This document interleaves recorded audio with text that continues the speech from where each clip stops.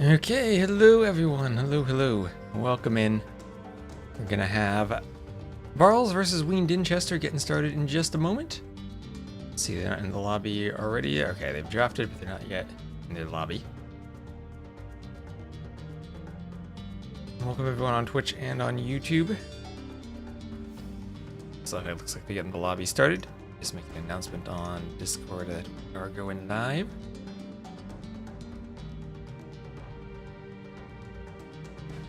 And we're good to go. So sorry we're an hour later than I was going to start streaming, but the hyper random set got canceled. I came to my PC and I double checked the Discord today before starting to stream, which was a smart thing because I saw that the set was canceled. So we'll be casting that.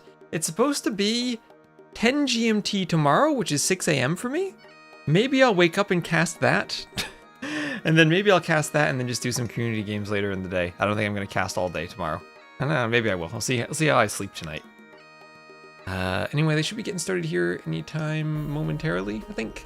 Let me know if the volume and everything is okay for y'all. Hopefully it is.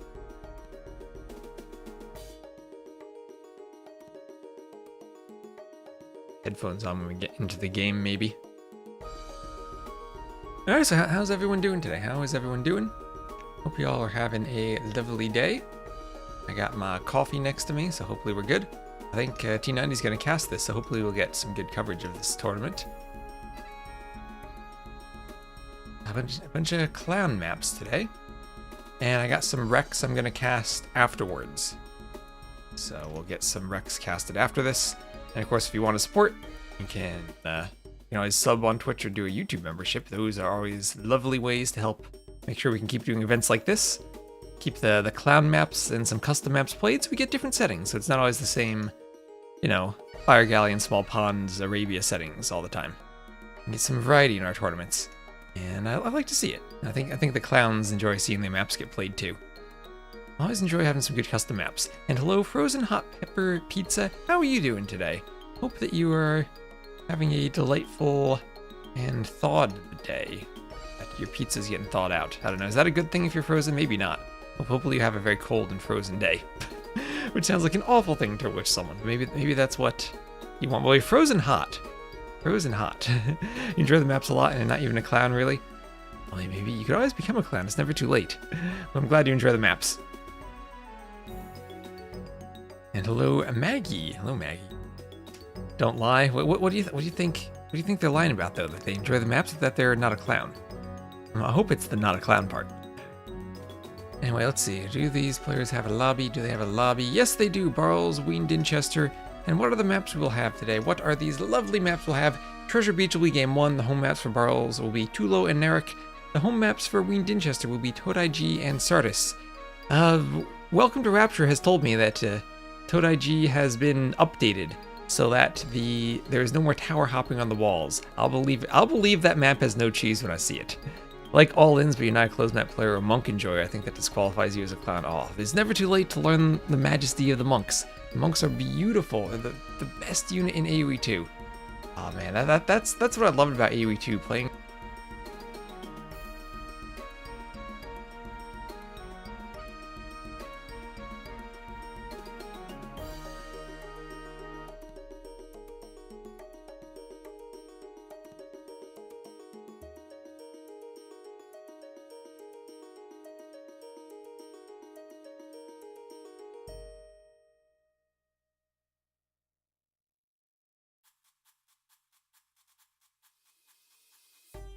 I have no idea how I went muted. What the heck? Did I change my OBS hotkey somehow? Wait a minute. That happened to me the other day, too. I have no idea why I just went muted. Did I, like, change a scene, and was I muted on one scene and not on another? Controls... Yeah, I have my mute hotkey on Control-Shift backtick. Or... Thanks for telling me. What the heck? How did I go muted there? I did not swap to Windows 11. That would explain it, Kaisaros, but I did not swap to Windows 11 yet. I need to, or swap to Linux. I'll be in Warsaw for a couple of days in November. Anything AoE 2 related there I'd want to check out between meetings. I have, let's see, Warsaw. That would be any Jadwiga campaign stuff to check out there? Not actually sure. I've never been to Poland, so I can't really give you too many answers there. If you ever go to Berlin, I can give you some answers, but that's the only place in Europe I can really provide advice for. I do need to swap to... Maybe I'll swap to Windows 11 on my laptop first to see how it works. Because ideally I could do it without a Microsoft account. I really don't want to have to use a Microsoft account.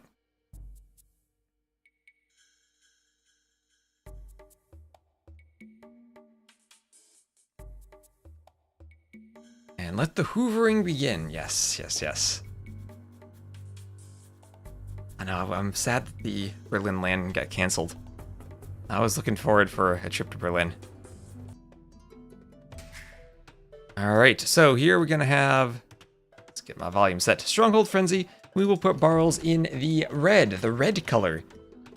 It's time to learn to debloat all that Windows 11 spyware. Not looking forward to it.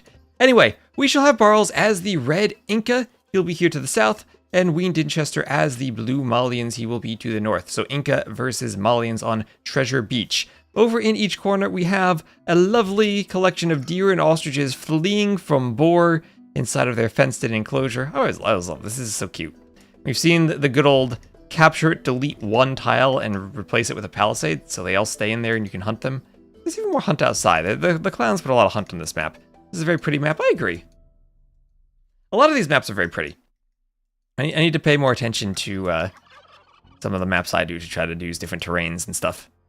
YouTube feed is either all Chronicles gameplay or all Pokemon Legends gameplay.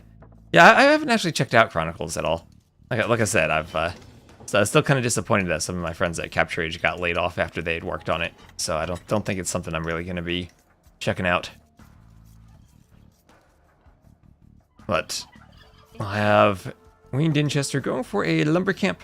I was going for a dock right away. Now, we saw Deduzu make the mistake of going for the dock while luring a boar and losing the dock field to a crocodile and the boar lure to the boar. So let's hope that the players don't make that same mistake here. On the very bottom of the map, there are a couple of shorefish there.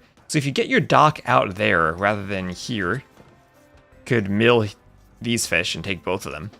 You do eventually need the mill anyway, but you probably do want to put them on your berries. Took you 2 tries to get the Poo and Thracian victory. Didn't count the first time.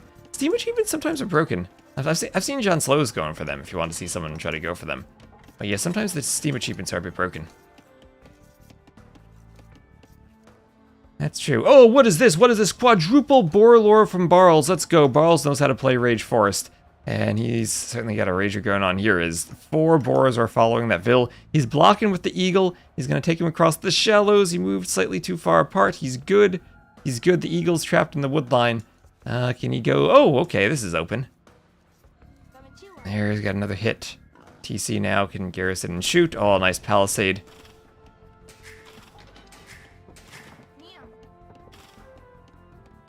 Needs to garrison the Vil, which he does.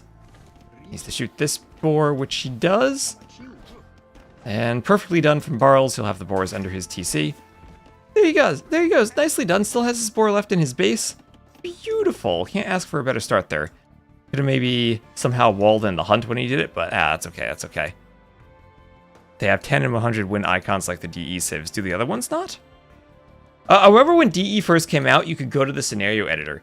Like, I used to use that Byzantines icon. Like the red cataphract, but I had unlocked that day 1 just by going to the scenario editor and making a scenario where I auto won, and I just ran the scenario 100 times, and I got the icon. It was pretty funny. Oh, Cool Cat, cool. Yeah, Cool Cat knows how to lure the boars on Black Forest. How's the Rage Forest map been, by the way? I know there's still more updates I'd love to make to Rage Forest, but I think that's maybe a larger project with some of the map scripting features they've added. I have some ideas now. I have some ideas cooking. Little hawk in brackets. The ROR. Wait, what is ROR? That was Return of Rome and then Rise of Rajas. Or Rise of Rome then the Rajas. Oh, is that the Rome Returns thing? For... Yeah, okay, the Return of Rome. Yeah. I never know what to call that, because originally there was a mod on Voobly called Rome Returns, where you could play AoE 1 in the DE engine, and now they're basically just like selling that mod with like 1 AoE 2 save added in. It just feels so scummy. It just feels such a crappy thing to do, basically take a free mod and sell it. And then tack on some AoE 2 content so you're forced to buy it. So it looks like Barles actually took both pens. Not like it matters who takes it because the fences have 1 HP. But he does have both of them. Maybe those could be unconvertible fences. So that you can not have this situation happen. But I guess the situation is kind of silly. So I'm fine with it. Can I do the ladder version of BF? I wish. That's another one of the things that kind of discourages me from playing the ladder. That I've made better versions of those maps, and I gotta play the ladder maps. Ah. So here we will have a middle for Wean Dinchester going out on the berries.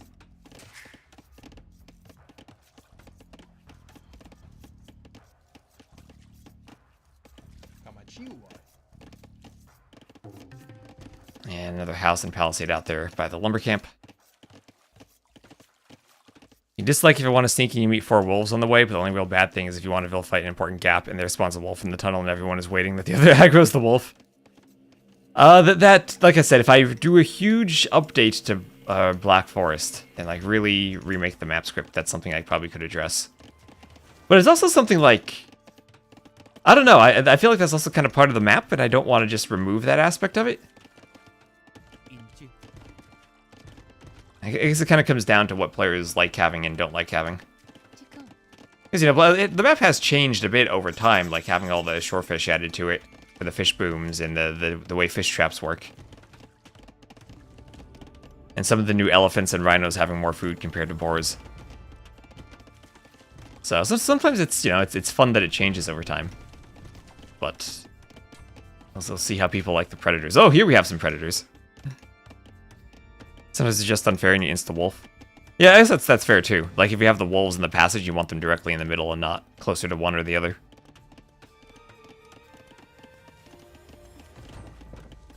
So, tower rush forward for Barles. He is the Inca. He'll be coming forward with men-at-arms. New predators are predators. Yeah, those speedy snow leopards. Yeah, that's one thing we did, is I had edited the predators to behave like so they all behave like wolves now. They're all reskinned wolves. And that's because you have like a super predator who's on one side of that bear with the extra hit points. Or one of those zoomy, like the crocodiles, they have like a zoom attack now. You have one of those near one player, and it ruins that player's ability to wall. At least the wolves you can deal with a bit better. 5,000 food ponds on across. Yeah, the polar bear. You're more sweater and bow tie. I might do some tie streams. I don't know if I'd just do a bow tie with a sweater. We'll see. We'll see. I only really have like a bow tie that's appropriate for suits, though. I don't have like different. I have that loom bow tie, I guess. That's more of a silly one. As a predator, yeah, that's true. Just pick Magros on Black Forest, and you don't gotta worry about it. So Wean Dinchester is up to the feudal age. He looks like he's trying to fast castle. He doesn't quite have the gold for it, but with a market and a blacksmith, he can just sell a bit of wood and should be able to go up. Question is, what does he get from going fast castle if he's pushed off of his wood lines? He's trying to wall. Might even need to stone wall a bit or do a tower soon, but still does have the tower option. The TC defends enough of your base that I don't think any tower rush will proceed farther in here. And the updated made camel scouts getting aggroed. Yes, I saw that. Camel scouts and wolves.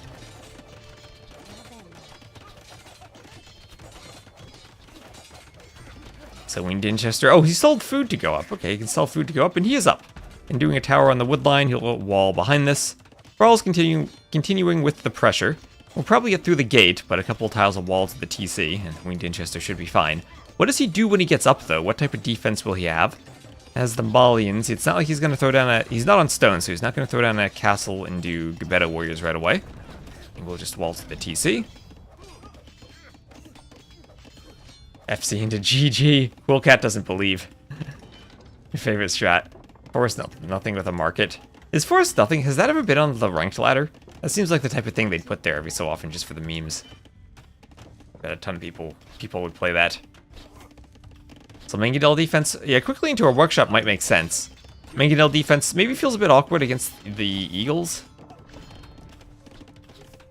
I guess the same could be said for Monk defense. Doesn't even have his hunt over here. Barles feels really far ahead. Looking at those resources collected with all those boars he had. Slowly transitioning to the farms. He's got a fishing economy back on the side. He can take the oysters for some gold. Samaro had mentioned thinking about putting oysters in the Black Forest ponds, but I think people seem opposed to that. Oh, Emzia, hello! Thanks for stopping by the chat. Look at that fancy Twitch ambassador's badge you have.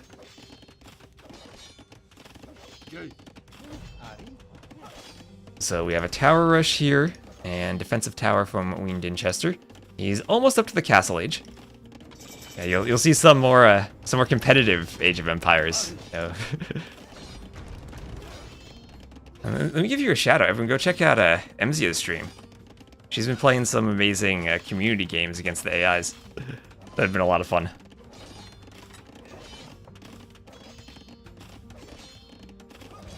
So defensive workshop here. Barles won't be too far behind Wean Dinchester on his way to the castle age, and he has a lot of map presence with that forward tower. So defensive Mangonel coming out. Thought I would drop by when you're not super busy. AoE 2 is so hard to multitask in. That's true. Casting is a bit more chill though, gives me more opportunity to read the chat.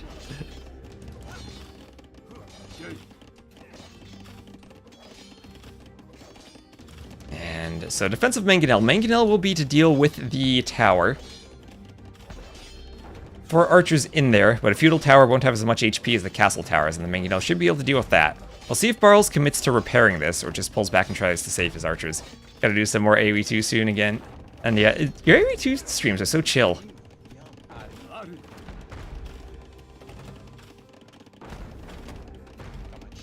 It's always so much fun just to do something chill and play against the AI instead of something tryhard. Mangonel is still attacking the tower and going to move forward. So he's deleting a tile of wall so we can get a shot on the Vill, and down goes the villager. You try some of the campaigns if multitasking is too draining. Yeah, the challenge is the campaigns with 0 kills. So Mangonel still taking out the tower, and Men-at-Arms on the wall. Yeah, oh, Triforce nothing, yeah. I don't know if MZ has ever seen the majesty that is Forest Nothing.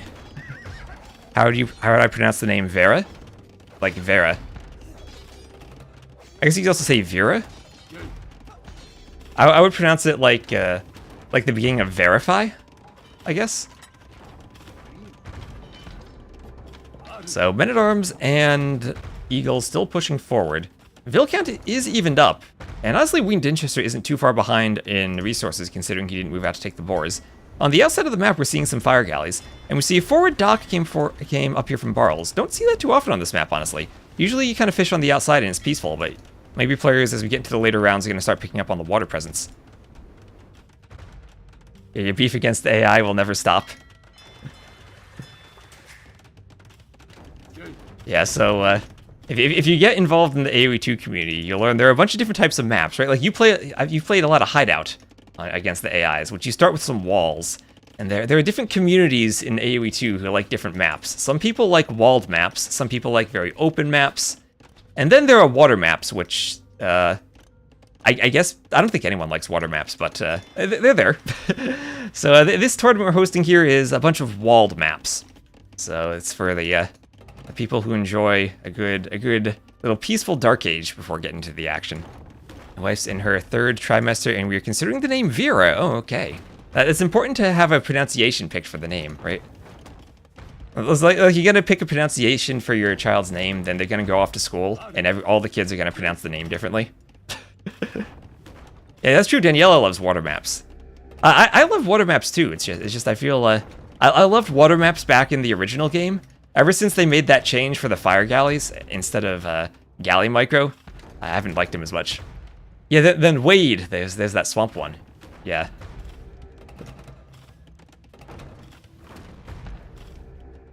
If you ever want some map ideas, let me know, because I do most of the map scripting for tournaments. I make custom maps like this one. So if you want some fun, if you ever have some fun AI map ideas, we could probably come up with something. Demo ship. So demo ship out here for Barles. We'll see if we can get a good hit. I think he's going to have a nice one. The fire's kind of distracted by the houses a bit. And Wean Dinchester still holding on. And there's the demo. Nice hit on the fires. Gets a lot of HP off of them. And now Barles can keep pushing forward. Yes, custom maps. That sounds fun. Yes. As Wean, I think you mentioned you did this for Age of Mythology, but a lot of people probably open the scenario editor. And you place down all your objects and maybe make some custom triggers for the scenarios and whatnot. But well, what there also is a scripting language to make random map scripts like Arabia or Black Forest or Hideout, where they're kind of the same thing, but they're different and random every time. And that's how maps like this one are made, with custom maps that have their own scripts for their own map generation. Is CBA still trying to... CBA! Oh, yes. Used to create custom maps for AOM. Yeah, that's fun. I always say Age of Empires is like there's 3 game modes. There's single player, there's multiplayer, and then there's the scenario editor. And it's just as important as the other 2 parts. So Mangonel defense from Wean Dinchester. Barles, this is where I always get nervous. I feel like the more Mangonels I have, the more I have to lose. And Wean Dinchester has been doing a great job of holding on here, doing the Men-at-Arms upgrade now.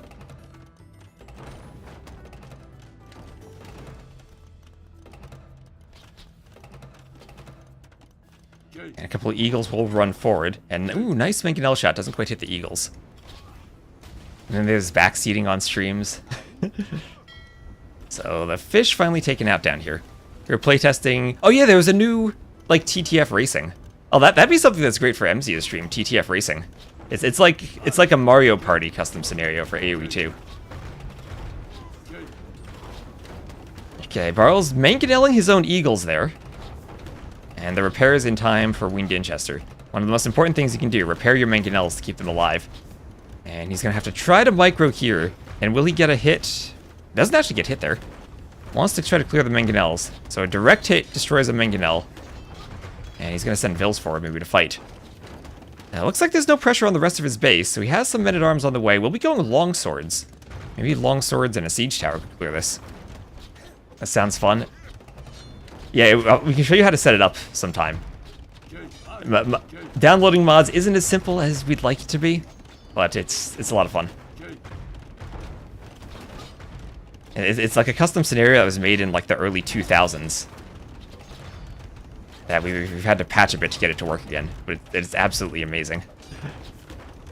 So now we have 4 mangonels from Barles. He is focusing on the town center, and the longswords will come forward. Monastery going up, and he'll go for a monk defense. A couple of feudal age archers here with Bodkin, so deceptively strong, but the Malians do of course have extra pierce armor on their longswords, and they'll start taking out the mangonels. They'll get 1, and ooh, that mangonel shot. Hit the longswords, danger close. Archers don't get hit there. And a few mangonel shots on the Vils. So with all this pressure now, Barles has managed to pull ahead. At home, he's done a couple of town centers. And there is a fire ship on the water, so at least Wean Dinchester, even though he lost a lot of his fishing ships, did manage to get a counterattack and take out Barles' fish. On the side... Oh, those are just some sheep. I thought there was maybe some sneak over there. But yeah, Wean Dinchester, he will call the GG. He realizes how far down in economy he is, as the mangonels go for the TC. Oh yeah, there's people making some new custom scenarios now that I've heard about. Yeah, Krivith messaged me about it. GG. Hello, Otter. How you doing? And also, hello, you changed your name. Alancitos on YouTube.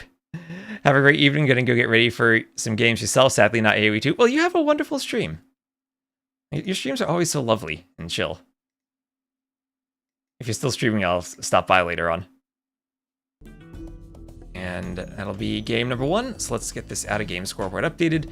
That will be a win for Barles. And taking game number 1. He is the favorite, but you never know what Wean Dinchester will have planned for his own maps. Can I send you a DM for some maps? Yes, you can, Maggie.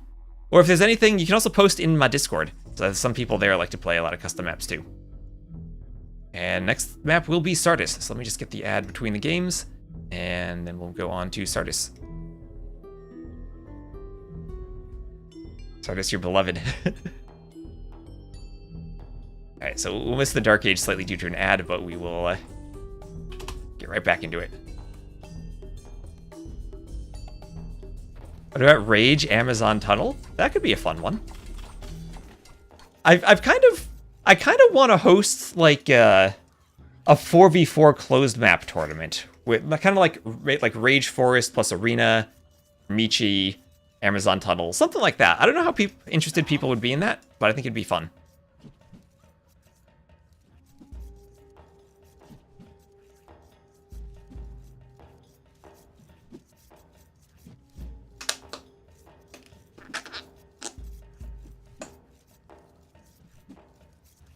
Start drinking my coffee now.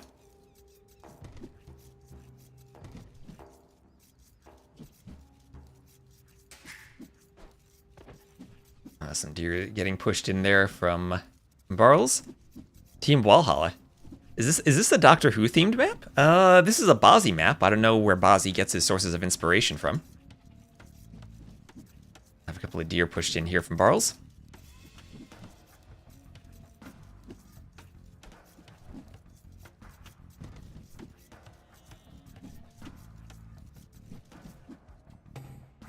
And right, so Sardis. Goths versus... Ooh, Saracens! If you get to Mamluks, that sounds impressive against the Goths. Right, so Sardis, you start with a big fortified wall at the front of your base, and on the other side of that wall will be a trade workshop. So you can boom back here peacefully, or you can break through the wall and rush for that workshop. I was thinking maybe the map would be a bit more interesting if we had more than just one workshop, and maybe if we kind of spread the workshops around. Maybe like even like 4 or 5 of them at different parts randomly in the middle. So you could try to take them and get resources. And then, of course, they wouldn't give you as many resources per workshop. But I kind of encourage you to go and grab different parts of the map and not stay in one area. Sort of like the Red Bull map, even like Aftermath. Aftermath has, what, 2 or 4? But yeah, that's one of that's in the game now.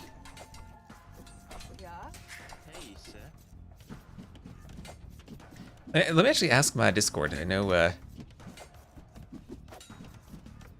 Yes, butter. What is the most up-to-date version of ETF? Racing? I know. Probably one that doesn't include the extra events at the end. As I know, Butter was working on a version that got all of the extra events and stuff at the end. Because there, if you remember TTF Racing, there were all those unfinished events, and he was working on finishing them.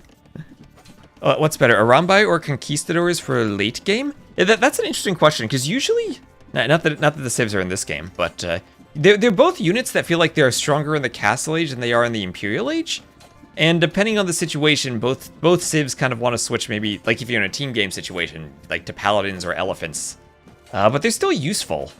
They're still useful. I think kind of situational. Arambai feel like you have a lot of micro potential against melee units, whereas Conks may be slightly more general purpose. But they're kind of similar, where like you have to micro them a lot against melee units, but run away from ranged units. Arambai, I mean, shorter range, but a bit stronger against the melee units, I'd say. Really an it depends thing. Cav archers, yeah, and it feels like in both situations you kind of prefer Cav archers, right? Like something like Magyars with good heavy Cav archers or Turks. Both would be usually a better unit. You've never seen a Haboob 4v4 play out, but it's on the team game map pool. Oh, we casted one of those when we did one of those Nations Cup show matches with Paradox a while ago. I probably have one on a YouTube video at some point. I know I've casted it before. Or maybe it was one of those... Maybe it was those LY show matches. They did a lot of team game show matches before.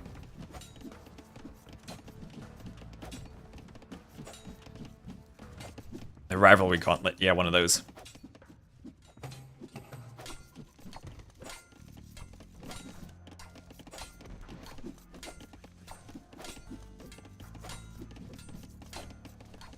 We had a Nocturna versus Onamaru show match just last week or the week before. Nice. So Onamaru's got some good players now. What is it? It's Andy, Vince, JorDan. Is Lewis still there? Is Lewis still on Onamaru? I forget. He's swapped teams so much. I know they don't have Leary anymore. And yeah, it looks like Barles breaks through. Barles going for the Peltasts. Dark Side too? Yeah, Dark Side's another team. They do show matches whenever they have a new sponsor. It's been a while since they did that. LY name is getting a bit long in the tooth. Well, I mean, they are sponsoring their land now. I remember the good old SY days. And okay, so Barles, oh, here he comes. He is going to try to wall off with a house behind the fortified wall and stop Wean Dinchester from breaking through and getting to the middle. Maybe this is something we'll need to address, like put a tile of rock terrain behind the wall so you can't do this if it becomes too strong now that players are getting wise to it. Yeah, and he does get it. And now, what Barles did here, he didn't go for any hoplites. He only went for Peltasts.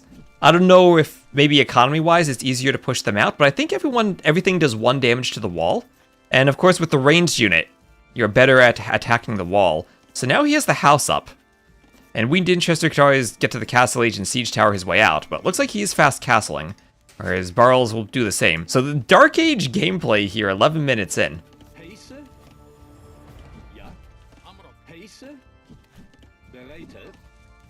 Oh, Vilo gets hit down by the Peltasts.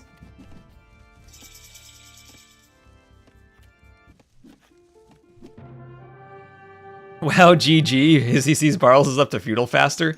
So Barles with the Saracens don't even have a Dark Age bonus, just winning the game. Alright.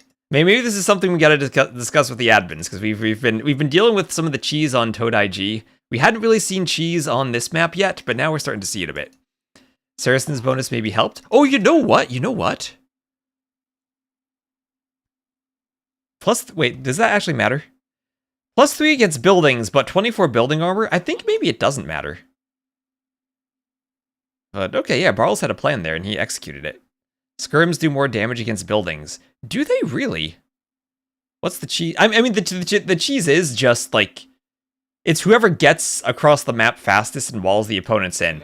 I'm wondering if walling this in is a bit too strong. Skirms are cheese. And I'm not saying that the skirms are cheese, I'm just saying that we might not want to have games that are decided by getting one house wall up. So we'll discuss and see. It's kind of like the douching we'd seen on Toad IG earlier. We'd rather see the map play out a bit.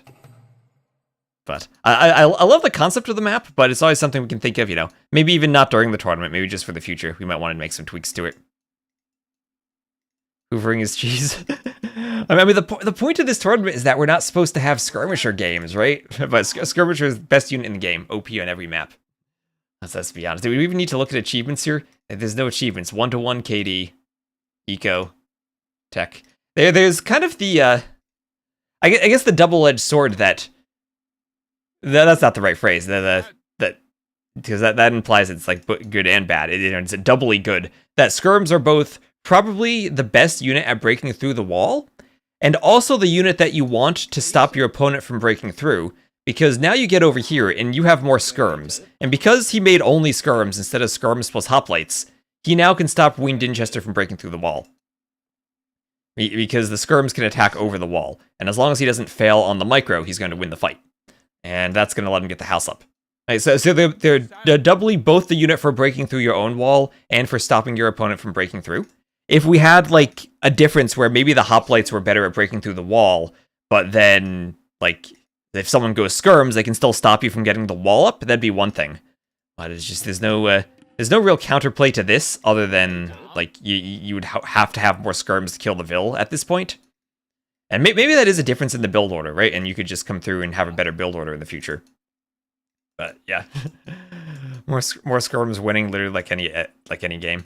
You played a team game on it, was quite good. Ooh, team games on this sound fun. Like I said, I feel like a few more trade workshops in the middle might make it more fun, too. You need a better hamster build.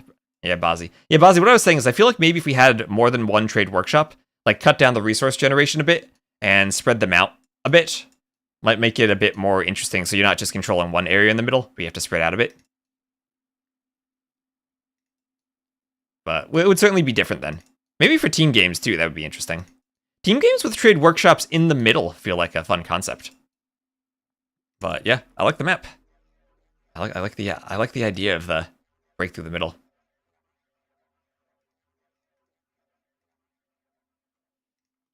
All right, so let's get this up. 2-0 lead for Barles, and we'll be Toad IG for the next map.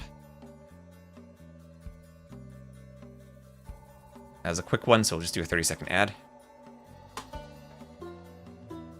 Yeah, just the one middle workshop in the middle for team games.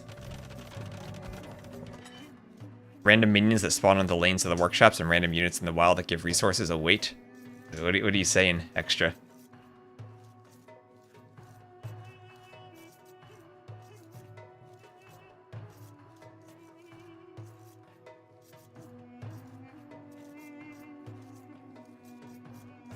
Now, the last thing we need to do for this map, I think, is make the rock terrain prettier, and then try to get a gate that spawns on the road. Getting a gate that spawns directly on the road, oh, that'd be peak. Hello, Dirty Squirrel, how you doing?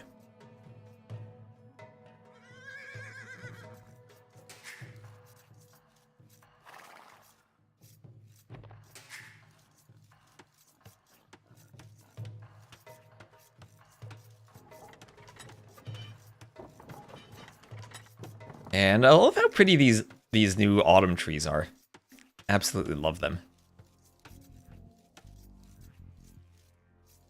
Fighting with your website, so doing oh, how's your website doing? What are you fighting there? I'm going to be in the future making some updates to my website, but I need to make good old what is a modern architecture I want to set up for my website decision.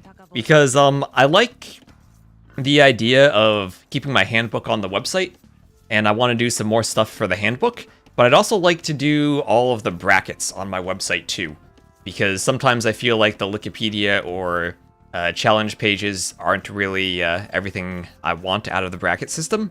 Because on Wikipedia, I can't have all the community brackets there. They only do, like, you know, your S, A, B, and C tier events, and if I'm doing a community tournament that's just like for fun, then the brackets aren't there. And that's kind of annoying because the brackets are split up in different places, and I'd like them all in one place. But then to do that, I also need to make sure I have some type of like admin system, so Arbase or whoever's adminning can join in and update the brackets. Because I mean, part of me right now it's just a static website, and I don't have any like server architecture. So I'll need to decide on an architecture setup.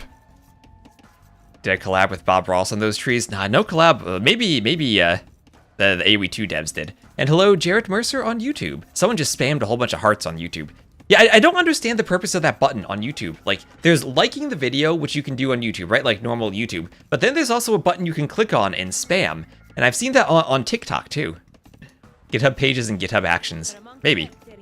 Right now it's hosted on Vercel, which I was thinking of changing. The Capturage team had recommended that to me years ago. But GitHub Pages is always an option, too.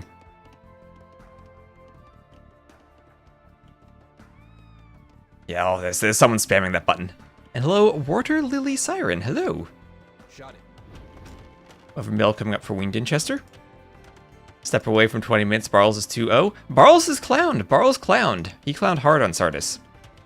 So we'll see if Wean Dinchester has a plan here. So this map starts with a Wonder, and it's sudden death in the sense that the Wonder needs to survive, and if the Wonder is destroyed, then you are defeated. You're a designer, not a programmer, so you struggle with web stuff. I use kind of a thing between programming and this auto layout things like Wix called Webflow. It's kind of good for custom stuff, but little things often break everything. Little things do break everything. Yeah, I've never used like a design software like that. Well, I mean, in like 2007 when I first learned HTML, I used Dreamweaver. But other than that, I've always just coded everything myself. It's definitely a lot more powerful to do that, but you enable more people to do different things and collaborate on the process with different web design software. Also, there are a bunch of foxes up here you can take for gold if you want. You recall Dreamweaver and how you started, yeah.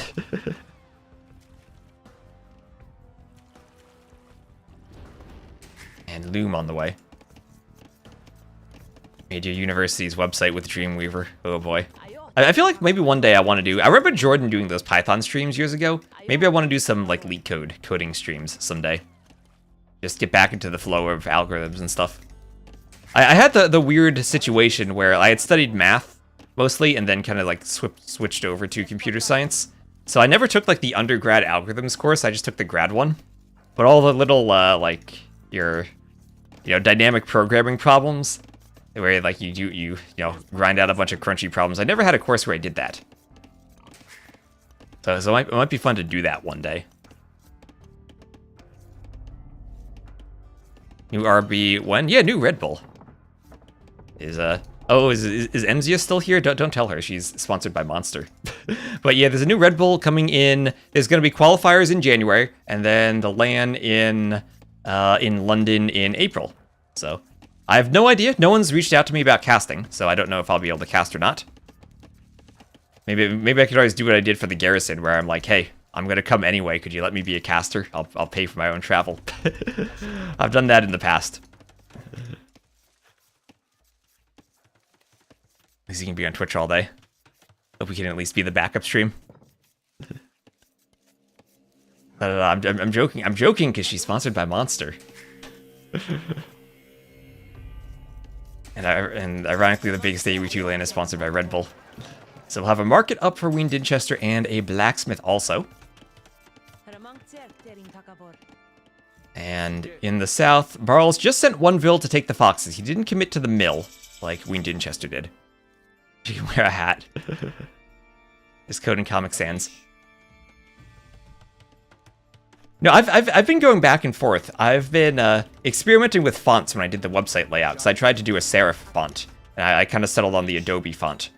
But the one I really like the font, but the one thing I didn't like is the capital I's, and I'm thinking about adjusting that, because when I put Stronghold Frenzy 2 and the I's don't have any serifs on the top, then it just looks kind of weird. So still some UI decisions I'm making on my website too. Yeah, Ornlu was backup streamer. That was honestly hilarious, because I wasn't there to cast last Spain. But, of course, the first day, there were a whole bunch of stream issues for Red Bull, and they weren't able to stream their very first day. The castle wasn't open for guests or anything, so we were just sitting in the Airbnb, we were getting ready to watch the stream, and there was no stream. So we just turned on Ornlu's stream, because he had like 6,000 viewers, because he was the only one streaming it. Like, I was traveling, I was physically there. And Ornlu was messaging me like, what's going on? I'm like, I don't know, I'm sitting on the couch watching your stream. Like, I'm right next to... I'm in the Airbnb. And then I'm here next to Swarthy and Varian and Sci-Fly and Faradation and all the old school fans, and we're sitting here waiting to figure out what's going on, just like you are.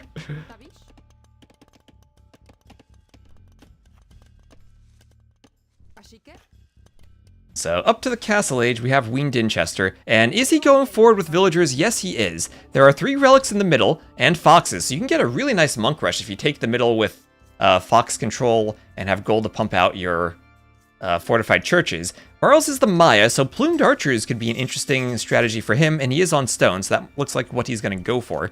The stone is by the wonder for you to mine. And we'll have double fortified churches in the middle, so that will be 1, 2, 3, and then a 4th relic for Wean Dinchester. He'll get one for free. And then the 5th relic will be by his monastery. Don't think you'll get all 6, because the other one is by the wonder. Cannot call it old school. That's true. Super Skinny is old school. He's a Baltic enjoyer. Baltic enjoyers are the real old school mates.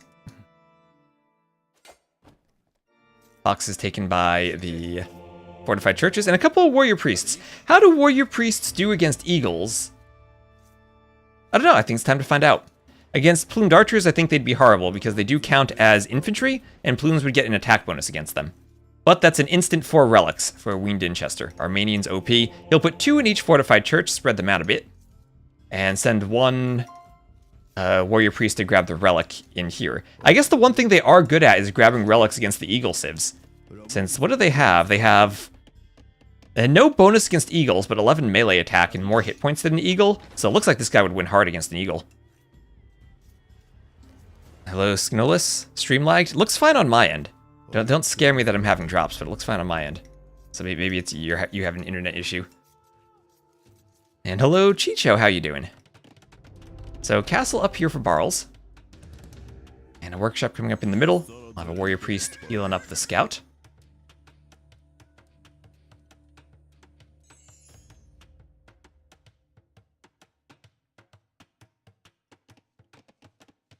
You're not lagging even with a bad Wi-Fi? One day we can always hope for good Wi-Fi. So plumed archers being trained from this castle for Barles, being pumped out, and we'll have a mill going up in the rear. And so gold mining on the way for Wean Dinchester. And the Vales will head over to do a mule cart in the back.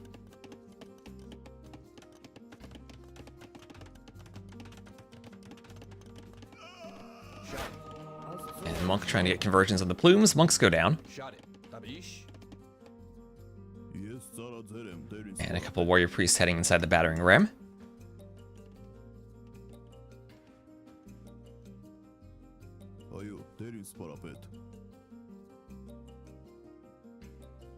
And hello, Miss Luna Rain. Yo, best map. You like this map? I like this map too. I think it's a really pretty map. I love the concept of it. Good Wi-Fi is still more likely to happen than a stable German internet, and it's still more likely to happen than a stable American internet that I have to deal with. Yeah, so all 5 relics, Wean Dinchester did pick up the one by his wonder, so he is maxed out on the relics he's able to grab. I'm not going to realistically say you can grab that one. So 5 out of 5, that's around an extra 6 Vils on gold, and we see he's up by around 700, 800 resources collected, and he will push with the ram, a few warrior priests, and a mangonel. Trash talk will be British internet. I'm really hoping for another German land though, because I want to be able to. Hopefully we'll have another garrison. Hopefully we'll be able to do another German event because I want to practice my German. I'm still have to cast JorDan in Target, and I'm debating whether to try casting that in German. It's on the previous patch, so I might not cast it this stream. I might save it for its own thing. And hello, Skagax, how you doing? So Plume's shooting over the walls, hitting the vills. They're gonna run away, grab another gold. And a couple of vills going down.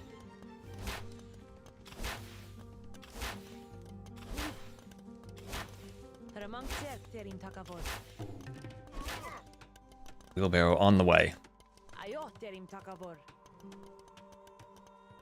Next EU tournament has to be Netherlands, Poland because you have the best ISP.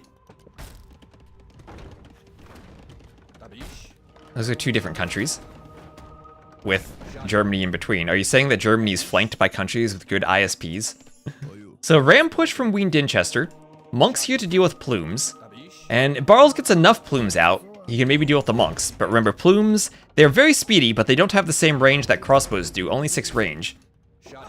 So sometimes they're good against monks, sometimes they're bad. Always an it depends thing. You micro your monks well, and you can deal with Plumes. Micro the monks poorly, and Plumes will massacre all the monks. It really depends on numbers and the production of that Maya Eco, and how well they can get the plume numbers out. And if they can get enough plumes, maybe get devoted and overwhelm the monks. And do we have those numbers yet? We don't have devotion in, so no conversion resistance.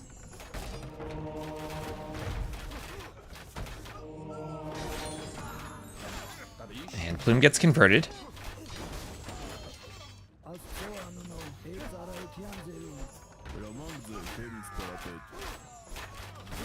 And yeah, Warrior Priests, as I said, massacred by Plumes. And this is the question for the Armenians. How do they deal with plumed archers? And I feel like maybe the mistake here from Wean Dinchester was not having enough siege added in with the push. But now he's up to imp. And, oh, okay. Now the question is, will Barles spot this? Because Wean Dinchester can do a castle, he can go imp, and then he can treb the wonder. If this goes up and isn't spotted, he wins the game. If this is not spotted, he wins the game. If Barles spots this and stops it, then Wean Dinchester loses. He cannot be spotted, he cannot let the plumes come over. And he's going to do a castle. Will this be in Barles' line of sight? No, it will not. The Vil needs to chop a tree and go 1 tile forward, and he doesn't see it. The Eagles are scouting, they're in the area, and the wall has been replaced. He won't see the Vils came forward, but he's going to do his own castle at the same time. However, he won't be imp. The city walls are here, and Wean Dinchester still can defend the wonder. He's going to do an outpost, so both players going for a castle drop at the same time, but Wean Dinchester is imp, so he will have trebs. And one thing plumed archers are not good at is picking off trebs. So, outpost, and what is that? A mule cart. Oh, I thought that was an outpost. Mule cart there. And now I think Wean Dinchester just needs to wall in to make sure eagles can't pick off his treb, because plumed archers won't be able to do it. You need all res to repair wonder? Yes, you don't need food, but you need wood, gold, and stone to repair. And that could actually be a tricky problem for Barles, as he's about to mine the last stone that's outside of the reach of that castle? Okay, still could mine this one for a bit, but will be harder as the trebs come forward. This castle kind of needs fletching and bodkin right now.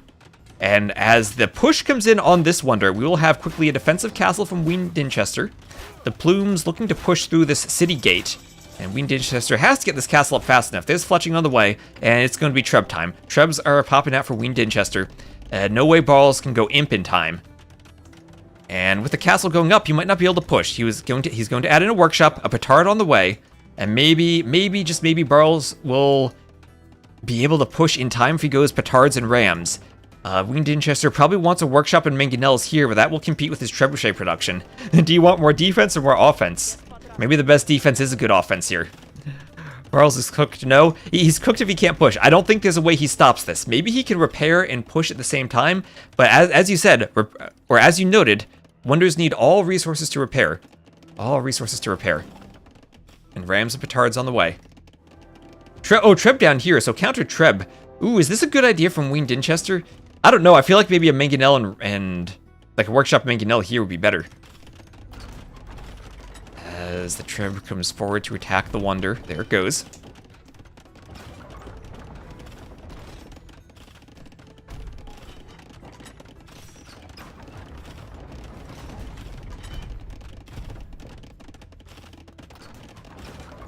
Trebs, go for the wonder. Maybe it was house wall. Well, he has more Trebs on the way here, and I don't think Barles can stop this. Barles is pushing. There's the ram. There's the ram. And this is what I said about the mangonel. Oh, he's using the mule cart wall to block the ram. Give himself some time. But yeah, that Treb not going to stop anything. And I don't think Barles has time to go for the castle then the wonder. I think he has to just go for the wonder. Barles is repairing. With all the plumes here, if the plumes run to the back, then there's not going to be any hope of repairing. And the ram goes down. The ram goes down. Okay. The ram goes down. But I don't think Barles does this in time. Barles desperately repairing, but that's 3 Trebs. A 4th Treb on the way. And yeah, Wean and Dinchester walling in the Treb so they can't be picked off. Next Treb might need to come out here. I don't think there's room for it here next to all those other Trebs. Barles somehow managing to repair. Holding on, there's the 4th Treb. Eagle coming over, but Castle should be able to defend against Eagles.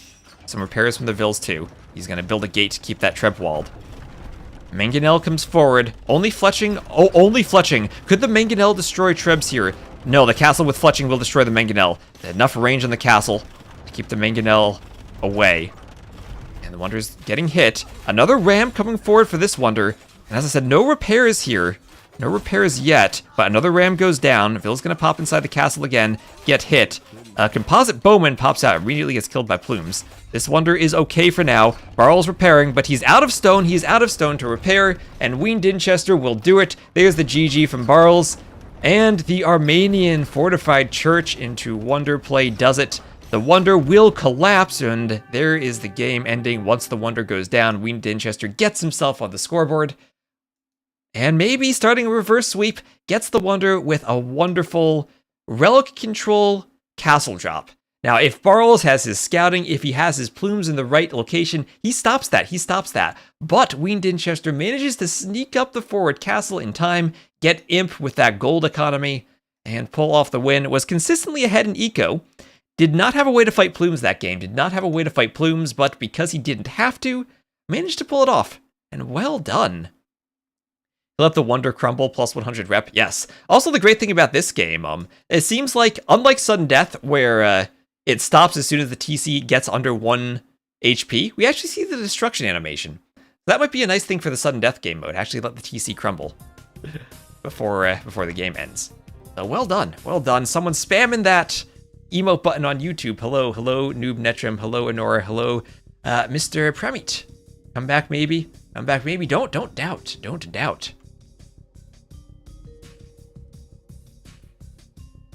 Don't doubt Wean Dinchester.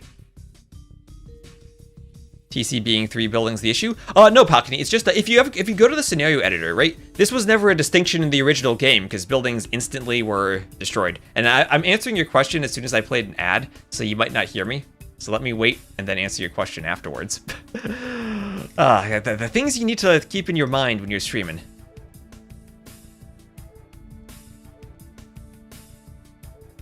Alright, so that was a win for Barles here. Then a loss and a win. So Barles will pick the map Tulo and Eric next. You heard it? Okay. Okay, if you're hearing it, looks like Tulo will be the next map. I'll wait until the ad ends so I can answer the question for everyone, though.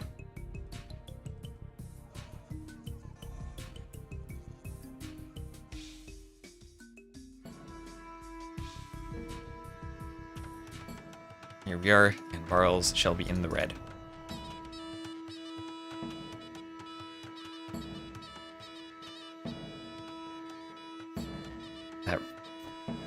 That Romans track, it scares me.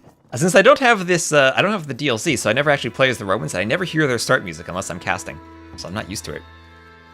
Anyway, Pakani said, so if you ever go to the scenario editor to answer the question about the destruction animations, the original game didn't have a destruction animation, so it was just instantly turned to rubble. So there was no difference between being at, like, as soon as the building gets destroyed and when it turns to rubble. Now that there's a destruction animation, there's a state change. So while the building is crumbling, you can detect both. You can, if you make triggers in the scenario editor, you can detect when it drops under 1 HP. And then if you use the classic object destroyed trigger, that triggers when the destruction animation finishes. So you can actually set up your scenarios, if you do it properly, to like like say play a voice line like, "Oh no, the castle is destroyed," as soon as it loses HP, and then wait for it to finish before giving the player victory or something like that. So you have a good timer in between.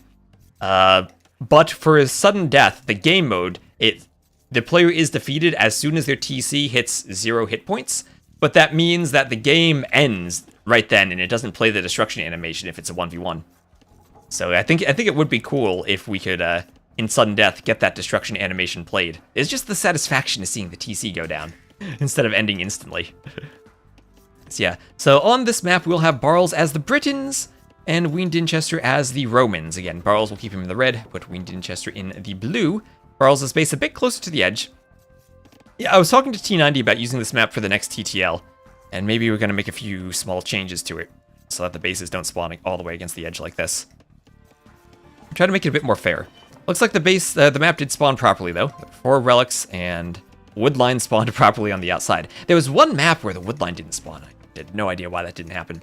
And hello G Grady, how are you doing? How are you doing? Lovely to have you around as always. You're not doubting, Mr. Pramit? Well, doubt with a D-A-U-T. Don't doubt with a D-O-U-B-T. Seeing the animation gives an opportunity for a potential tie where both TC... Well, no, I mean, one player will still have the TC die first, right? Like, you could have the cool situation where the destruction animation is playing for the other one. But, yeah, maybe the player, like, they're defeated and they lose control of everything as soon as the TC dies. But, I don't know, I mean, in a free-for-all, maybe you have, like, a last couple seconds to try to snipe someone off without being defeated. That could be cool.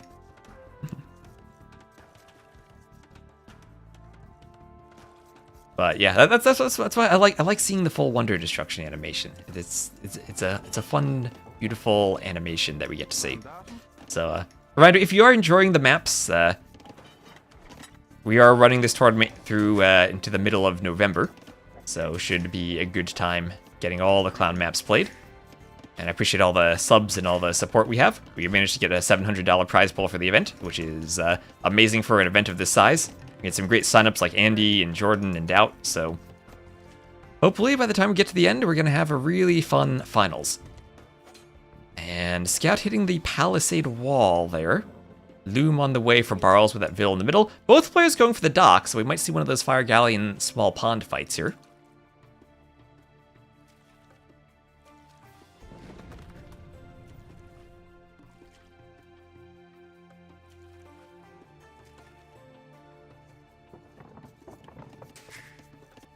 And more Vils popping out of the TC. Our actions queued in AoE 2, or you can actually have 2 things Wonders die at the same timestamp. You can have 2 Wonders die at the same timestamp, right? I mean, the game does work on discrete time steps. And usually the way that happens is the higher player slot has priority, where if 2 Wonders are destroyed at the same time, the player who is higher up in the lobby will win. So the host if it's a 1v1. It used to be that way. I think DE might have changed it around, but like if 2 scouts attack at exactly the same time and finish on exactly the same frame, that the host would win. And there were some priorities of blocking boars with scouts or blocking villagers where the host would have priority. What's the time step time resolution? I don't know, actually. I'm not sure how fine-grained it is. I don't know what the simulation runs at. And Luke Kramers. That's a good question. I don't know if it's different in DE than it was in the original game.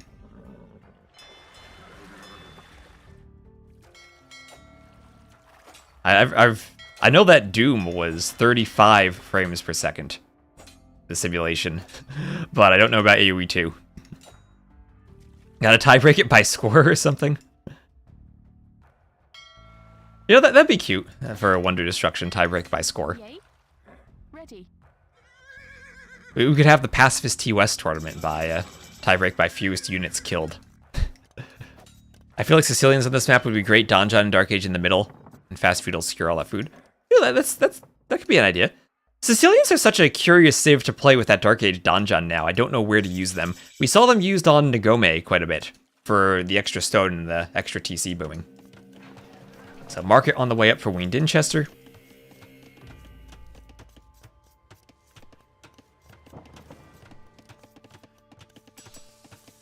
blacksmith on the way up here in the back. So Market Blacksmith, he'll go straight to the Castle Age. And it'll be fire galleys for Barles, no fire galleys for Wean Dinchester. Doesn't look like he's going to fight too much for this pond. Could always be a situation where you just make demos and try to snipe fish. And it is only shorefish, not deep fish, so I don't know how intensely they'll be fighting here. Even with 35 FPS time resolution, you'd think that it's just very unlikely to have two wonders being destroyed in the same frame. It actually was insane when I made Tetris in AoE 2.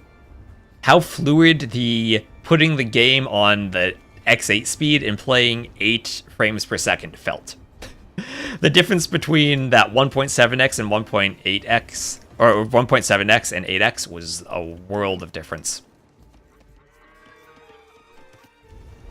It's kind of insane how we play like these high frame rate games at, like, you know, your 200 plus frame rate monitors, right? Like your 256 frames per second. Yay. Like if you're playing a competitive FPS, you're playing at FPS, you're playing at a 1080p resolution. Oh, and Danny, thank you so much for the raid. Thank you so much. Lovely to have you here. But with a high frame rate. Mandatum. It's amazing to feel like the movies were shot for years at 24 FPS.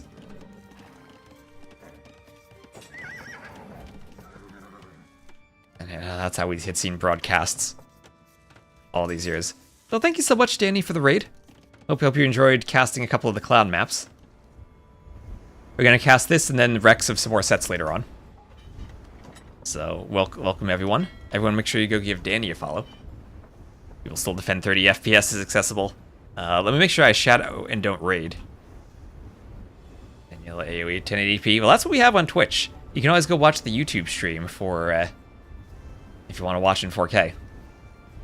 So we'll have Castle Age on the way for Barles. And won't be as fast as Wean Dinchester, though. And the Doc will stay alive. He's not consistently going for fires, though.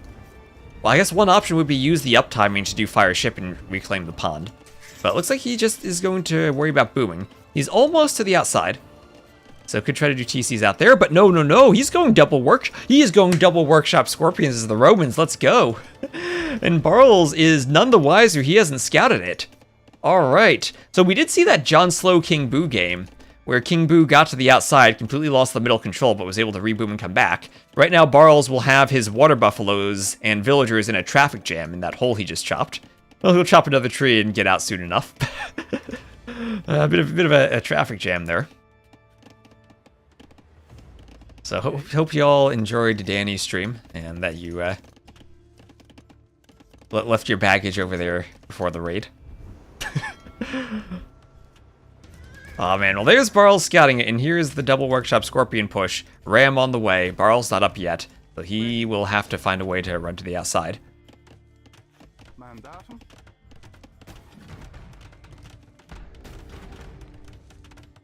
And Scorpions will keep pushing now. I mean, I feel so much more awake and enthusiastic when the stream, I get to start at like noon instead of waking up at 9, 10 a.m. to start. Counter Ram?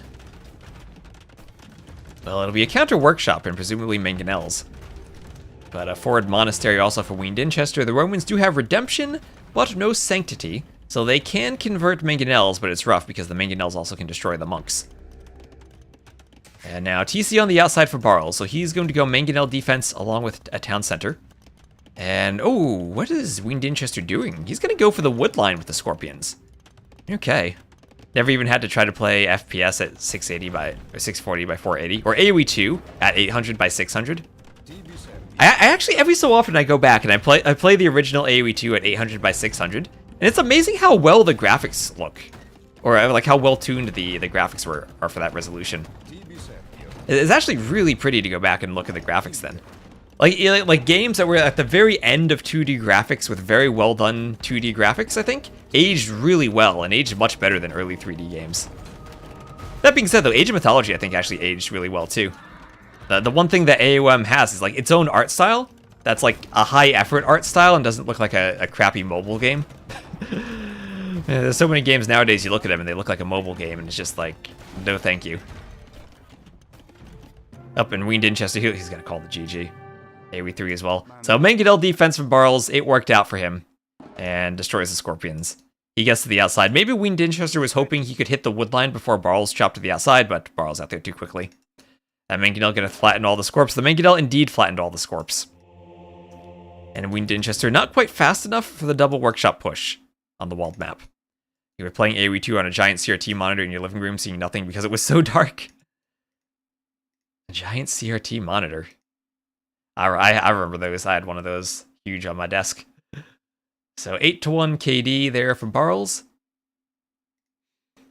More economy. And 2-minute difference uptiming, not enough for the push to work. 13:58, I mean, that's a good castle time, but Barles able to FC while winning the water behind that. Not even that big of a res collected difference, but huge commitment into double workshop and monastery for a push that doesn't get through. Barles did a great job of having the extra house wall behind the fortified palisade to reinforce it.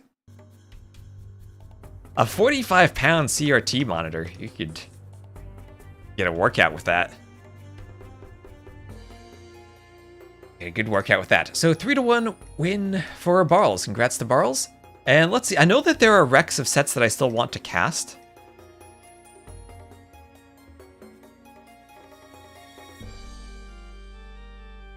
Hello, let's see. I have some map scripts that are badly scripted and don't work properly. Oh no. Oh, we can fix those. And Violet Moonside, hello, hello. Your heart CRTs forever.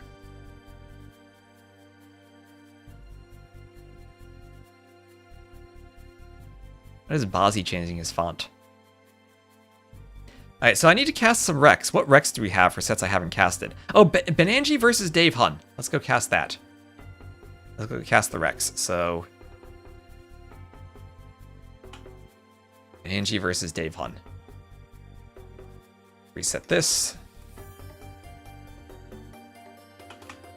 Still have more sets to cast here. Let me update my title on YouTube. Are the pros already in China? Some of them are traveling now. Some of them are traveling. I think it's safe to say Yo and Vivi are already in China. At the venue, though, I don't know. But it's probably time for them to travel. Alright, so I'm just going to play a quick ad on Twitch while I get the Rex downloaded and everything set up for the next set. But we'll be right into it, so stay tuned. Gamers in the 90s were more jacked because they had to move around giant 1v1s and monitors.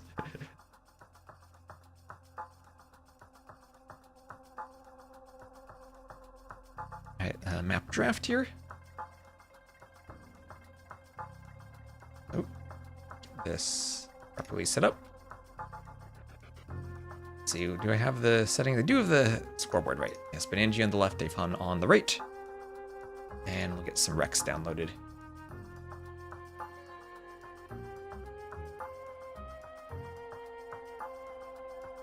Back to this. And thank you again, Danny, for the raid.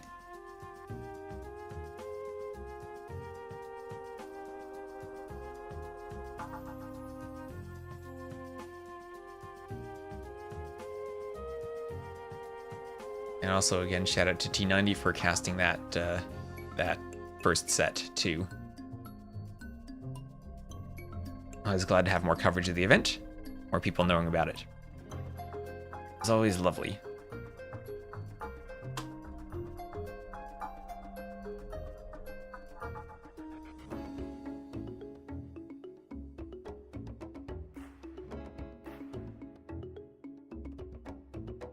Your whole house is full of CRTs.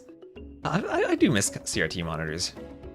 There's something that was fun about having the bulky monitor, or like TVs that were large, right? The bulky, like the huge TV you'd have, which is nowadays still tiny, still considered tiny. Oh yeah.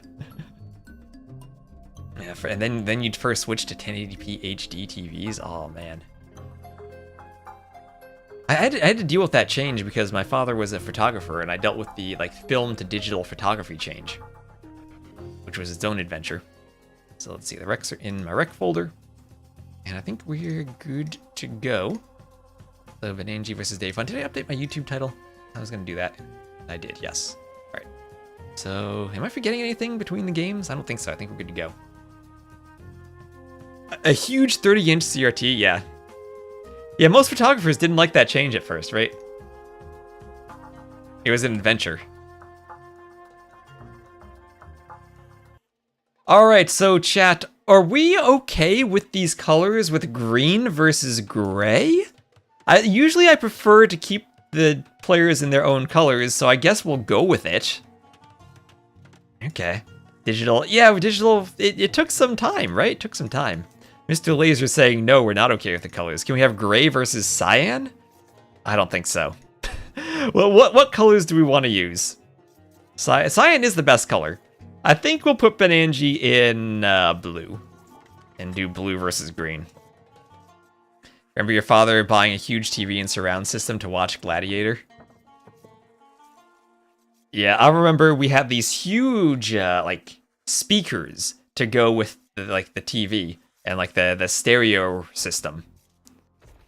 In our living room. And then, like, these massive, like, bookcase TV cases to hold everything. Bob 1 million. What is that? Are you crying that, we can't see the gray anymore? Cyan low diffs blue? I think blue versus green is visible. At least. Remember Blue's Clues? Imagine if we had Cyan's Clues. That would have changed our childhoods completely. So anyway, Merchant is the scout. Looks like both players are aware of the fact they have a Merchant as a scout. We did have that set with one player who didn't know how the Merchant worked. Merchant's running around. There are some outlying farms you can take too. Joan of Arc 2 style. And sometimes players will dock the outside. There are no shorefish, but there are oysters there that they can take. Or oysters. And we'll have the ostrich being pushed in. Ostrich and Komodo dragons that are basically just reskinned deer. Different walking speed, so you have to push them a bit differently. But food on them all the same. And chickens on the inside. All the different types of food. Was it Blue Dogs and Kids Show? Who is Bluey? I've never heard of that. I grew up watching Blue's Clues on a CRT TV with Steve. Oh, remember Steve? Oh, Steve was great.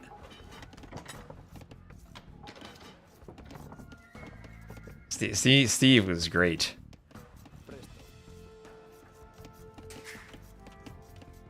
They had all those characters like Mr. Salt and Mrs. Pepper. And then Side Table Drawer. And the mailbox.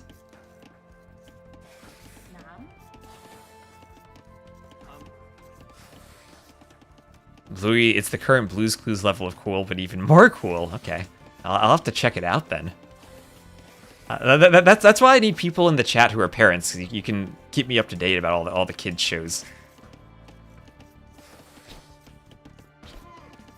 Yeah, Komodo dragons with a bit more HP. You gotta be careful how you shoot them with the Vils. Maybe even you gotta shoot with the TC. So Dave Hun here will be the Saracens, Benanji as the Spanish. So Mamluk Conquistador, one of those interesting unique unit matchups that I think in the Castle Age still heavily favors the Conquistador. But maybe when you get later on in the game, you get elite Mamluks versus elite Conks. Mamluks are a bit more versatile. Seeing Komodo dragons are no joke. Do you mean like IRL? These things are no joke. 25 hit points on them, dang, like compared to the 5 HP of the ostrich. You gotta plan for shooting these things, even though they don't fight back.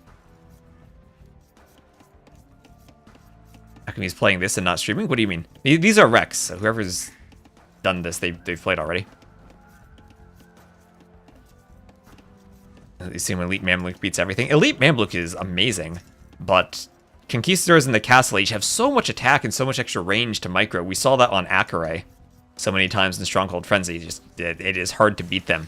Rothers, I think, were the only unit that were competitive with them. I still would have been curious. I don't think we saw a good Maya versus Spanish on that map, but I think Plumed Archers probably could do well because they're cheaper. You get so many of them out fast enough. But even that requires investment into fletching and bodkin and even ballistics. And without ballistics, it's still hard to take the fights. Yeah, Dave Hun isn't Dave the streamer. Dave is different. Dave and Dave Hun are different people. The same way that T West and T90 are different people. Bloom on the way for Benanji. Yeah, people always ask me, like, are you and T90 brothers? And I'm like, no, we're not. He grew up in Pennsylvania. I grew up in Jersey. Honestly, not that far apart, but different parts of the country. Dave's secret controller account. Yeah, I guess Dave hasn't played on the controller all that much since the Xbox version came out. I still see him do it occasionally. He's a Pokemon streamer now, though. Sam, his brother, can gain a lot of viewers. That wouldn't be honest, though. He used to be Marauder, a vicious Marauder. I guess he still is, but he goes by Dave now. Same thing as I do, the underscore AOE because your name is taken. I do have at T-West on YouTube, so I have my YouTube name. Also, I've never streamed on Kick, but I made an account just to squat on the T-West name. I think I'm T-West AOE on TikTok, even though I've never used that. Jersey instant unfollow? I don't blame you. I don't blame you. I'd unfollow someone from Jersey too.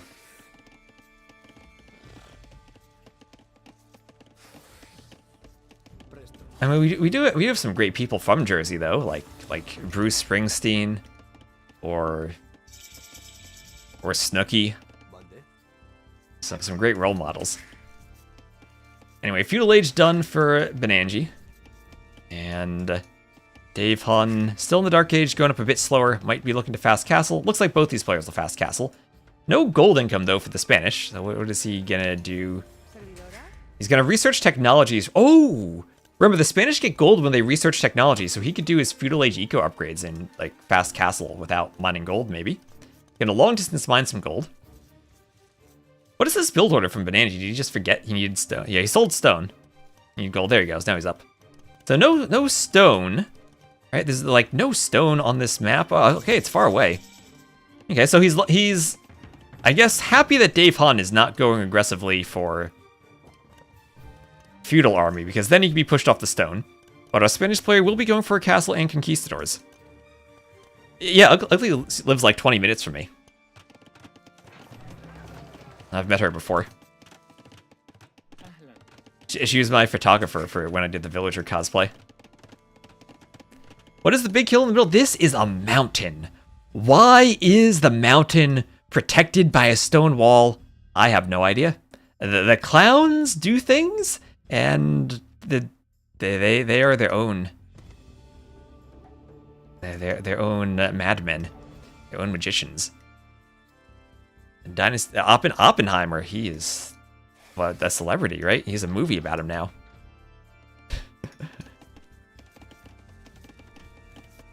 New as of Dynasties of India. I mean, honestly, the Forgotten Empires expansion with the Italians is still new to me. But clowns will wall anything, as they should. As they should. I got quick walled IRL at the garrison. So the at the garrison there is this we're in this electronics store, and the top floor was, you know, your normal electronics store. You go around, shop your video games or whatnot. On one end was the stage where we were doing the casting, and on the other end was the gaming area with all the PCs where they had the AoE4 event. And we still had the event venue open after the store closed. And the store closed at like 8 p.m. as we're gonna have a Vil fight on the castle drop here. Vil fight here, a couple of archers for Dave Hun, and he's ready to stop the castle drop. He's gonna push the Vils away, and Benanji doesn't know what to do now. He's just stuck there, circling the tree. He's not gonna get the castle he wanted. And this is what I was saying we're afraid of for Dave Hun. He's going for the archers, and feudal archers stop the castle drop. Benanji's gonna lose a lot of Vils here. As old today as AOC when FE came out, I know. It's hard to think about that. And there's Dave Hun up to castle.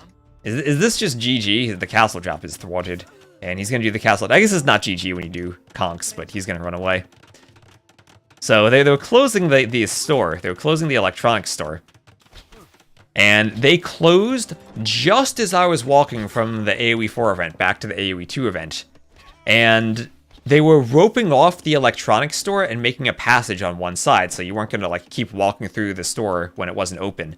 And you'd go along the side. But I left just as they were closing the store and starting to rope off. So by the time I had walked from one side to the other, they had roped off the AoE2 side, and I turned around, and then they had roped off the AoE4 side, and then I turned and they were making the rope for the passage, and I was quick-walled inside. I was quick-walled IRL by the security team roping off the store, and I was trapped because I just went under the rope to get back, but I was trapped in the electronics store, quick-walled IRL. Please don't say these things. Crossbows are in for Dave Hunt. He will pick off the vills.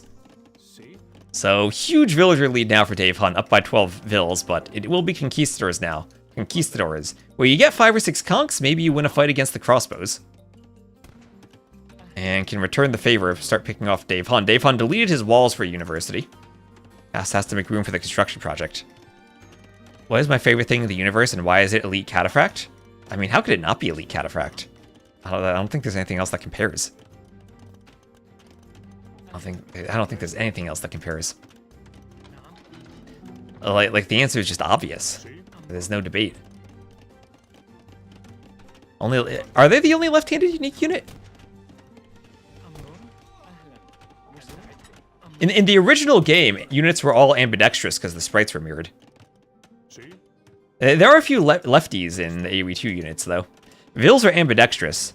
As they're mining, you see they're left-handed, but as they're building, they are right-handed.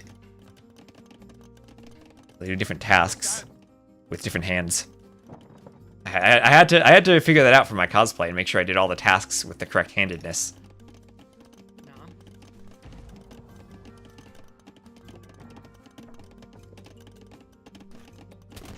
Elite Cataphract with Bloodlines and Blast Furnace, true.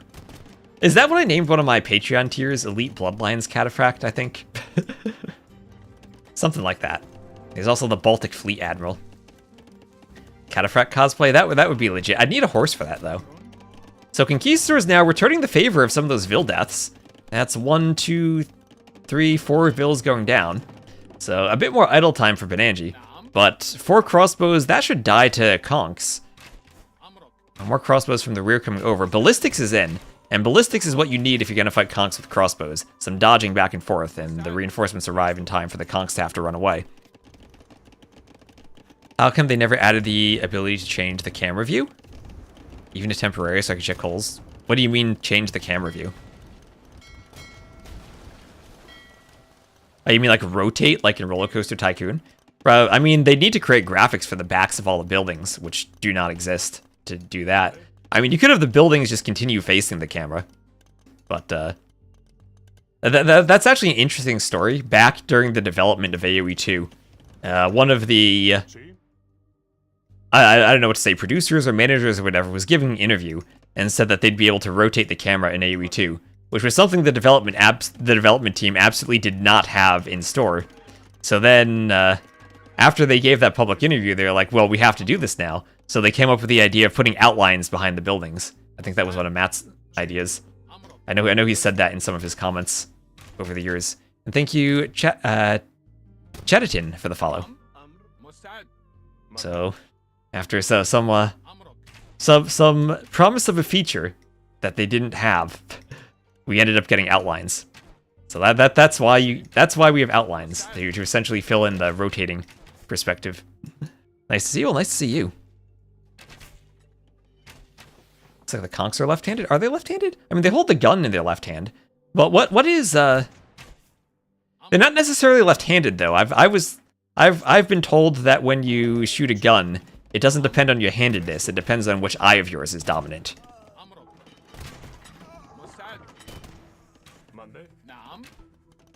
So these might be right-handed, left-eye dominant conquistadors. You stood behind your house and your wife told you she could see your outlines through it. Okay. I don't know what that means, Atomic. Do you have like a window that you can see through? Like windows lined up so you can go from the front to the back? Anyway, some crossbows breaking through the gate, and scorpions come forward for Benanji. We'll have conquistadors in the castle, and Dave Hun will go for a TC in the middle. She could click you behind the house. Scorpions getting some nice bolts on the crossbows, but no repair vills nearby. Crossbows will be forced back. No ballistics either. Mangonel to supplement the scorpions. You don't know what it means either. She had to alt-flick. Oh, yeah, I didn't have to alt-click in the original game. It was much easier.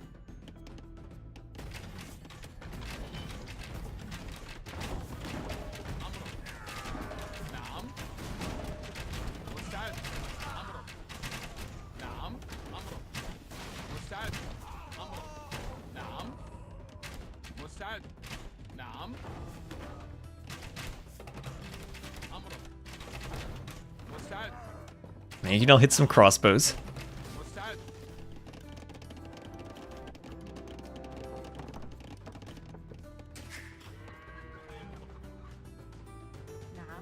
And Vils keep shooting the ostriches. Monks coming from the monastery. And monks now, to supplement the crossbows, help out against the conks. Conks might need to get some devotion then. Imagine Atomic's wife trying to click him like I try to click your towers behind palisades in a stressful situation is not working.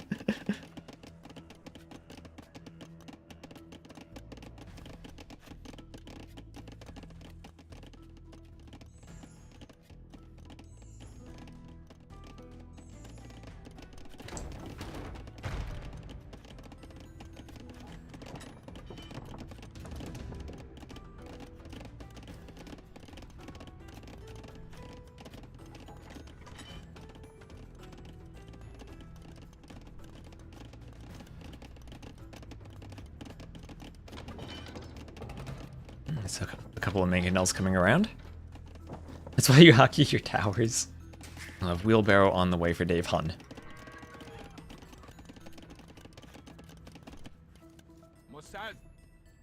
Crossbow's hoovering a bit, and we'll have an outpost going up for Dave Hun in the north. Here by all these bobab trees and by the mining camp. On the outside, a couple of fire ships fighting, so some water action on the outside. You do have oysters out there. No real fish to take, but you can do oysters and you can make fish traps. Imagine you could make oyster traps. Like maybe you spend stone to make an oyster trap somehow. And then slowly get a really slow trickle of gold. That could be cute. So Conquistador is taking out the outpost. And pretty big eco lead for Dave Hun. More outposts all over the place. And the crossbow's trying to break through the gate. Benanji might need to run his Vils over here again and keep moving them. He's like 5 hockeys, don't have much hockey space. See, 2 TCs in the middle, and it's a good thing that these bobab trees have so much wood on them, because it lets them stay in the middle. But that's now an 11-9 Vil KD, and a lot more idle time than Dave Hun has. So it's around a 20 Vil lead, and the Conquistadors are going to have to get a really good fight if they want to even that up. Only 6 conks to 25 crossbows, so even a situation where the crossbows would win the fight, and the castle will go up for Dave Hun. Castle going up, and maybe an opportunity to add in some Mamluks, but still against conks, Mamluks, I mean, they're okay, but don't have the range to fight them all that well. You know, it does feel like Dave has this. Bluey is the best YouTube comment says. I'll have to check it out. I'll have to check out Bluey. I have no idea what it is. Does it have a mailbox? Will I get a new mailbox sound? Sometimes when I go to check my mail, I think about the mailbox song in my head. It's like when I check my email and I hear a Strong Bad email song.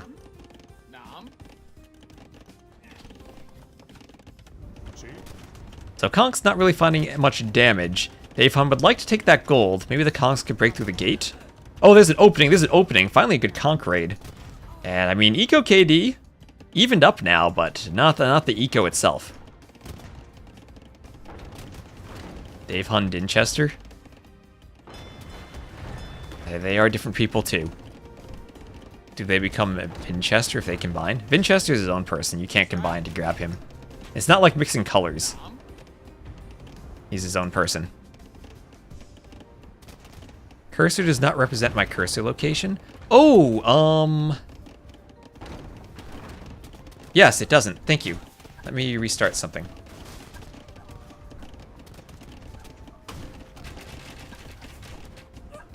Does it work now? Okay, now it's working. Thank you. I have an explanation for that. Yes, thank you for... I'm surprised no one pointed that out earlier. Now I'm clicking the TC. It's good. And my explanation for that is, in game, there are two cursor sizes. There's a 32 by 32 cursor and a 48 by 48 cursor. And the larger cursor is for when I'm streaming at 4K. But the problem is in Capture Age, I don't have an option to change the cursor size. So if Bozzy's around, yeah, you gotta fix that for me. Let me change my cursor. So when I'm streaming at 4K, I only have the small cursor.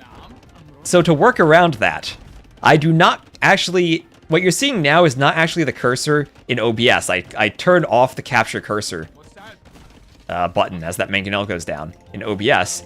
And instead, I have a browser source with an image of the 48 by 48 cursor, the larger cursor. So what you see is the larger cursor. What I have myself is the smaller cursor. Yeah, so sometimes actually, you might notice while I'm casting, visually I might lose track of the cursor somewhere because it's so small, it's hard to see.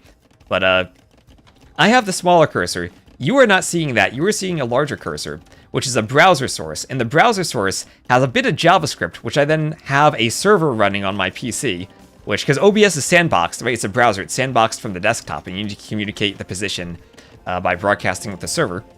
And I have a server, which is like 10 lines of Python code, where I take my cursor and I send the location to OBS. But the problem is, earlier today, when I do map scripting, I need to be able to zoom out more. And in-game, your zoom level is dependent on your screen resolution. So I use NVIDIA Dynamic Super Resolution to zoom out beyond 4K. I go to 2880p. And the problem is, I started my server when I was at 2880p, and then I swapped down to 4K while I was casting.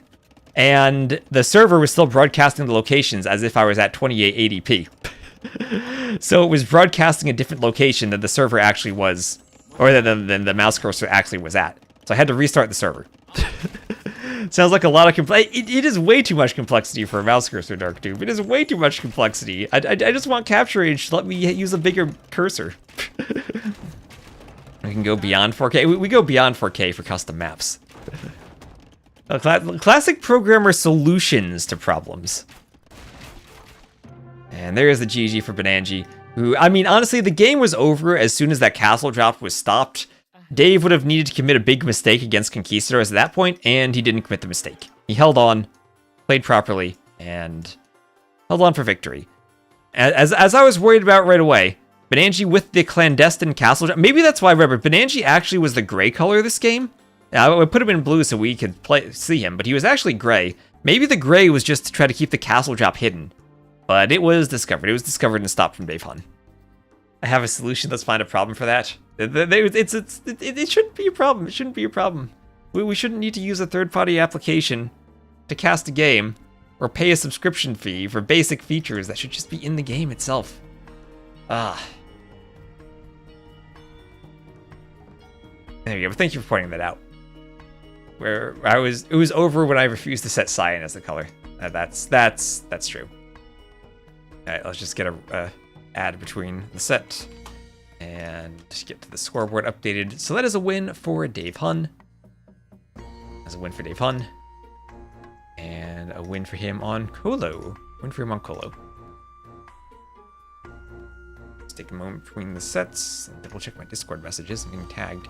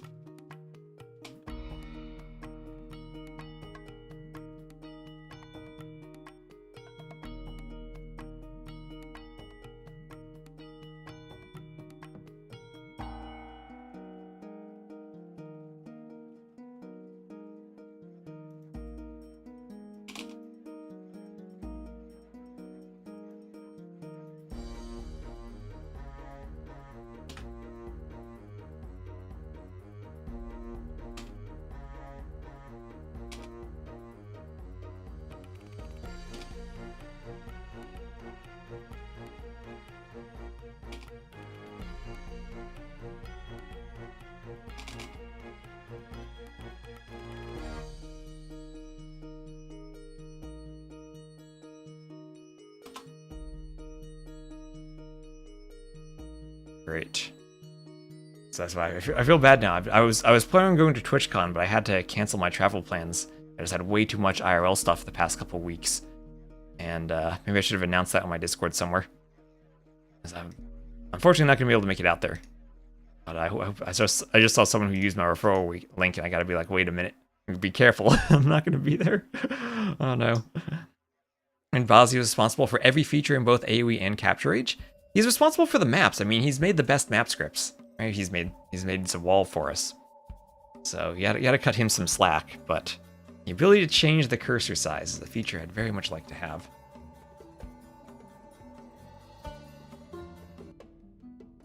Alright, and now we'll have Ngome as the next map. You personally made John Slow's PC crash. I mean, Capture Age has crashed my PC many a times, or crashed my stream at least. So you can blame Bazzi for that. Alright, so we'll have Benanji once more in the blue. Put him in the blue. And Shulk, hello Shulk. So Benanji in the blue as the Sicilians, Dave Hun in the green as the Malians. So this map, you can build as many TCs as you want right from the start of the game. The Sicilians have an extra 100 stone that they start with. There we go, so now we have 300 stone left compared to 200, so extra TCs for Benanji as he lures in the elephant. You have a nomad start on one side, an arena start on the other side, and here we are.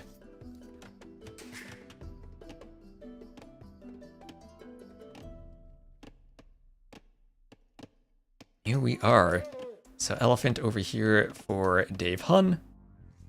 And a dock going up for Dave Hun over to the east. A few great fish marlin out here too. And loom on the way for Benanji.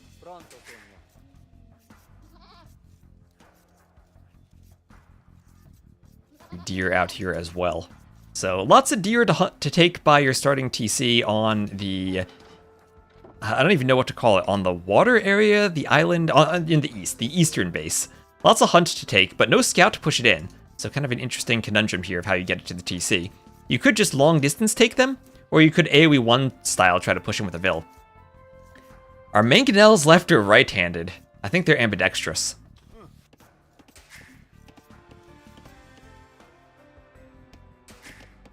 That's a good question. The elephant here being lured in from Dave Hun.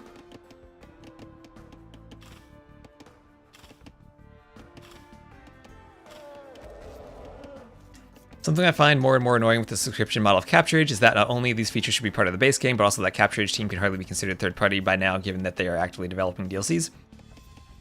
Yeah, I agree with that, right? I do feel like it's a very anti-consumer stance to say that they need like community support and donations to develop these features when they are, you know, very clearly partnered with Microsoft and creating DLCs. And it's you know, I don't feel like it should be a community responsibility to support what is a very official product. Microsoft should be the one funding it. And I know a lot of their development work, you know, they probably can't afford to put developers on different features now that they have other contractual obligations, but I don't think it should be the community's responsibility to use donations to support a proper development studio's product. It's anti-labor, anti-consumer policies. Yeah.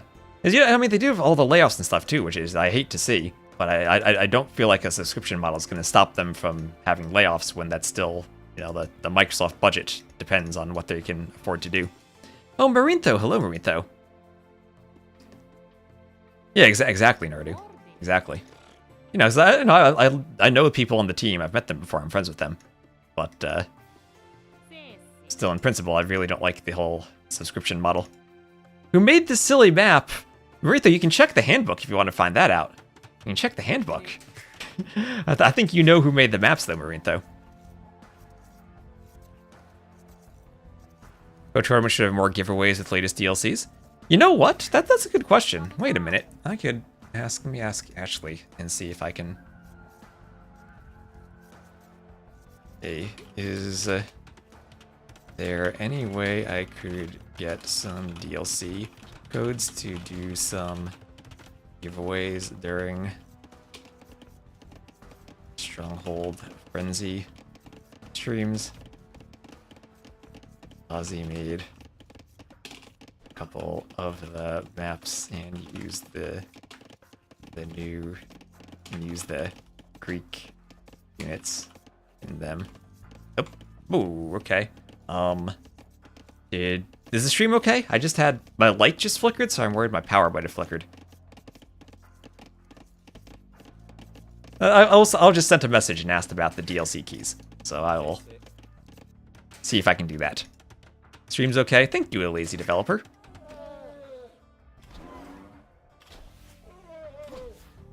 A lazy developer. That is a username that makes me think you have gone from copying and pasting code to having AI-generated code. Your workflow must have changed drastically in recent years.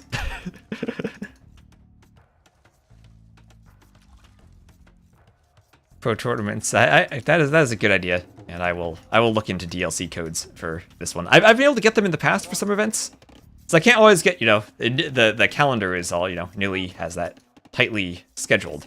So I can't always get funding for events like this that are smaller, but I can get DLC codes for giveaways. I've been able to do that in the past, so hopefully this is something that'll work out. And good idea considering the DLC was just released and Bozzy has the Greek units in Sardis, so I think it'll be a nice promotion. I'll see what I can do on that front. 4 TC, we have seen 5 TC booms here. Is it greedy? I don't know, but you do get a huge Vil lead. You do get a huge Vil lead. And Malians against Sicilians. I guess Farimba heavy camels in the late game could work against all the cavaliers that the Sicilians would want to spam. Usually kind of awkward to go camel against Sicilian with the resistance, but can work out pretty well.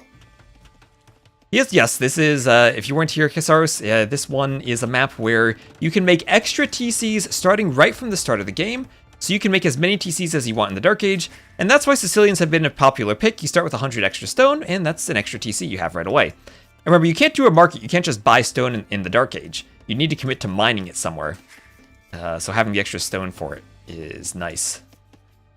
So that's 1, 2, 3, 4, 5 TCs for Sicilian. For the Sicilians, going for a 5 TC boom. Now this will slow him down, and maybe he'll have to give up water control if Dave Hun didn't scout that, but can go for water. And maybe give up relic control to Dave Hun too. We only 5 relics spawned here? Okay, this is a bugged map, and this should have been an admin re. We only had 5 relics spawned there. Let me grab a screenshot and paste that to my admins.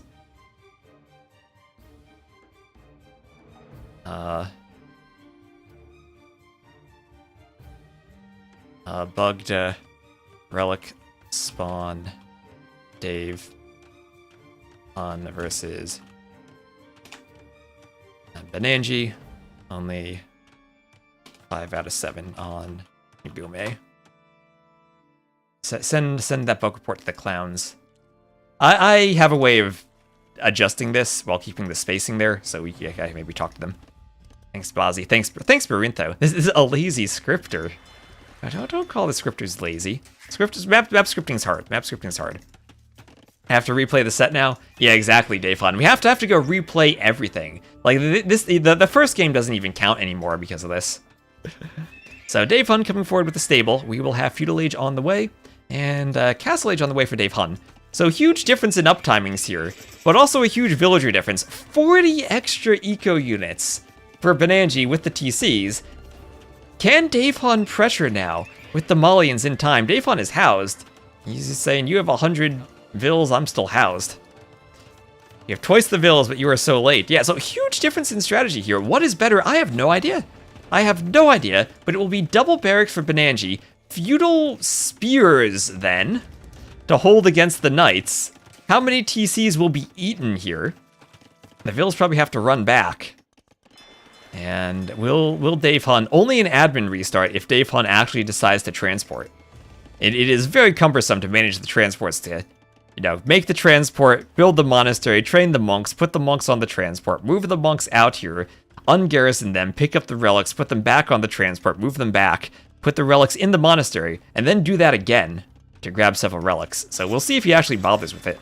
He's doing War Galley. A lot of the time players don't even do it.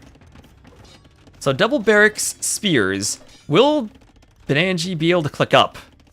He has more than enough resources for it. Donjon over here. Spears from the donjons. Probably build pikes into Castle Age unique tech. Yeah, that's what I'm thinking. Pikes into First Crusade? That could be a good way to defend. You'll suddenly get a lot of eco. And Vils could fight the Ram here. Knights have to support it properly. Monk Rush also for Dave Hun. Dave Hun takes the score lead.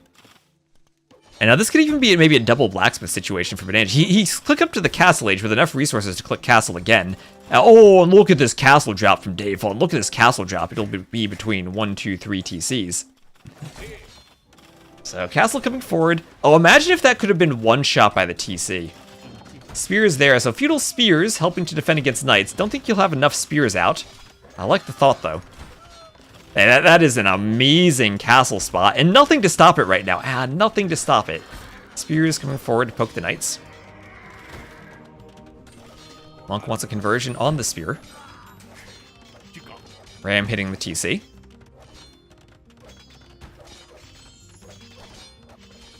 And Vils running back. Run back to this TC.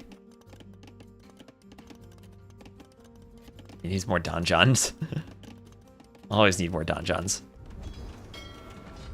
So fire ship hitting some fishing ships.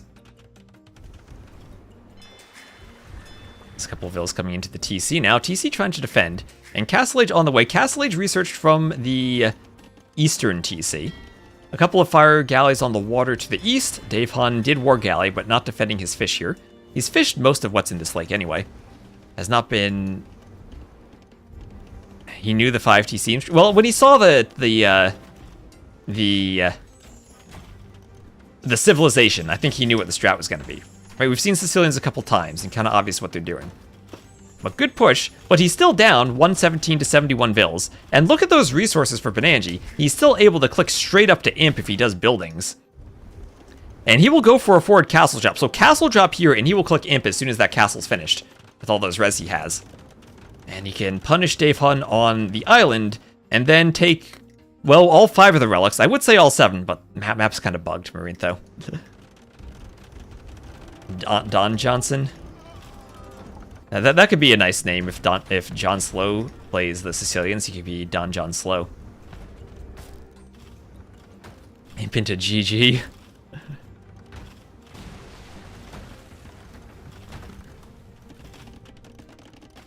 So Doc going up as the Rams come forward.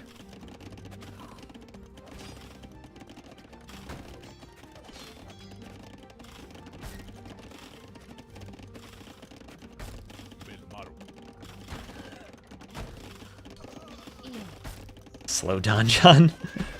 So Rams pushing the Donjon. Donjons, remember, they can train pikes now. So pikes on the way. Benanji doing everything he can to train pikes, but those will be countered by the Gebetto warriors. And it feels like Benanji will be completely pushed off of here, but he's going for a Sicilian castle. And if there's one thing we know about the Sicilians, it's that their castles always go up. And he's sending an entire village to raise the castle.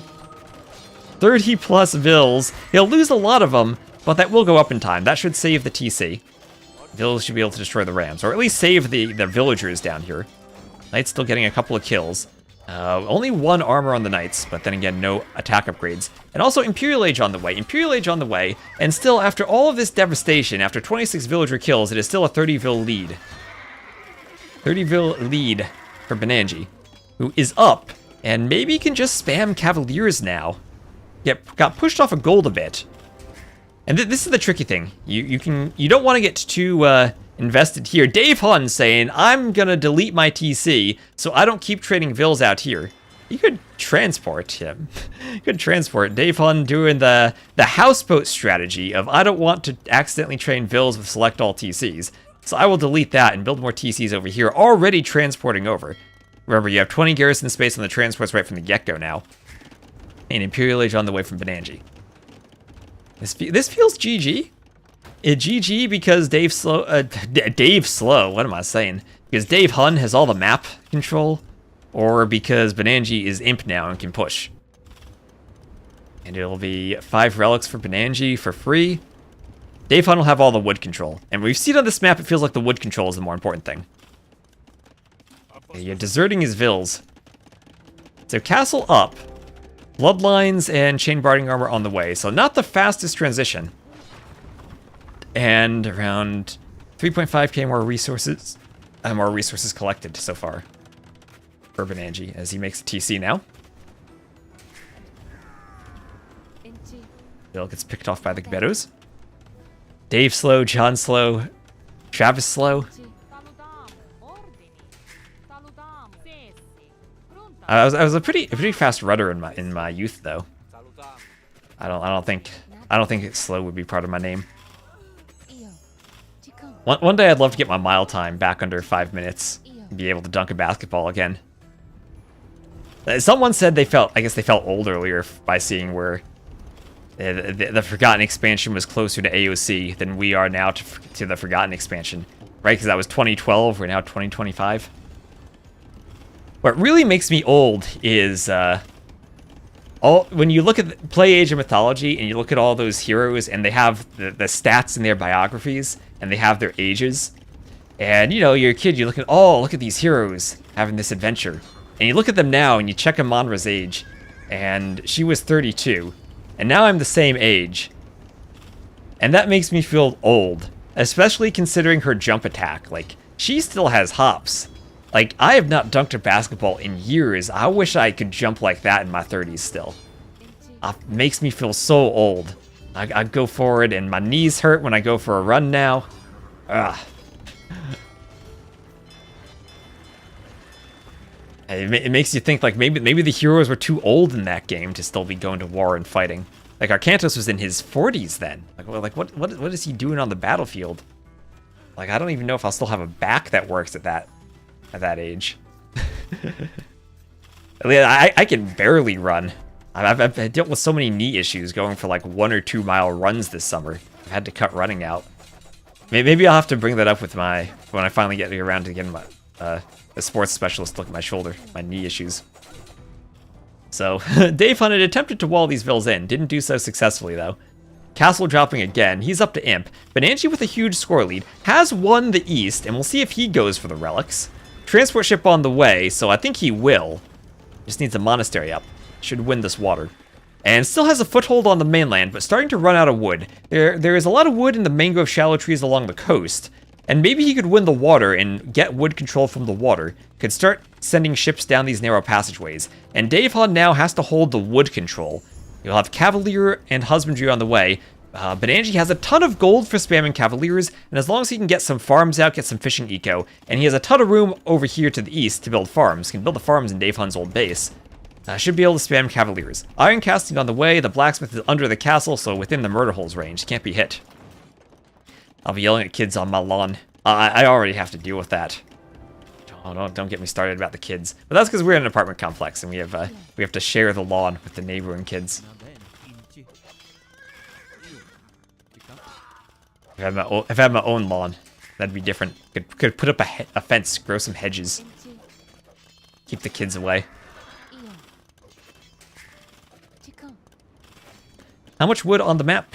In terms of over here, we have around 34k wood in these trees on the western area.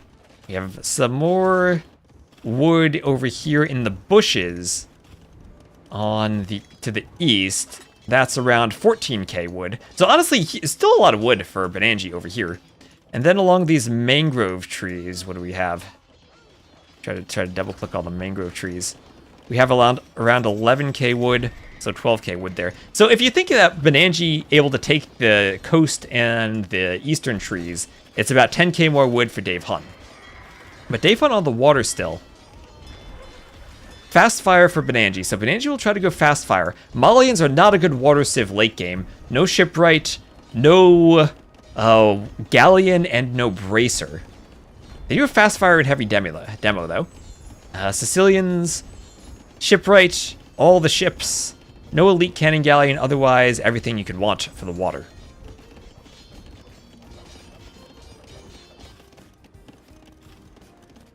You threw out your back at 27. Difficulties even when lifting with your legs. Yeah, I tell the thing, I wish I could do more running, because running is good for my back.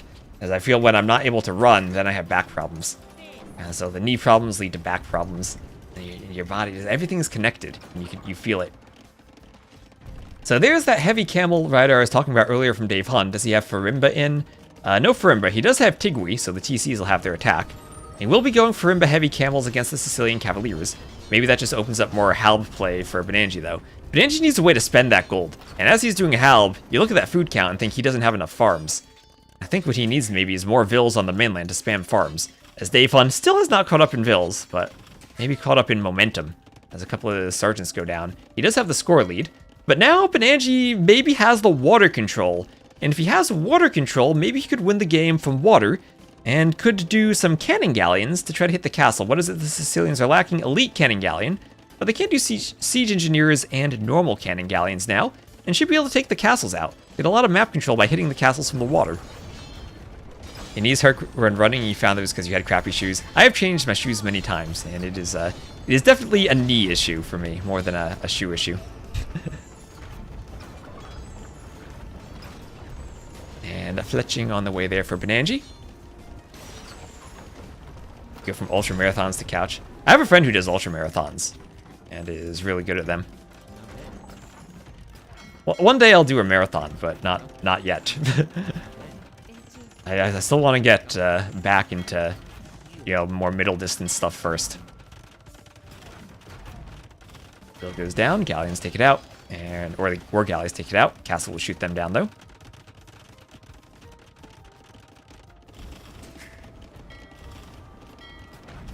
Oh, if only there were a demo here for the vills, but they will survive for the moment. Head over to this mining camp. You're waiting for Cyberpunk. so you can eat more. Oh, thank you, Atomic, for gifting a sub to Sknolis. That gets us to 150 sub points. I'm gonna try to get back to 200 sub points. The subs have been down a bit this month, so we gotta try to stream more, I guess. Oh, look at that. I don't even know. What is that? Is that a... What language is that? And Sleepy Rami, thank you for the follow. Is that Dutch? So, transport ship over here. Benanji trying to extract some vills. I still think here would be a perfect farming eco. Why is the word robot? Can I please give a big warm thank you to Atomic? He gave you Alexander the Great DLC and a gift sub. Aw, thank you, Atomic. Atomic is such a wonderful fellow. Next time we're both in Ithaca, I can give him a hug for you. So it's evacuation time. Benanji trying to pathfind the vills onto the transport. There he goes. He will come over here, take the wood, and maybe farm in this base. Oh, and Rockbrat, thank you very much for using your Prime sub. Hello, hello, hello. Thank you very much. Hot truck. Oh, boy. Well, what I always did when I was a freshman on North Campus was we'd go to Nasty's for the calzones. Those are great. We make the late night calzone runs.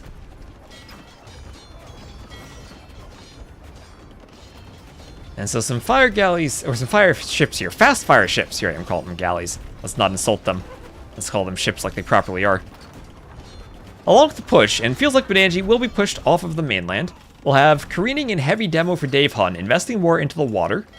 The Cavaliers on that transport not going to accomplish much. And the foothold over here finally will be trebbed down.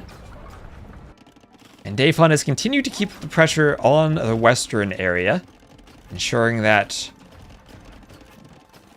Benanji not going to use that eco advantage he had. Benanji still with 1,000 more resources collected this entire game. He's able, maybe, just maybe, to take out Dave Hun in the north. And I still feel like water control, if he's able to get it properly, means he should be able to take out these two castles, take out this third castle, and take out a couple TCs, right? I mean, there should be 3 castles and 3 town centers hit from the water on the outside. Ithaca, how's that? Odysseus got lost, sailed to New York. Yes. Ithaca in upstate New York. I still need to visit the new College Town Bagels. I don't think I can process the fact it's across the street now. I know their downtown location had moved, but that one's less iconic of a spot.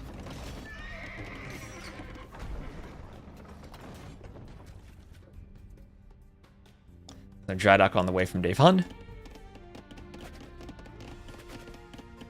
Fast Fire Galley ship. The Fast Fire Galley demos. That's what we want. So chemistry on the way for Benanji, maybe getting closer to Cannon Galleon. See, Gebettos do count as infantry, so hand cannoneers I think would be effective against them. Do Sicilians have hand cannoneers? I always forget they don't. I always feel like they do, but then they don't. Sicilians don't have gunpowder. I don't know why my mind pegs them as a gunpowder civ, but it does. That's a lot of fast fires now, though. And maybe Dave Hunt will be the one focusing more on the water. If he can push through these docks, that'd be great. Demo ship's going to be coming out of these docks to go and attack the fires. But maybe not in time, as the fires already have sailed through. Would actually be cute if you owned the water and could wall this off. Should be able to do that with the mangrove shallows along the beaches. The Italians are gunpowder civ, maybe that's why I confuse them. Then what, the Spanish with this architecture have gunpowder, the Byzantines with the Mediterranean architecture have gunpowder.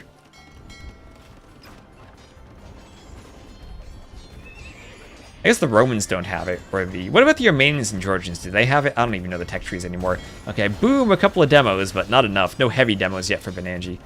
I could research that, but it doesn't have it yet. Also, 5 relics over here. The monks are just standing there. How long ago has he made a transport ship over here? And not picking up the relics yet. Just standing there. And Dave Hunt taking the water with Malian fast fires is the only real option Malians have, and it's working out for him. Transport over here for Benanji, but I don't think he's going to be able to mine those oysters. Are they there for a long time? They've probably been sitting there for the past 10 minutes.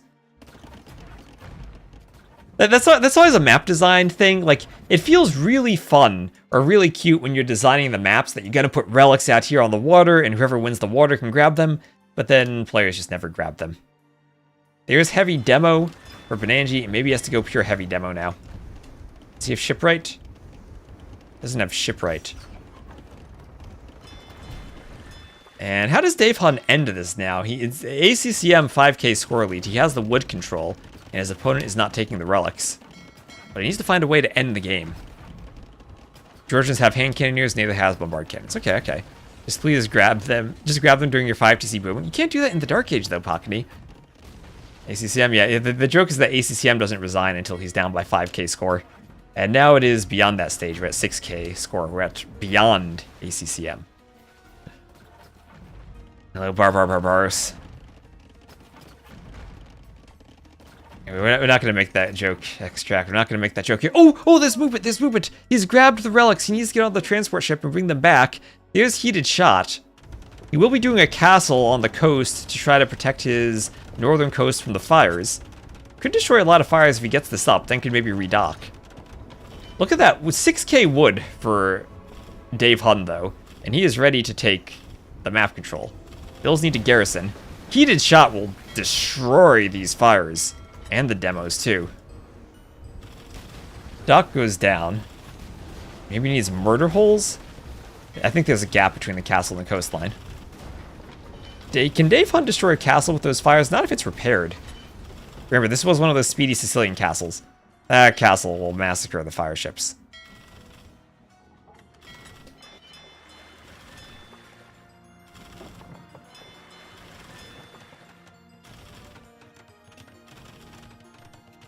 Dock going up.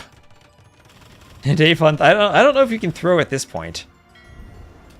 There are some demos. Okay, heavy demos. Maybe you can against heavy demos. It's Cannon Galleon time for Dave Hunt.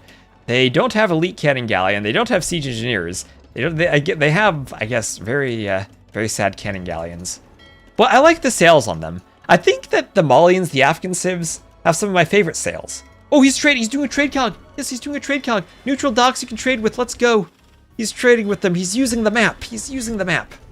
And now we have water control. Again, maybe being seized by Benanji. He's doing shipwright. As I said, he does need to research fast fire. Okay, he does. He has all the upgrades. Shipwright on the way. We'll need careening and dry dock. But the Sicilians, can they hold the water against the technological advantage granted by the heavy demos? I'm gonna say maybe not. Heavy demos here also from Dave Hunt. Oh, maybe he could get some good demos in revenge. Boom, there he goes. Okay. Getting some good demos, both of them. More demos on the way.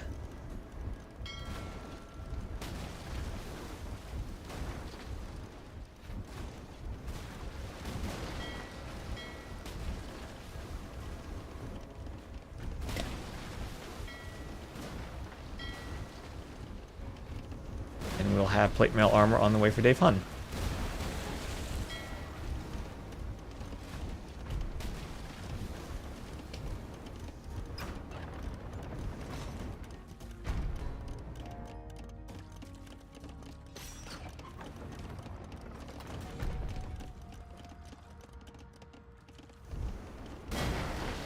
Okay, okay. That's a lot of demos. What type of hits will the demos get? Let's see. Going forward with the fires. I'll have plate. Dave Hun gonna do what? Is that for Gebettos? Has to be for Gebettos. Okay, let's go. Use the demos. Benanji, use the demos. Where are we? We're microing the ships. There they go. There they go. A couple of good hits. Dave Hun tries to scatter. But the demos are making contact.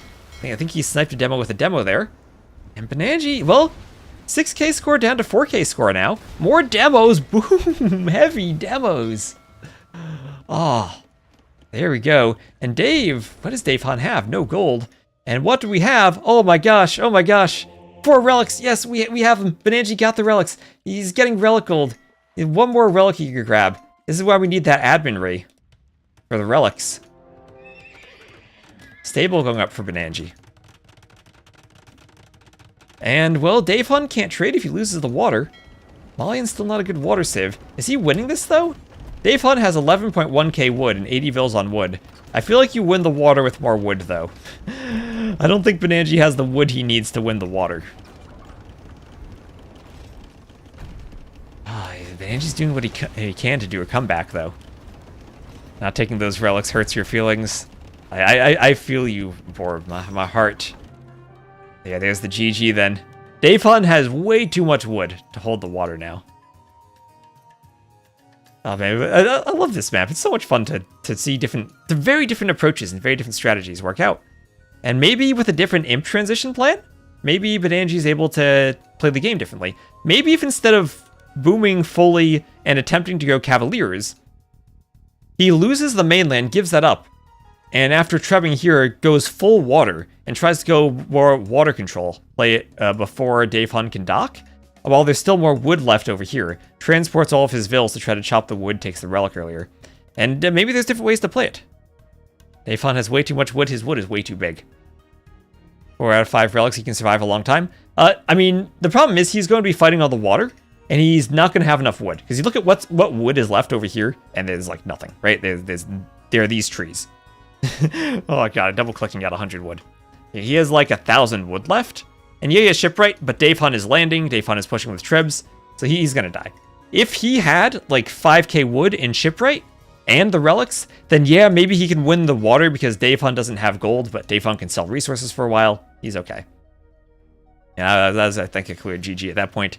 Better KD. Look at that military difference. Lots more eco by the end. You can see how good that boom was for Economy. Like, he was up by 6k resources for a while. Couldn't hold on to it. Could not hold on to it. Hello, Mike. GG.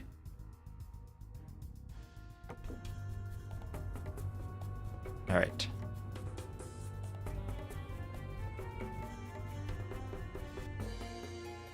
Yeah. Ooh.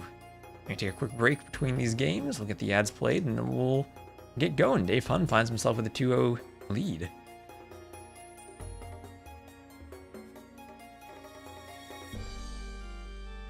What do we have here?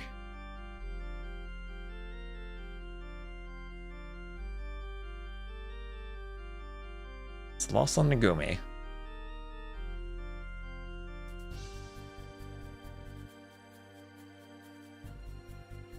And well, this is so much easier when I don't need to check off civs in between games. We'll need to figure out a way to do like the civs when we get to later rounds to display that on an overlay, but for now I think the maps are all well and good here. Trade Profit won Dave the game because exactly. Trade Profit won him the game. I'll grant you that. So again, thank you Rockbit and Atomic for the subs and the gifting during that game. Appreciate the support. Like I said, the more support we have, the more we can keep running events like this. I appreciate all the support you guys have given us.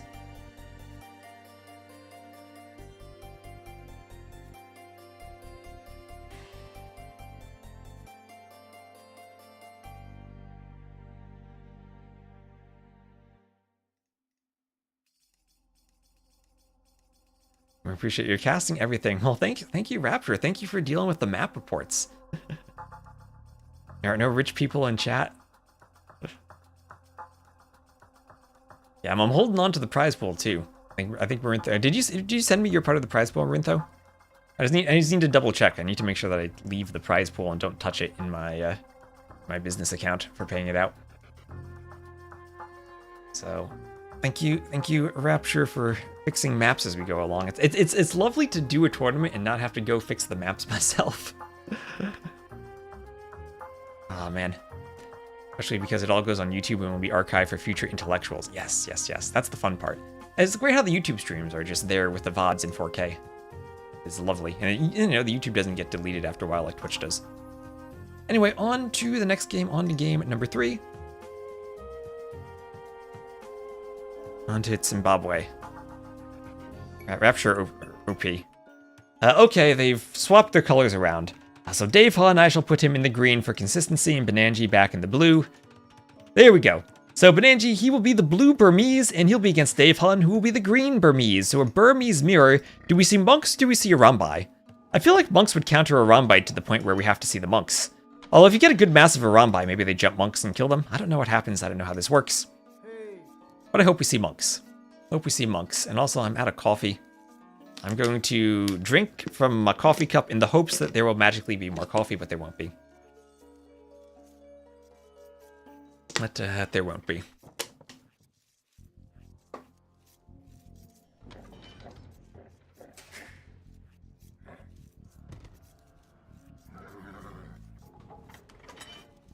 Elephant being lured in. Did it work? There was a tiny bit of coffee there, a tiny bit atomic. I need to, I think, step up my coffee game properly if I'm going to be streaming. Oh, I hate seeing that elephant killed by the TC. Civ win! Yes, Civ win. Whoever monk what rushes the best. All there is in the cup of tears from sadness of missing coffee. I know. All there is in the cup is the tears of missing coffee. Yeah. So I know I've pointed this out before, but Capture Age has differences in how it displays gates. When you click on this gate here, and it's running from the top left to the bottom right, the HP bar appears above this pillar here, above the topmost pillar, and the selection box is a 1x2 box around the center of the gate. But then when I click on this gate, the HP bar is the top right pillar, and it's like a 4x3 selection box. Maybe it's 4x4 but centered weirdly. I think it's 4x4 but centered weirdly on the one tile thing. The selection box is kind of around the gate. Does this matter at all? No. It has no bearing on anything, but it's different. And silly. And I think like the correct thing would be 1x4 with the HP bar directly above the middle. That affects nothing. It's a Capture Age thing. It's not an in-game thing. Let's look at my in-game scene. If you look at it in-game, and I click on it, you see HP bar is still correct. It's still above here. Maybe the blue gates will be easier to see. Nope. Yeah, HP bar above the top pillar. Again, but you can see the 1x4 selection box. And over here, same thing. Actually, that HP bar is in a different spot. It's really high up there above that pillar. Maybe that's a hill thing? No, the same thing there. Okay, HP bar is in different location in games, too. Or different locations in game. Oh, the weird bug reports we see when we've played this game for 10,000 hours. I'll have to double check the original game then and see how that works. Coffee break. I don't have a coffee machine here. I need to get one. That's what I was saying. I've never actually had one because caffeine can sometimes give me migraine, so I have to be very careful on my coffee consumption. So I usually just take the 5-minute drive to run to Dunkin' Donuts and also eat my breakfast of a sausage, egg, and cheese sandwich when I grab my coffee in the morning. But yeah, doing the coffee from home will probably in the long run be cheaper and more convenient. And then maybe I could even dare to get 2 coffees during the stream. Love the consistency. It's like your website. Oh no. I remember I was talking about this in chat earlier, but I had to debug my website where I was putting the handbook on. Oh, could we have a triple lure? Go for the Rhino 2, Benanji? Oh, just going for the elephants, but there's a crocodile getting in the way. Wait. Oh, yes, he's going for all three. Let's go. Let's go. Where, now you can actually block forever because the crocodile has a huge line of sight, so you don't need to worry about keeping the Vil close. Actually, bringing the crocodile with you makes it much easier. I don't know if he recognizes that, but it does make it easier. But, I was accidentally, in my build system, not in my dev system, but in my production system, I was accidentally adding a src equals empty string to the inline script tag that I had. And Firefox ignored that and ran the script. Chrome attempted to find an empty string as a file path to a JavaScript file, couldn't find one, and didn't run the body of the script. So I couldn't, and I had to figure out why in my production build and not in my dev build, I had a Firefox versus Chrome difference. And eventually I realized it. It was a weird build system issue.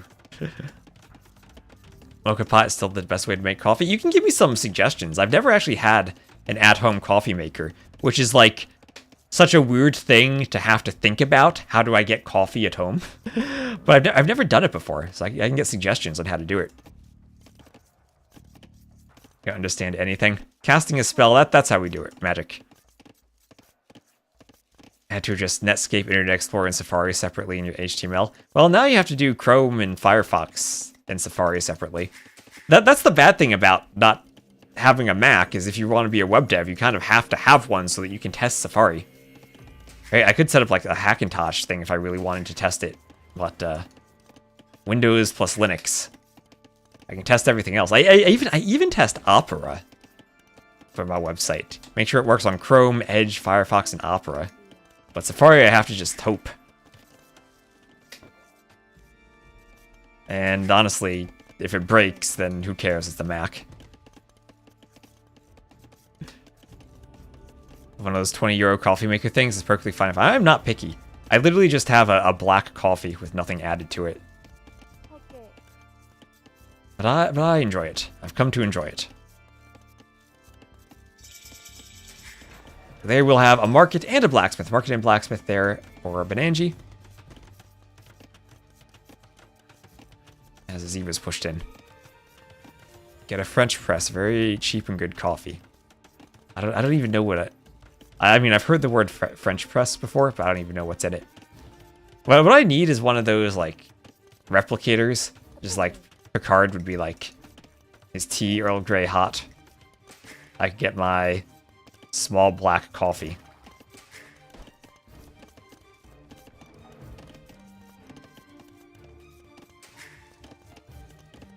Feudal age for Dave Hun. Just do percolator coffee here. Still king. Ooh, gotta protect it in a regicide situation then. So Benanji rewalling. Oh, you hate the French press, and gotta be careful writing that sentence in the Twitch chat because it gets auto-modded. What did I click that changed that? There we go. Or a Mocha Master.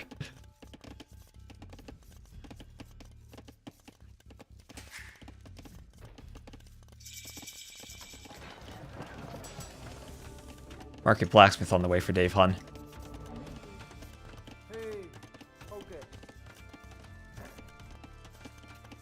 You have a Mocha Master, yeah. Okay. Now I know what to do. Now I know how to... I got some suggestions now. I know how to fill a cup of coffee now with something other than my tears. French press is bad coffee. I use a simple drip coffee maker. Unpushable deer. Getting the pushable coffee. Alright, so we have forward vills from Benanji, and looks like it'll be a castle in army. Will he go forward for the castle, or will he do it at home? Doing it at home. Oh no, the lion is going to come in, and he's not going to be able to drop the castle. Okay, he'll walk off the foundation. I was worried the lion would block it for a second, and the scout would come over and block the foundation. And hello, Tenacious Chipmunk. So double castle Arambai? That used to be a thing. Remember, like, Arambai did so much extra damage to buildings, and we had a double castle Arambai sling on Arena? So Siege Workshop also for Benanji. He is going up. We will have the castle for Dave Hun, too. He's no slouch on the stone mine. Draken makes an appearance at the Benanji castle. What about Draken? There's no lizard over here, just a lion.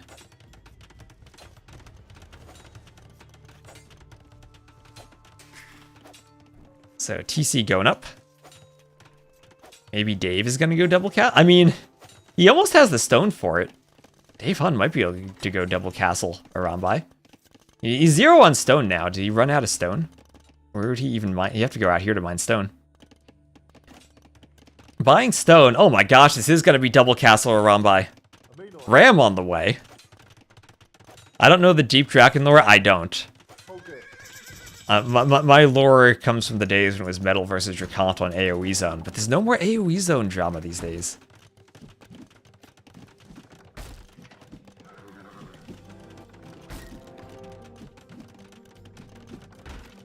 So castle going up for Dave Hun.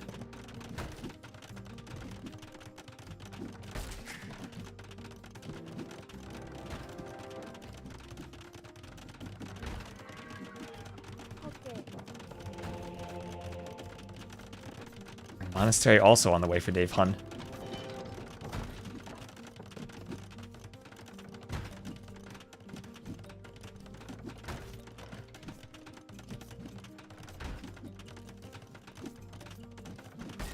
Stone wall taken out as the ram keeps pushing forward.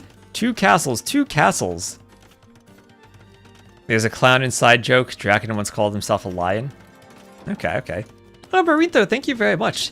You do get flowers with the sub. Yes, you can type the flower emo. Go type it in the chat, Burrito. Go, go, go. I don't know if you get smarter, but you do get flowers.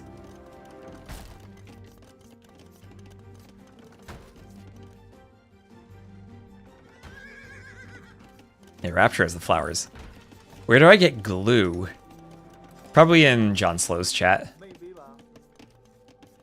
So double castle Arambai versus single castle Arambai in Ram. This allows for the second TC though, so 2 TCs for Benanji. He will have the better economy. I can drink from my water while doing this. The water that was on the floor next to me.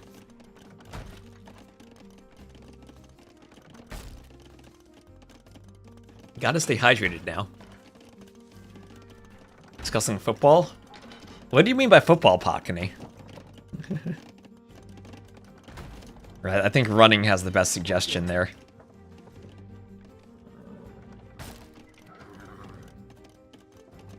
Real American football. Yeah, I grew up in a football town. Naturally, I was the nerd who ran cross-country, and was actually pretty darn good at it. But, that's what we did when we were kids. We played tackle football in the yard outside the school, and in the rain, in the mud. It was wonderful. I was the absolute worst at it, but at least I was speedy.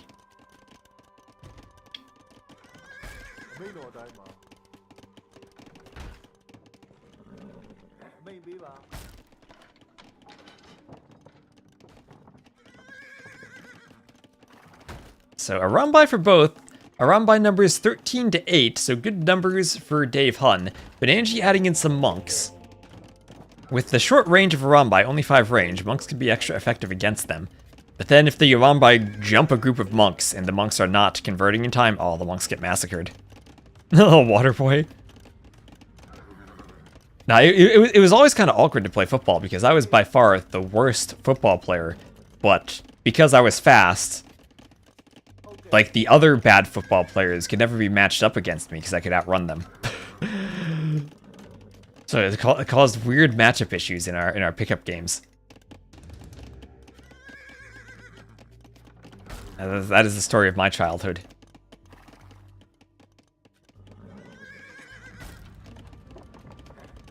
I was never one to be good at tackling people, but at least I could cover and knock down passes. I was fast, yes. I try to stay in shape as much as I can. We're talking about American football, the real football. Not like the sport where T90 gets his name from. No soccer cleats over here. So battering ram here as the Arambai come forward. We'll have devotion for Dave Han as he tries to ram his way in. Bloodlines for Benanji as he continues ramming at the front. Hasn't really been able to do damage. I mean, there are 2 castles defending this eco. Benanji will scout that and be aware of the double castle production. He's in the south, making sure Dave Han isn't taking any of the hunt, which he's not. Maybe looking for more relics with his monks. Bloodlines on the way. Should be able to win a fight if he has bloodlines in similar numbers. No bloodlines yet for Dave Hun. Do the armor upgrades matter? I guess you only get one armor upgrade. And with 12 attacks, probably not that important. With full gear, so Americans are playing football. Yeah, when we were kids, we played football in the park. In just wherever there was a big lawn for it. No pads or gears or anything. Just tackle each other.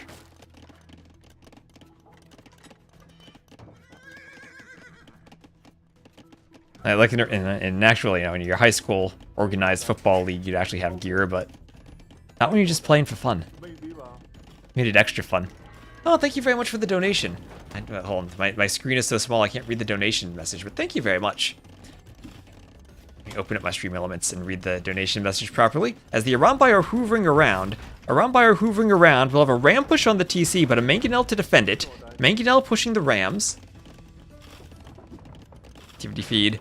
You'll sure have the prize pool. Viewers, if you're enjoying, we open to donations. Go, go, go. Support the walls. Thank you, Barintho. Thank you for the donation. Sending me the donation on stream for the prize pool. A donation I then have to pay to other people. So Dave Hun might be looking at his own money there. As Barintho gives the donation. Yeah, Dave Hun brings in the big bucks, I'm sure. Oh, T90, thank you very much for the raid. Thank you for the raid. We're still casting some Stronghold Frenzy. We have Dave Hun versus Benanji. And we're going to have another set after this, but I'm going to need to go to the old patch with JorDan versus Target. We're casting some Rex. They were played at the same time as Hyper Random, so we're going through the Rex now. And big raid indeed. Thank you very much, Tristan. Hope you're having a good day. Hello, everyone. Yeah, if you saw T90 made a video recently where he had a transport ship that got stuck, and I fixed that for TTL. So Arambai, big fight here. The Arambai on the hill, and they have bloodlines. The number is not there for Dave Hun. He doesn't have bloodlines himself. He needs to wait for bloodlines before taking the fight. Yeah, big raid, big donation. Oh, and thank you, Travis Scudder. Thank you, fellow Travis, for the follow. Ali Cornified, thank you for the follow. Also, we're very close to 14k followers. We're at 13,866, so I appreciate the followers. We're close to the next round number. And Hallway Raptor. Does he care about the raid? Of course we care about the raid. Yeah, that was hysterical. Yeah, I fixed that for TTL. I can't fix it for the ranked ladder, that's its own thing, but I can fix the maps for TTL. I also fixed the back ponds on Pacific Islands so you can't dock in them.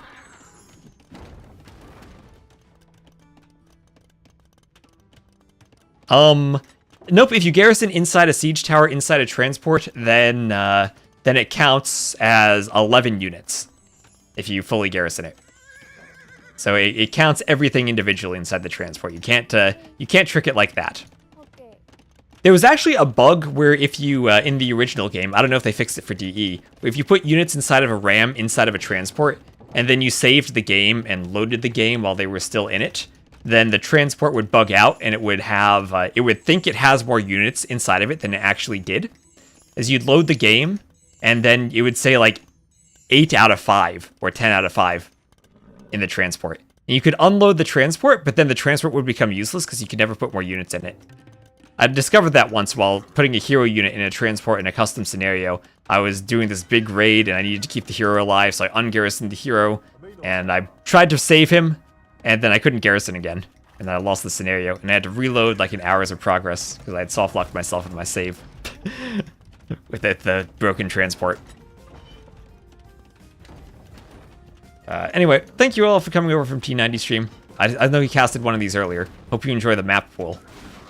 So Arambai trying to fight the Mangonel, Benanji with the score lead. So this game opened with Dave Hun going for double castle Arambai. One castle and a bit more of a boom from Benanji. And he has an eco lead, a huge eco lead now. And he is up to the Imperial Age. And more vills being pumped from the TC from Dave Hun as the monk comes to heal some Arambai.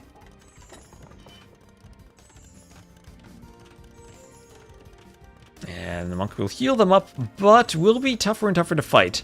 I wonder, what does Elite Arambai cost? Do we have that here? Does Capture Age show me? No, it doesn't.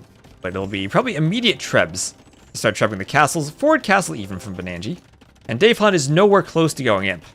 Nowhere close to going imp. Our blue Burmese player, they're both Burmese, even gets a TC down here now on the food area, able to take some more of the rhinos and the hunt down there. And we'll probably see double castle treb production as soon as imp comes in. And potential for elite Arambai. Potential for that. No real imp upgrades other than elite that applies to them, I think. Does Parthian apply to them? Maybe Parthian tactics applies. Is the whole tournament mirror matches? No, Krastet. The tournament is everyone can pick their civilization. It is free pick of any civilization. However, you cannot repeat a civ throughout the entire tournament. So neither of these players can pick Burmese for any future game they play. So double castle trebs for Benanji. Occasionally we will see mirror matchups, of course, but it's because the players decide they want a mirror matchup. And always a decision, do you use your better civs in the early rounds or save them for later? If you can eke out wins with the lower tier civs, I guess your own mental tier list, there's no actual tiers, but if you eke out wins with worse civs, then you have better civs later on. Finals will be with whatever players chose at that point.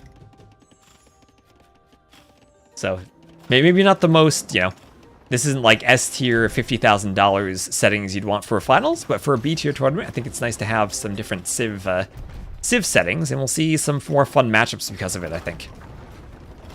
Yeah, exactly. The lower ranked players can try to pick off higher ranked players. Where are the Burmese in my tier list? For Arena, I rank them really highly because they have a great monk rush. And I love monk rushing, so they'd be pretty high. I would never play them as a Rambai, though. I just play them as monks. Okay, so 29 to 51 a Rambai. But Mangonel defense here for Benanji, as he can do another castle. And Mangonel's, if that Mangonel can stand behind the castle, should be able to help stop the rams. But there is an opening here. Will the castle go up in time? Mangonels can hit the Arambai as they come in. And even with the numbers, Dave Hunt reluctant to push in. Fortified wall, maybe a tiny bit late, but Benanji can try to re-wall that now. Against the ram push. It's like extra tactics you can use? Yeah. So it makes the earlier rounds a bit more competitive too. It kind of makes them competitive despite elo mismatches. The civs could then be mismatched. Like the civ format makes it more interesting. How many rounds per games are there? There are at most, I did the math, 39 civs if you play every single game in every single round.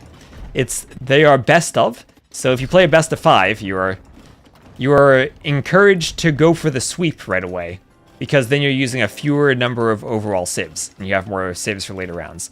But if you play the GSL, you lose one round and play through the decider match, and then go all the way to the finals, all the best of 5s and then the best of 7s at the end. It's a total of 39 civs you could possibly use.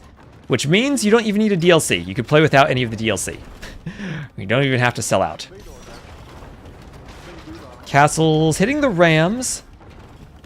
Arambai going forward here. The ram push going to stop the trebs and stall out the push for the moment. Mangonel's destroying the rams though, and that is costly to lose all the rams. And 5 rams for 2 trebs. I think that's still more expensive on the ram front. And there we go, Elite Arambai. What are the graphics going to look like? All the unique units have new graphics now. What are they going to look like? There they go. Ooh, they look fancy. They're a bit armored now. Have a nice little fancy tail. And bombard cannons out now for Benanji. Burmese, of course, do have cannons. I don't see how Dave Hunt comes out of this alive. I don't either. Now, he still has the numbers on the Arambai, but he's against the elite ones. And mana per cavalry. What does that do? It's, what does it do now? It's +4 versus ranged soldiers. So that gives the Arambai an attack against the other Arambai, right? If I recall. Just capture edge glitches for a second. So we'll see the fight if they can get on the hill. Maybe this is a fight if Dave Hunt takes a good fight here with numbers? Who wins this fight? Does Dave Hunt win the fight with the numbers? What happens here? I think Dave Hunt is winning. I think he's winning that fight hard. Oh my gosh, Benanji throwing his Arambai numbers. Dave Hunt now 33 to 13. I mean, maybe that's how Dave Hunt comes out of this alive if he wins the Arambai fight? He's still down by 50 vils. Res collected are nowhere near the same. There's no way he goes imp still, and he's getting treb pushed, but He's adding in skirms now. We all know skirms are the best unit in the game. Maybe Skirm Arambai could stall this out long enough? He let his army stack against other Arambai. Does it even work for Arambai? I think so. I don't know. It says Cav. Didn't this used to be attack versus buildings and Arambai benefited from it? This has been changed a lot, which is why I actually don't know how it works now. I need to review the changes. Do Elite have better accuracy? Base accuracy 30. I mean, if 30 is better, 20 to 30. I don't think that really matters. I don't think that, honestly, I don't think 20 versus 30% really matters. Maybe some extra slight overkill, but it is a 50% increase. We'll have to analyze that. Maybe it's a downgrade to have extra accuracy with Arambai. How is Dave supposed to win this? By Benanji continuing to take bad fights like that. So wall's deleted, cannon keeps pushing, gets a hit on the farm. And the Treb will hit the lumber camp and keep pushing. Yeah, less splash damage area. And Cav Archer switch. Okay, Dave Hunt going for the Cav Archers. He's lost a lot of his castle, so hard to keep the Arambai numbers going. But if he does switch to Cav Archers, he will need Bodkin. He'll need Bodkin for the extra range. He will at least outrange the Arambai for whatever that's worth. Only 5 range even on the Elite Arambai. That's true, Dave also has the high ground. Is he still able to hold the push? Still 27 to 30. So 30 Arambai now against the Elite Arambai. Dave Hun, without the castles and without production, maybe, just maybe, his production has stalled out enough that he can't take the fight. He's been trying to buff his numbers with the archery range units, but not quite there for the fight. Now it's Dave who's maybe bunched up. Okay, big Arambai fight again. Both essentially do like mangonel shots clearing each other. Mangonel shots from the rear. And wait a minute, what happened to all the Arambai? There are no more Arambai left. No more Arambai. All the Arambai have been cleared for Benanji. Dave Hun still with 18 Arambai. What is the micro on this? Dave Hun taking amazing fights. Benanji, I mean, he's up by 6k score. This is beyond ACCM territory again. But Dave Hun's still managing to hold on. Let's see, Light Cav raids everywhere for Benanji. He can spam Light Cav everywhere. He's doing the Hussar upgrades, doing some farm upgrades, 66 farmers, so he's that Hussar spam economy. I don't think Dave can hold this, but at least he's doing what he can to take good fights. And he's stacked them a bit too much. Benanji stacking them. Also, the Dark Benanji, this is not Dark the player. This is not T90's 2v2 teammate. This is his own player in the Dark clan. So there you go, GG from Dave Hun. Benanji gets himself on the scoreboard, maybe trying to start a reverse sweep. But 14,000 more res collected for him that game. And the double castle Arambai strategy did not work out for Dave Hun. More eco and a bit more defensive play for Benanji going right there from the start. Arambai are an enigma to you. They are to me as well. Oh, let me get my right scene transition there. There we go. And alright, and thank you everyone for the follows. I stopped reading them. We had Hallway Raptor, Shadow to Lead, and Undead People. Thank you all so much for the follows. Appreciate having you all here. Thought for a second this was Ganji losing to Dave Hun. No. It's not Dark losing to Dave Hun either. So thank you all for the follows and the support. I'm going to run a quick ad so we don't have ads during the games. Apologies for the ad, but I like to keep them between the games, so stay tuned, and we'll be right back.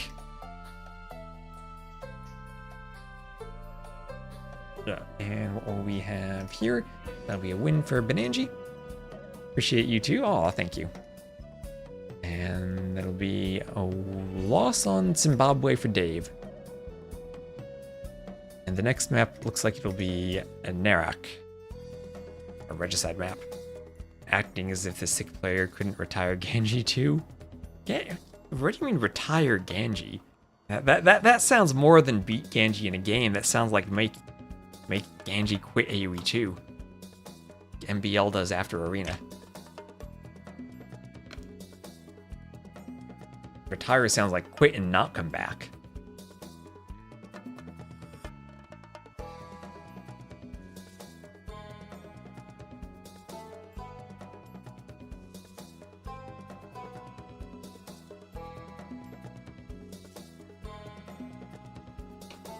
That's true. Draken did resign after Dave Hun won.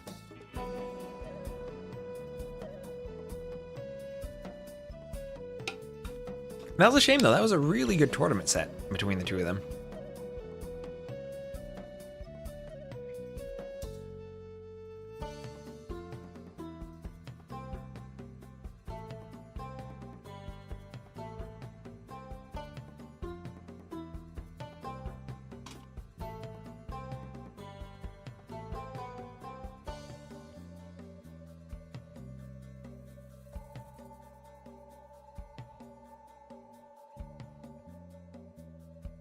I agree. Those were really great games. Let's see here. Next game, number 4, Benanji versus Dave Hun. And also, for everyone asking, thank you, Team Rurock for the follow, Team Work for the follow. So, once again, we'll put Dave Hun in the green, maintain their colors, and Benanji in the blue.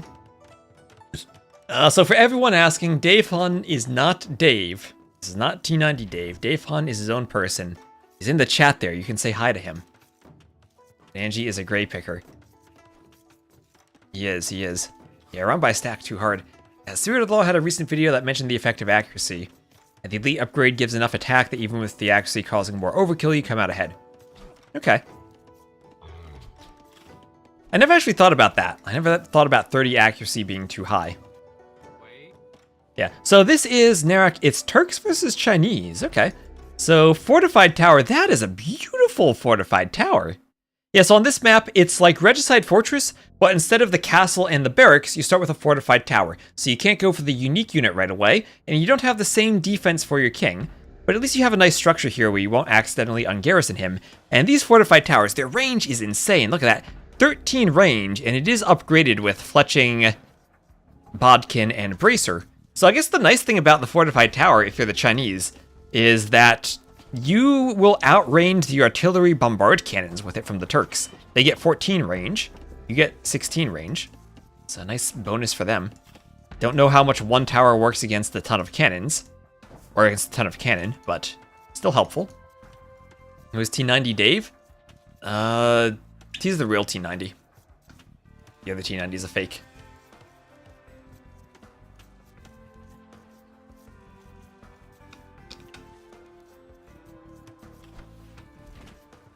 Gazelle hunted by some vills.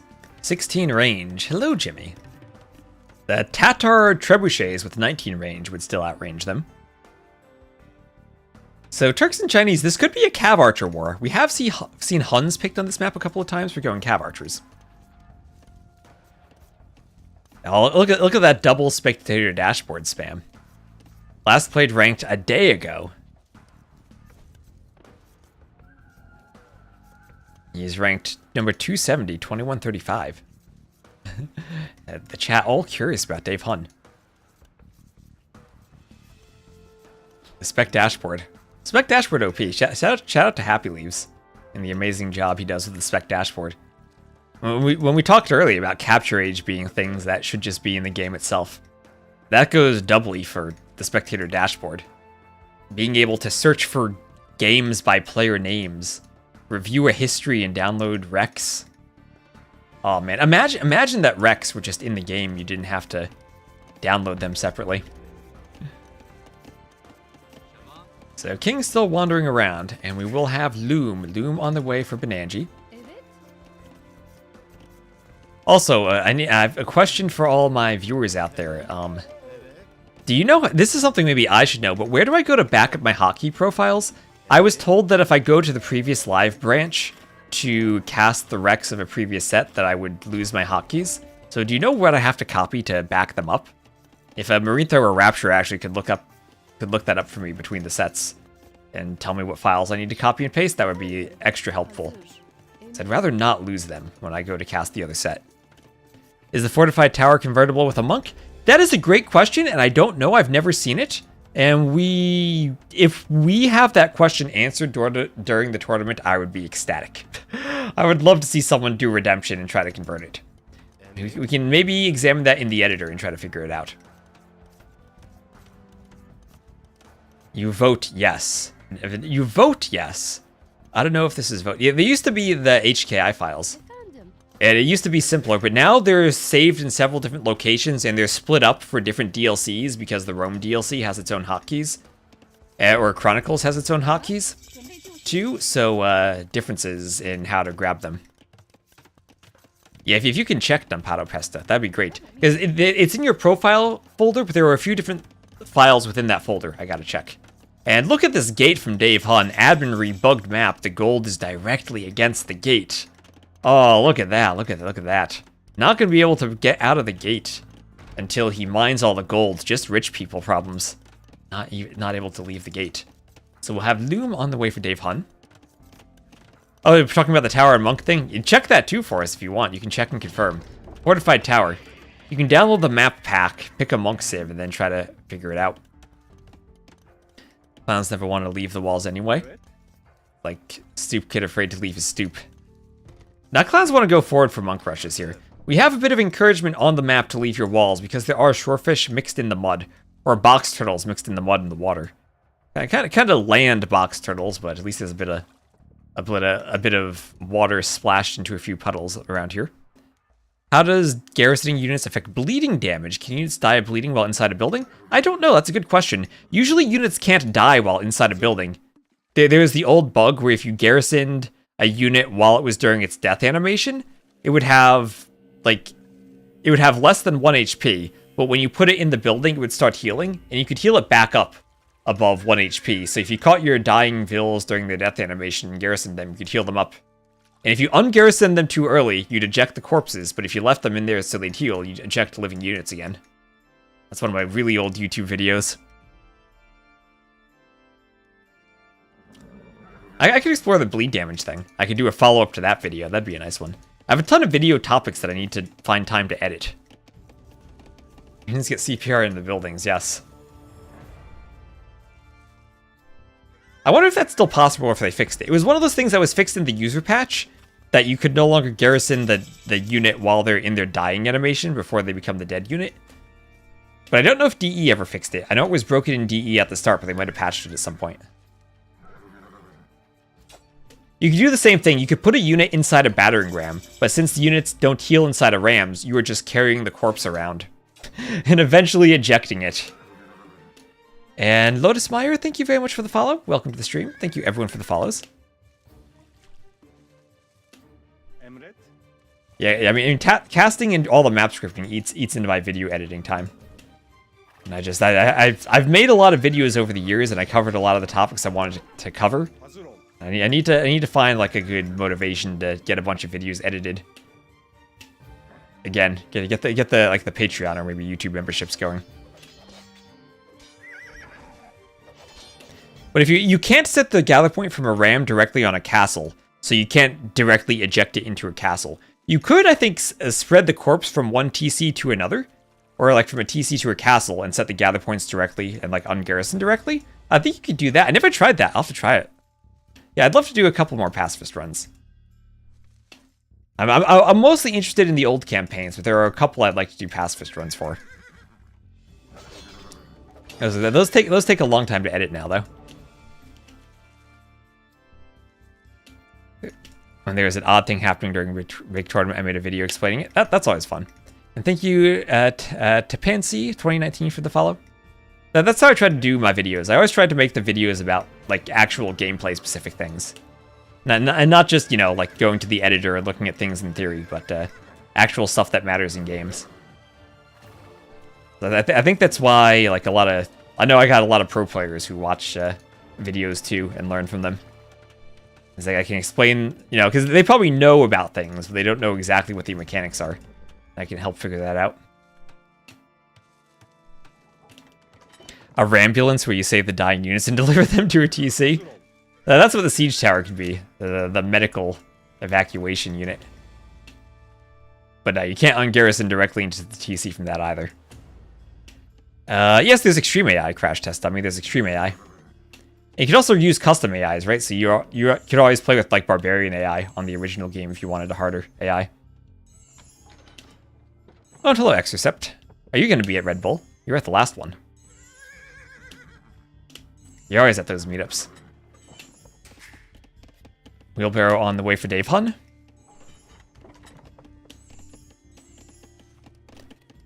Monk getting some... I hear a monk... Oh, there he is. Hidden behind the scouts, getting some healing now.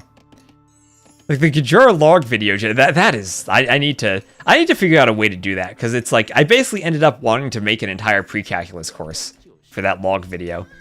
Because I need to, like, explain logarithms, and I also need to explain exponents, and to do that properly, I also need to talk about limits. And then I also need to talk about, like, the slow growth of logarithms, so I need to talk about big O notation. And to do everything properly the way I want to do it with, like, proofs of everything as a mathematician, that video has taken a long time. Now, that's why I originally made the website, so I could house math content there. I still need to update that. All starts with a mill. I don't think I know anyone who lives in London right now. I wonder where Zero Empires is living. He's probably still out in Vancouver. Last I talked to Zach, he was making a custom scenario for AoE 2. Don't know if that has continued. So, Light Cav fighting for relics. 1 to 2 relics so far. 2 relics for Dave Hun, 1 for Benanji. Chinese versus Turks. Chinese, of course, have a much better economy early on. They're up by 1,000 resources collected. Question is always, how do you deal with the Turk late game? Bombard cannons, especially artillery cannons, should be difficult for the Chinese to deal with. Even though they have heavy rocket carts, bombard cannons should be able to counter them. Bloodless, hello Bloodless. How you doing, Bloodless? Melee units bug out a lot this patch again. Oh, thanks to ye. And hello, Gauntlet Wizard. Thank you for the follow. Thank you, everyone, for the follows. Is this like Cat Fiesta? We've seen it played like that sometimes. I think the fact is, since it's Regicide and you don't have the castle for the unique unit, you get a lot of Light Cav out right away.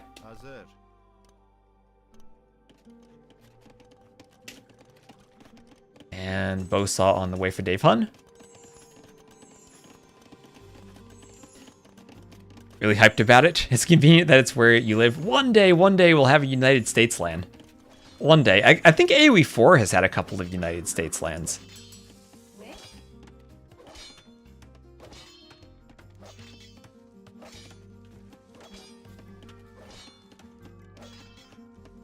What does 10 plus 1 equal? Equals 3.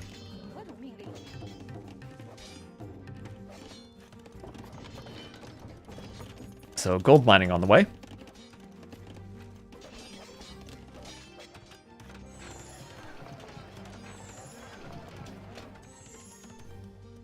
And market in the middle. Market in the middle on that forward TC. So encouraged to expand outside your walls into the middle on this map. Take the box turtles and then the gold here. US lands have become harder. The US lands, we probably need another 3 years before they're possible. 3 years and change. So Monk going down to Light Cav, and forward castle now for Benanji, but maybe discouraged from that now that he sees the Fire Lancer. He needs his own monks to come forward, but he's going to need to get lucky with some conversions of the Light Cav. Don't think he'll grab the conversions. Dave Hun continues adding more Light Cav, and now it's castle time. The castle drop didn't work for him on Colo in the first game, and does he have enough army to get this up? Dave Hun will go for the tower. He's going to do the tower to deny the castle. The Light Cav are going to win the fight for Dave Hun, and with a Fire Lancer coming forward, can he deny the castle? More Light Cav for Benanji. Okay, Dave Hun deleted the tower, didn't go for it, and the castle will go up. The Turks can get Janissaries, a Fire Lancer here. A couple of villas might go down, but enough of a village was sent forward to get the castle raised. And there it goes, 10 villas. I think all the villas survived. And the castle is up. It'll shoot down some Fire Lancers and Light Cav. And nice castle there. And it's Janissary time. Lumber camp even. Lumber camp. Let's go. Let's go. Let's force a game 5 here from Benanji maybe. Monk, ooh, immediately goes down. 2 relics there, 3 for Benanji. There's a 6th relic that should be on the map somewhere, unless the map bugged out again. And Imp on the way for Benanji. Imp on the way for Benanji. Let's go, let's go. Dave is in trouble for sure. So unless they made specific fortified tower for the tournament, no, they can't be converted. Oh no, they can't be converted. All right. No conversion then for the fortified tower. Interesting, because usually towers can be converted. Your normal towers and bombard towers can be converted, but I guess the fortified tower can't be. So no Janissaries, he bought Imp. And this will be a castle here from Dave Hun. What is Dave Hun doing? Double stables. Workshop. Oh, Dave Hun is going to go Fire Lancer Ram. He will do Fire Lancer Ram and try to push the castle. Janissaries on the way. Maybe a couple of mangonels are needed here. Could Janissaries deny this castle? Benanji will see it. And Fire Lancer Ram. That's 3 rams on the way. Will the mangonels be in time and in a position to save this castle? No ballistics. Janissaries there pushing forward. How do Fire Lancers do? Do Fire Lancers beat Janissaries? Oh my gosh, they might even beat Janissaries. Here are the rams. Ville's going to come and fight the rams. Repair Villes for Dave Hun. He's going for the push. If this push doesn't succeed, he's dead. If it does succeed, he probably wins the game. Where's the Mangonel? Mangonel on the way. Fire Lancers hopping inside the rams. Janissaries in the back. Repair Villes here. Can Fire Lancers pick off the Mangonel? Defensive castle goes up. Chuko News are on the way. Ram pushes there. More rams from the rear. Mangonel's on the way out. The Mangonel is downhill. Will the Fire Lancers kill the Mangonel? More rams on the way. The Mangonel not walled in from the rear. Not quite walled in by a tile. There's no murder holes here. Rams going down. Rams could try to ram the house. Another ram goes down. Those rams very low on hit points. Maybe the Villes could pop to the other side of the castle and destroy them. A Hussar here. A Hussar raids. But the Mangonel gets another shot on the rams. More rams going down, but more rams continue to flood in. Dave Hun going for the Fire Lancers and for the rams. And 3 rams now. This castle is going down. The castle from Benanji will go down. He bought Imp, but the Fire Lancer flood continues. Dave Hun with a huge Ville lead, a huge economy lead. And the castle will fall to rubble. As the Chinese economy, up by 5k resources collected, can power him for a Fire Lancer Chuko new push with the rams. Wonder if Dave deleting the corner walls would have helped faster ram reinforcement? Maybe it would have even. It doesn't need faster reinforcement. He had double workshop ram production, and that's all he needed. He goes for the Castle Age ram push. And what now can the Turks do? They can try to go cav archers. They can try to go hand cannoneers. Hand cannoneers on the way. That should be good against the Fire Lancers, I would hope. But maybe not so much against the Chuko News. Chuko News, I would think, when you get up to Imp, should counter that. Yeah, magnificent Fire Lancer ram play. That was perfection from Dave Hun. You said rams are useless? Rams are not useless here. And did I read Gauntlet Wizard's follow notification earlier? I think I did. Anyway, thank you all for the follows. We're so close to 14k followers.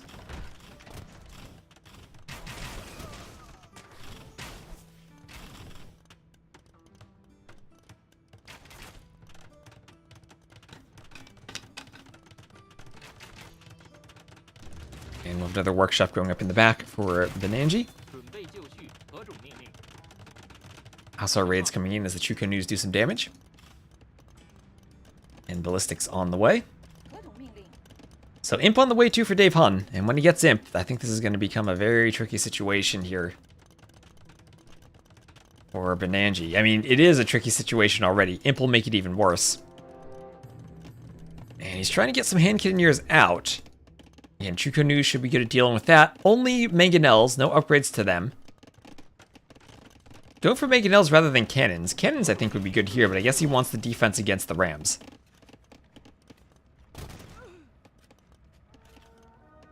Fire Lance's shoot attack?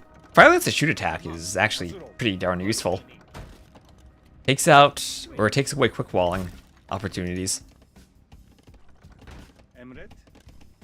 And the eco for the Chinese? Look at that. Look at how much that eco is expanded. Look at Dave Hun's expansion. 1, 2, 3, 4 TCs. Everything walled. Completely safe farming eco. No raids that can come in. I guess the good thing for Benanji is he does have 2 extra relics.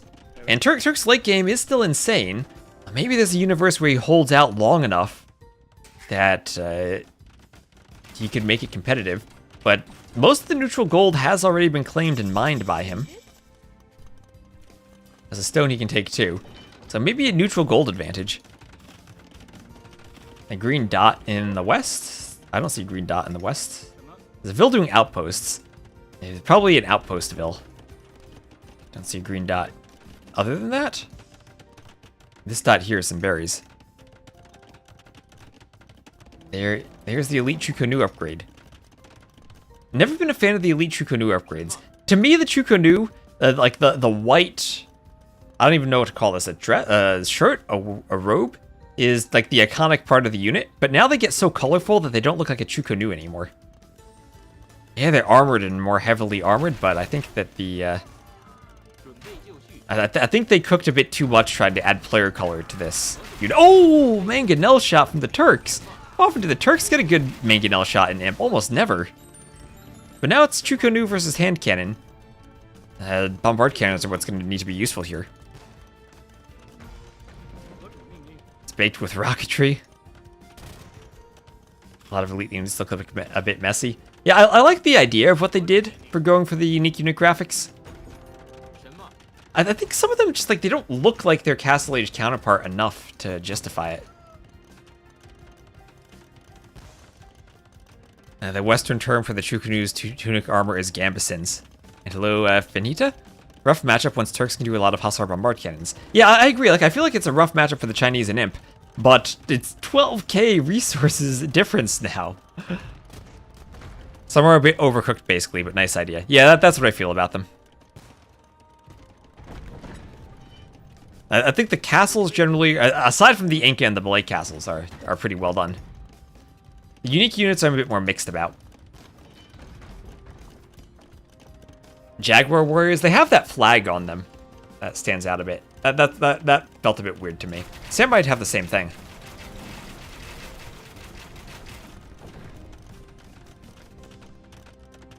Artillery coming in. More rams and trebs coming forward. Rams and trebs. And you're an Inca Castle fan, Pakani, how dare you. Cavaliers even. Chukonu Ram, Cavalier, Fire Lancer, Treb. The Chinese exploring that tech tree of theirs. That sadly is missing camels. Is this enough Cavalier to overwhelm the hand cannoneer numbers? Now you're at a position where you're the Turks. You're basically using hand cannoneers to protect your cannons against Cavaliers while using your cannons to thin out the Chukonu numbers. And a couple of nice cannon shots. There we go. Low HP Rams now. And decent fight here for Benanji. Those Trebs have to fall back against the artillery range. More armor on the way for the Cavaliers. I don't think in the long run hand cannoneers are all that great against Cavaliers, but in the short run, they certainly are repelling them. Yeah. If only the Turk player had halbs right here, but they only have feudal spears. They could go heavy camel, but I think the Cavalier numbers overwhelm the hand cannoneers, and then can go for the bombard cannons. And then Dave Hun is free to push after the cannons go down. Can bring the Trebs forward, even on the low terrain, and push the castle. Maybe bring them forward too early? Maybe a bit too early? Ooh, one almost goes down. Man, maybe I overestimated that Cavalier push. Chukonu's still getting sniped. And armor on the way there for Benanji. Has a ton of gold he could spend. He needs to get more hand cannoneers out, I think. He needs to make sure he has the mass. And woo, that is a forward castle. Dangerous to build the castle with the Trebs right there. But it will then give his cannons room to hit this castle from behind. It will protect them from the Cavaliers. Maybe Dave Hun just goes right now, though. Maybe this castle forces a fight. Maybe it forces it before Benanji can protect it. And 3 Trebs. This castle, I think, is on the cracked terrain. Is this downhill on cracked terrain somehow? Nice cannon shots on the Chukonus. And the castle foundation goes down? The castle goes down before it even goes up. This cracked terrain betraying our Turks player. That would have been an insanely good castle had it gone up, but it doesn't. And now the cannons, they're struggling a bit. 5 cannons in the rear. Yeah, I don't know if that counts as being on cracked, but that might have been... Could it have been both downhill and cracked? I'm not sure what the requirement is. I don't know. I think it's just the central, like the center of the castle needs to be on cracked terrain, and that's what determines it, but I'm not sure. Okay, a couple of Hussar raids getting in. Hussar raids getting in. They've killed quite a few Vils here. That's now 33 to 22 KD for the Vils. And Cannoneers there will protect against the Fire Lancers. Hussar raids getting in through the gate, still picking off more Vils. Benanji has a Vil lead, needs more houses, has to realize he has 20 more pop space to work with. At the same time, Cavalier raids coming in, and Benanji, his exposed eco will be, well, exposed, as the name would imply, and has to be careful. He maybe could go for the wood in the back, but he'll need more farms if he wants to pump Hussars. And wait, the front of his base is overchopped, and the Chuko News can get right in. And where's the king? The king is in the TC. How much damage did Chuko News do to TCs? Is this a king snipe right here? Is this king snipe territory? Oh, no wheelbarrow, too. And remember, he just lost 30 Vils. Remember when he had a 10 Vil lead? No more. And the Vil deaths have not stopped. The Vil deaths have not stopped. All the pressure, he's not been able to continue. Wait a minute, could he go for a king snipe? Dave Hunt is worried about that. He is going to run his king and try to bring the king up here to this TC where it's maybe safer. A little stable out there. I have the Vil out there for outposts, but the king is going to be moved to safety, so the cannons can't pull off a snipe. So both players losing their outlying eco, but Benanji taking a much harsher villager loss. 65 to 40 Vil KD. And now the Cavaliers can come to the middle. Those, even on the cracked terrain, the map control for those castles are there. I think you definitely take out the TC with that many Chuko News. I think you do too. Where'd they go? Looks like they pulled back a bit. Benanji doing treason, and he's going for the king snipe. You'll see the king over here. He doesn't have the hustlers to go for it though anymore. He's actually trapped from behind by the Chuko News, and I think his military goes down here. Yeah, nice cannon shot to pick off some Cavaliers. This is there.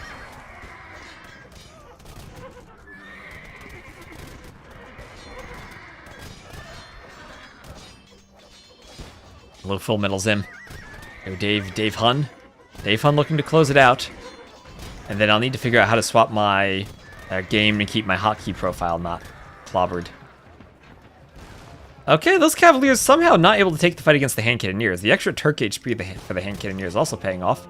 Oh, there goes the relics that are in the monastery. And that is a large enough number of cannons. I think they can take the fortified tower even though the tower outranges them. So Dave Han patiently waiting to amass Cavaliers.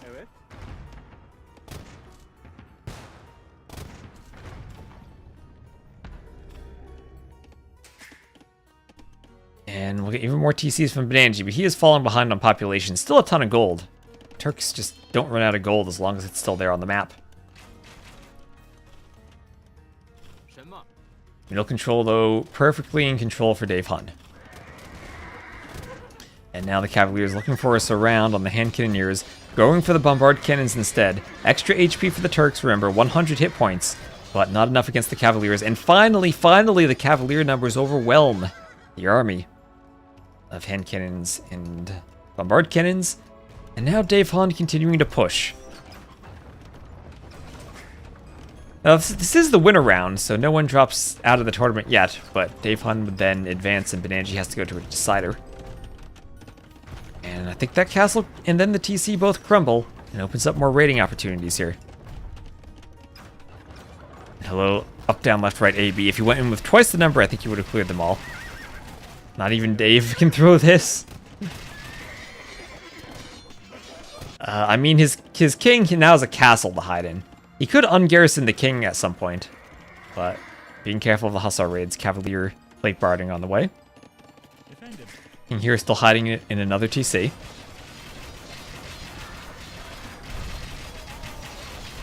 So Benanji's still holding out hope for a king snipe, not going to leave until it's completely over. But yeah, all the production facilities, all the forward map control now destroyed, and then some of that gold's taken. So Cavalier plate barding armor on the way.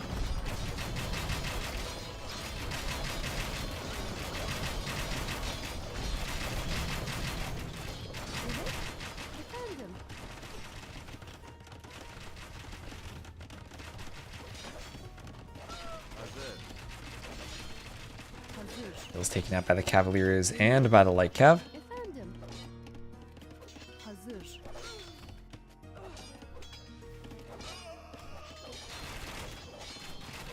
And masonry on the way for Dave Hunt. Did he just do masonry and Great Wall? He did. He needs fortified wall and architecture. Just give it to us. Give us the best walls you can. Do masonry and architecture affect walls? I think they do. Maybe I'm wrong about that, but I thought they did. Where's the Blue King going to hide in the north? hide in the north, and we're going to have Cavaliers. The Cavaliers will go for one last charge at the castle of Dave Hun. Chinese bombard tower time. That only works with the Teuton ally. You can only get the extra cannonballs with the Teuton ally. But that's what you can do. Elite Chuko News, garrison them in a Teuton bombard tower fully. When you have full upgrades, it shoots 4 cannonballs. Yeah, Dave Hun, I mean, he's doing his upgrades, right? He does murder holes. He can do architecture now. He can protect against the Cavaliers. Does he see the stable? He sees one stable. Oh, imagine those he's gonna wall the king in. Imagine those Cavaliers find the king. Walls will go up, though.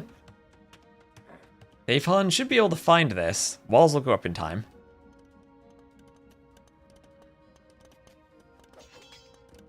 Yeah, you do get Great Wall to beef up the bombard towers, too. Gives you extra HP on the bombard towers. Alright, will this work? I don't think 20k, that's not enough. No way that's enough. They will have Blast Furnace. If the king were still in the TC, maybe this would work. But not when the king is in the castle. The king is even fleeing. The king is going to another castle. So, sorry, Benanji. Dave Hun's king is in another castle.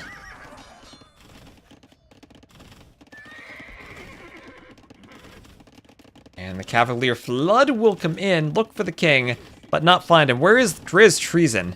Treason has to come in now. King right there in the middle.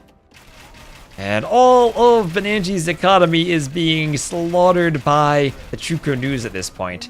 Vills all die as the Cavalier raid continues. Should garrison to Vill in the castle to debate him. Yeah, this is where you need 1 unit in each of your buildings for flags. Why is the map called Narak? I don't know. Who scripted this? Marintho, Rapture, are you guys here? Bazi, can one of you clue me in? Unknown player. His architecture for more defense. And Benanji now down to 17 Vills and 16 Cavaliers. I don't think the King Snipe is going to work. And I think that Dave Hun is going to take this. I think he's going to take it.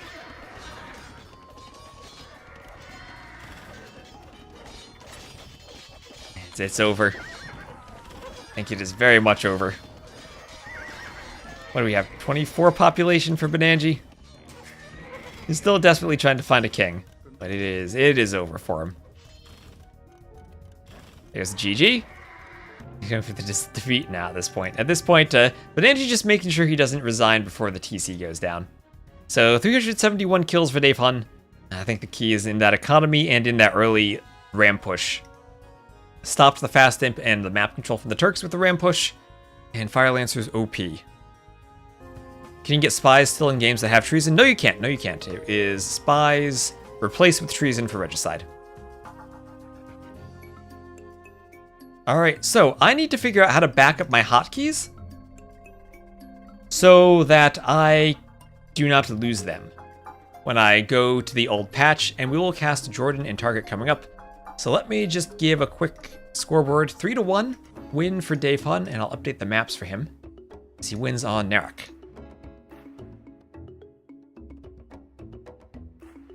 There are several files I need to copy though, Full Metals. As I said, when they updated the Rome DLC for the different game modes, there were different hotkey profiles now, so it's split into several files, and I need to figure out how to go back up the hotkeys, because yeah, as Elevate says, they're stored in multiple places. And I need to figure out how to back them up. So I'm going to take a quick break and just grab a quick snack. And then I'll be back in a moment and we'll get the next set started. Let me update the score. Why do they make them so complicated? I don't know. But they do. Let me just get my out of game scene. I got this. I hope so. Our base messaging me.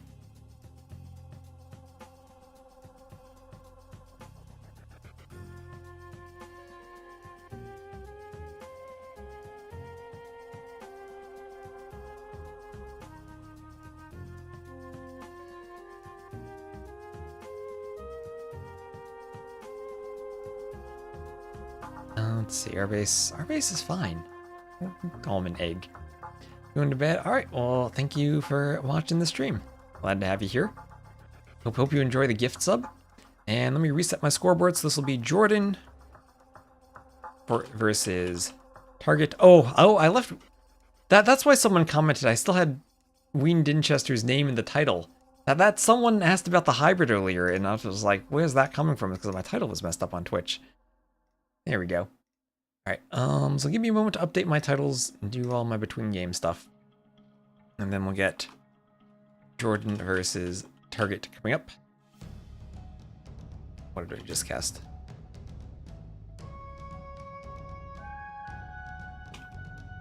Have Elim round games been played yet? I feel like everyone in the winter round has been much more enthusiastic about continuing to get those games scheduled quickly.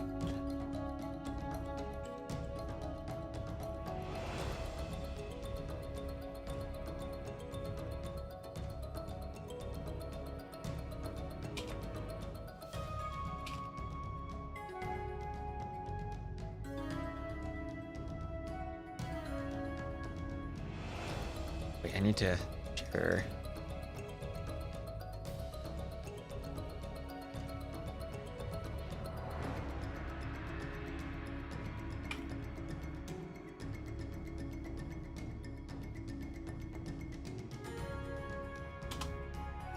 Alright, here we go, shared that on my Discord. And now that I have the draft, I need the draft from this set. For Rex. Go JorDan versus Target. There we are. Played a couple days ago. It's like I said, I'll need to update everything. But I'll be back in a moment, so stay tuned.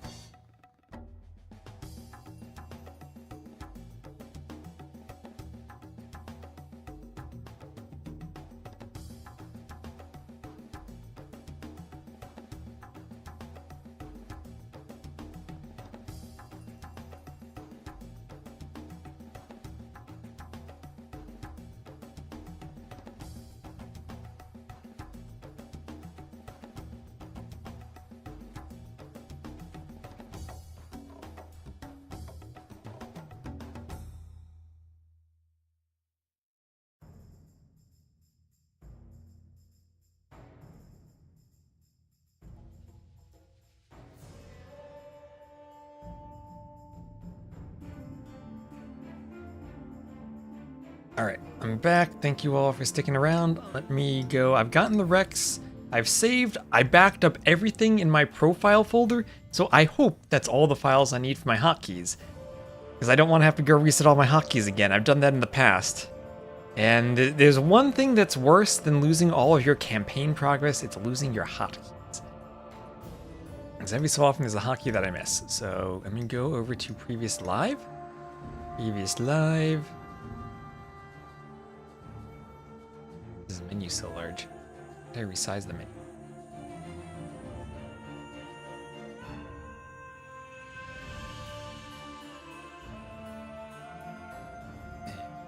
Update the game? That was a quick update. Previous live. Let's hope that works. So is this live? These will be Rex. These will be Rex. Thank you, Will WCS, for the follow. And a reminder, if you want to watch in 4K, I'm also streaming on YouTube. I know some people put YouTube on their phone or on their TV and then chat in the Twitch chat. We don't lose the pacifist campaign achievement, no, I just lose my in-game maps. You have a giant spreadsheet with your hotkeys, not looking forward to updating it with all the new Three Kingdoms stuff. At least AoE2 hotkeys don't need to be updated like AOM hotkeys do. Alright. So, JorDan versus Target. I was thinking about casting this in German, but I figure since we have so many people here, I'll just do it in English. One day I'm going to do a German stream. It's going to be absolutely lovely.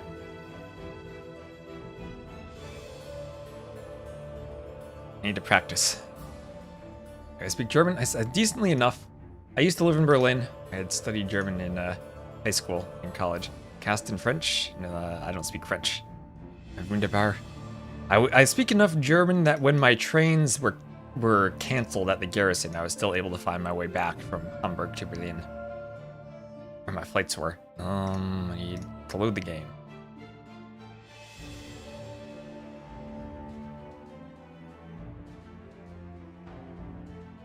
Alright, so game number 1 on Colo. You won't run out of good civs, but yes, you will use more civs. Maybe you run out of good civs. You will use more civ. Post der U-Bahnhof? No, this was how do I take a train to another S-Bahnhof, like 30 minutes away, to then get a train, to then go to Berlin, because all southbound trains were not departing from the main train station. So that's the most important reason to learn German, right? So you can navigate the trains that are down. Anyway, welcome back to another set of Stronghold Frenzy. We'll have Target playing in the blue as the Georgians. He will be against JorDan playing in the red as the Inca. And this is the version of Colo that has the walled mountain in the middle, but then a lot of trees spawning as a circle in the middle. There are a few different versions of this map. And this gate is blocked by trees. This gate is, I think, also blocked off by trees. So a couple of useless gates there. That'll make up for JorDan having literally no gate to the middle. So both just as useful with their walls. The mysterious walled-in mountain. And are my admins here? Do we know why this is walled in? Oh, look at the merchant for the Inca. Look at the plumes he has. Look at how beautiful that guy is dressed. Oh my gosh, that guy is wonderful. I should cosplay as him for Halloween. That's amazing. Thought the most important part was to be able to watch German Twitch streams. Could be wrong though. I mean, can't... I was gonna say, don't most German speakers, or at least in Germany, speak English? Or maybe that's just my bias from being in Berlin. I feel like German is a very not useful language to know if you're an English speaker. Because most German speakers probably can speak English. You need to practice German too as an Austrian. Although that is a bit different. At least it's not like Swiss German different. Most Germans you met do not speak English, really. Berlin, well, maybe, I guess Berlin is probably its own thing then. Within America, Spanish is the second language to learn. I did take that in elementary school.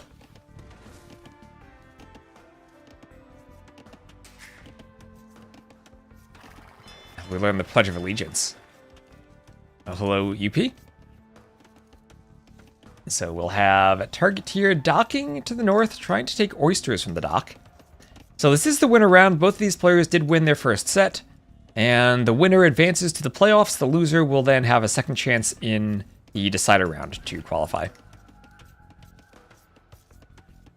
Chinese is the language to learn. I would probably agree with that, honestly. How many languages do I speak? English and some German. When I say I learned Spanish in elementary school, I mean literally elementary school in America. We're not talking about actually learning how to speak a language.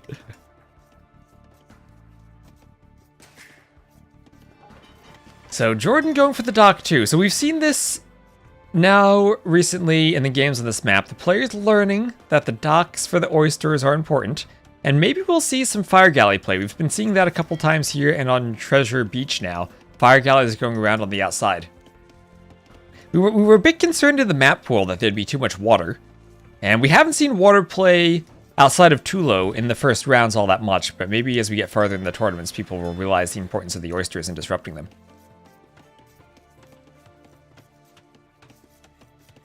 Spoke 5 languages. Yeah, I mean, if you're a child and you're exposed to them, yeah, that's when you can learn them. And you still have a good language learning ability.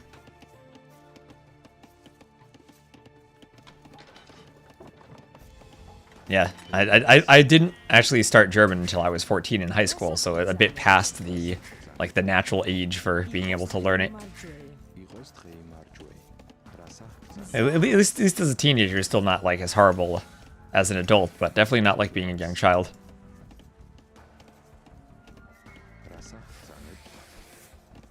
And yeah, the Komodo dragons are reskinned deer, but deer with extra hit points, so you really gotta shoot them with quite a few arrows to be able to take the food from them. There we go. Georgians with the mule cart, though, are great on this map for going forward to take the Komodo dragons. You do expose the Vills and Feudal to some raiding, and if JorDan scouts that, he will be able to take advantage of it. Would need to delete a tile of wall to go forward, though, if he really wanted to. And we see target deleting his gate to use the mule cart. Oh man, maybe the civ that isn't actually bothered by the gate, since he could just mule cart to chop through it, but this is probably the smarter play. We can do a German stream? Someday. We can do a German stream. I need to practice my German first, I think. It's just been so long since I've spoken it, I'm definitely not going to be able to, I don't know if I'll be able to get through it properly. Maybe I'll have to do just like cast 1 or 2 games here or there. Or like play a game versus the AI. With AoE 2 set to German, so I can learn what all the words are. I don't know how good the translation is. I heard that Black Forest recently had its name updated in German.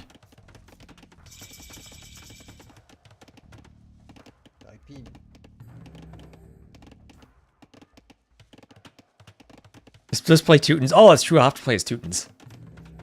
Like Teutons with Teutonic Knights.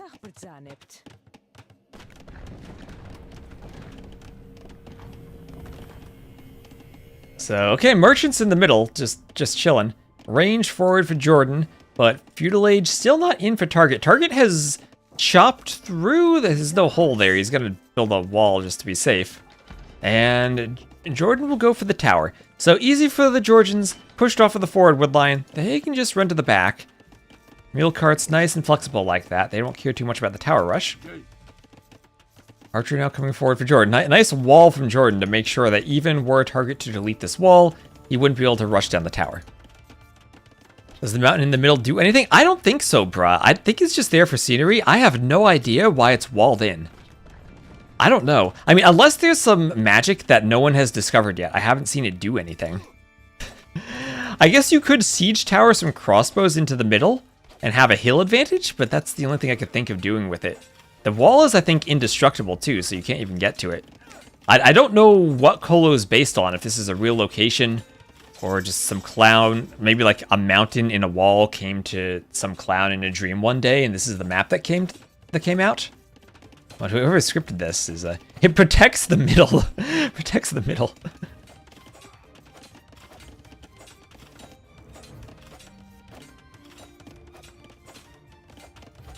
Yeah, that's what Lidocor always told me. He can't play the Magyars because he's Hungarian, and whenever he clicks on the units, he gets distracted because he understands what they're saying.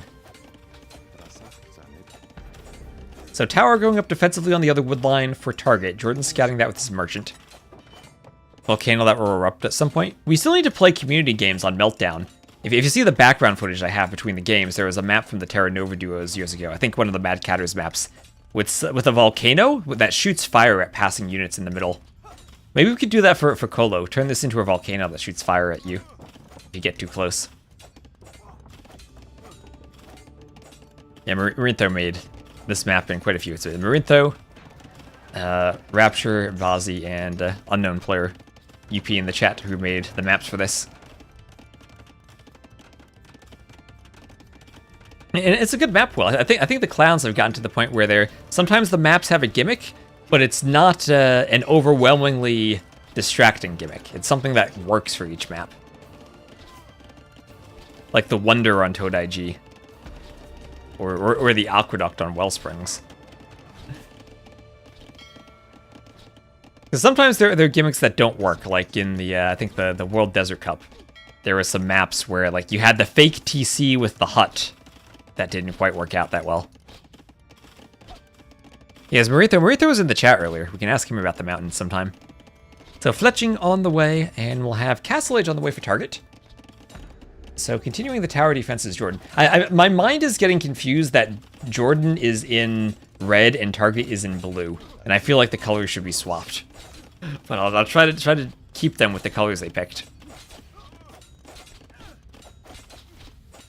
They speak the language. Well, Halo Wars makes sense. That's in English, right? Well, that's the Halo universe. IG is Rush the Wonder. Oh, that merchant, he has a good bit of HP, distracting the tower fire a bit. So target, not quite the walls he wanted, but at least has the tower defense. And still has wood access. But Jordan continued to push with more towers, try to get access to the gold. And I guess this has to be an immediate workshop in Mangonels for target once he gets up to defend against the towers.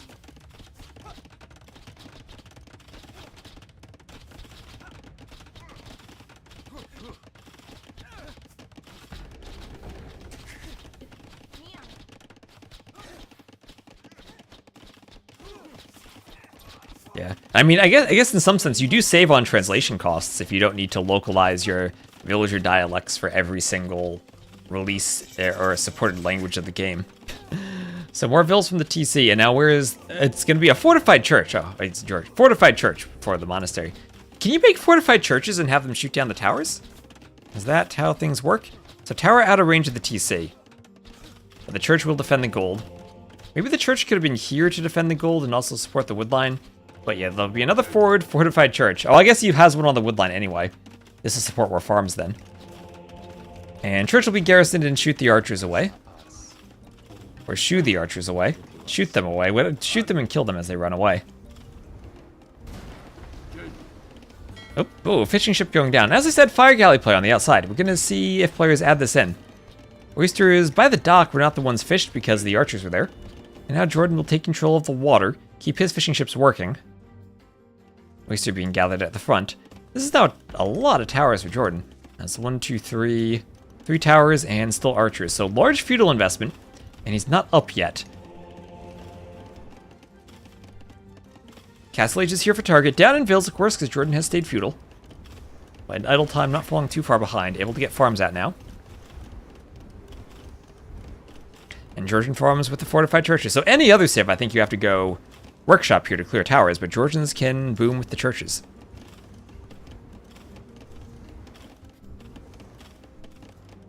Wir benötigen Holzsire.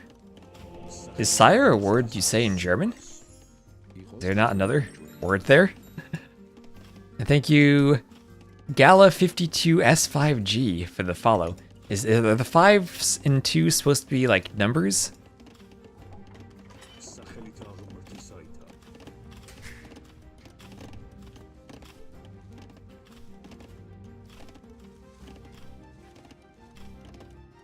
Seven eco deaths for target does hurt too.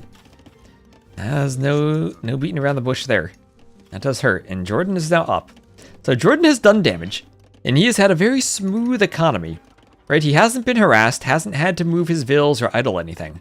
Completely protected at home behind the tower rush. And even able to move out and take the far farms, keeping his merchant alive.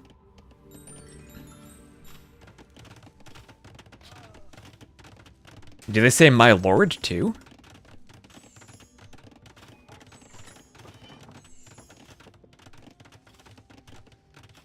And then gold mining and castle age on the way for JorDan. We'll have there's the workshop. So second TC and a workshop. So Target at least getting some advantage from being up. Getting the churches up to boost the eco, getting the TCs. Needs to maybe do eco upgrades, but still isn't too bad of a spot, I don't think. He can get mangonels out to clear more of the towers. And claim his farms. The same, my lord, but with a heavy German accent. I'll need to hear that. Yeah, you people. What is Colo? What is Colo? I'm not familiar with it.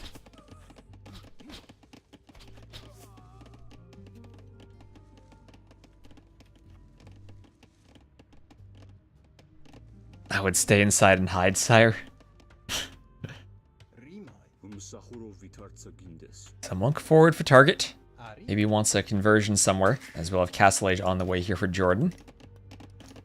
And some vills going forward for a mill on the berries in the middle. And there's JorDan up to the castle age. Mangonel coming from the workshop. We'll go for the towers.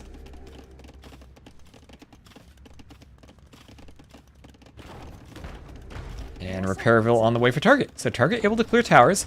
6 Vil difference, but he does have the second TC up already. That'll help make up for that, and does have the churches in his economy. So crossbows coming forward, that'll force the Mangonel back for the moment. Google and it's a Serbian dance. Colo? Okay, well we'll need Marintho to confirm what the meaning of Colo is for us then. So maybe a second Mangonel needed. Or at least maybe a Mangonel clearing the tower closer to the TC. Makes it easier for the Repairvilles. And JorDan will try to garrison the tower a bit. Maybe send some Vills to hit the tower. Those could be Vills heading to their death because they're low on HP. And that Mangonel just needs to get one good shot. Maybe a shot behind them, but yeah, they have to run. This tower will go down. Don't think JorDan can save that. Eagle runs in, but that TC can just garrison and shoot the Eagle.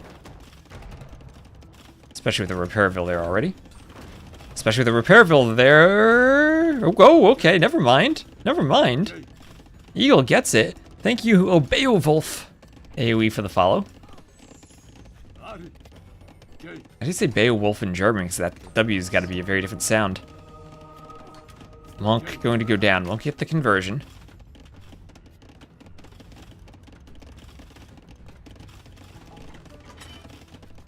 Toad IG is still standing today. Yeah, yes, it is. You can visit it. Viper play Stronghold Crusader. I played also Rise of Nations. I'll have to stream that sometime. I'll have to find a way to get it to work. I think it's one of those old games that relies on some like DLLs that no longer are shipped with Windows, and you have to find the files to add. Or probably has like some CD like protection that no longer works on Windows, so you have to like find a way around the old anti-piracy stuff. And the Wandering Traders, thanks for using your Prime sub. Yeah, the chat's in German now. So second TC for JorDan, he is just TCing some stone on the outside, booming up. Looking to collect relics with his monks now, 1-to-1 relic for each player. And the Vil count is just about the same. JorDan with 2k more resources collected so far, but I think in the long run the Georgians will have the better economy. Mangonel War, JorDan with the hill. Still trying to stop the towers from being cleared, and this one last tower will be annoying as the home for the crossbows that are forward. Maybe Target could get another fortified church in front of the gold, though, and that'll protect it from crossbows and Mangonels.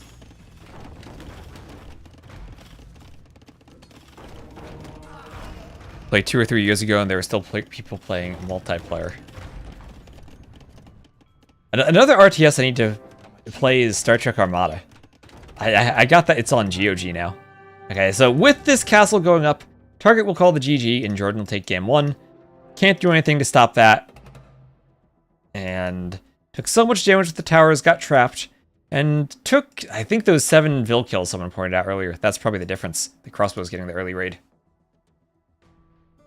Maybe with Wean on Linux for better compatibility. Maybe. I need to update. I'm still on Windows 10. And I think that's finished now. So I don't know. I don't know what I'm going to do if I'm going to dual boot Windows 11 and Linux from now on. It would be wonderful if I could stream and not need a Microsoft product. So let's see. It's a win for JorDan on the first map. And Colo. And let me just get an ad between the games, then we'll get into game number 2.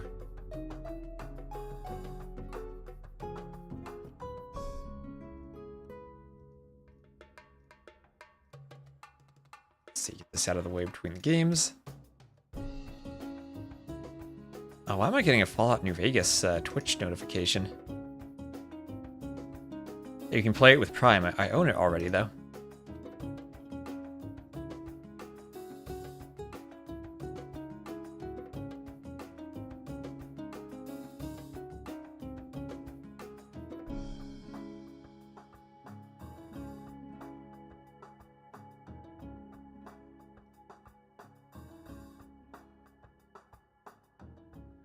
Let's see. Open capture age, get ready for the next game.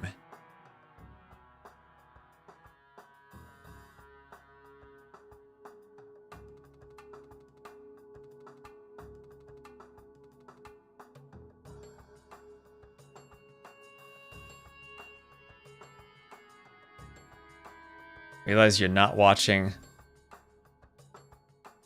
the stream you turned into pre-getting the kids ready for bed? Oh boy. Well, you passed over from T90's raid?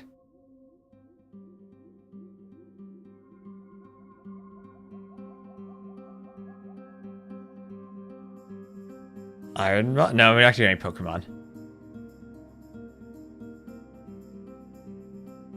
Open for New Vegas. The rumors are Fallout 3 next, but like New Vegas was the better game.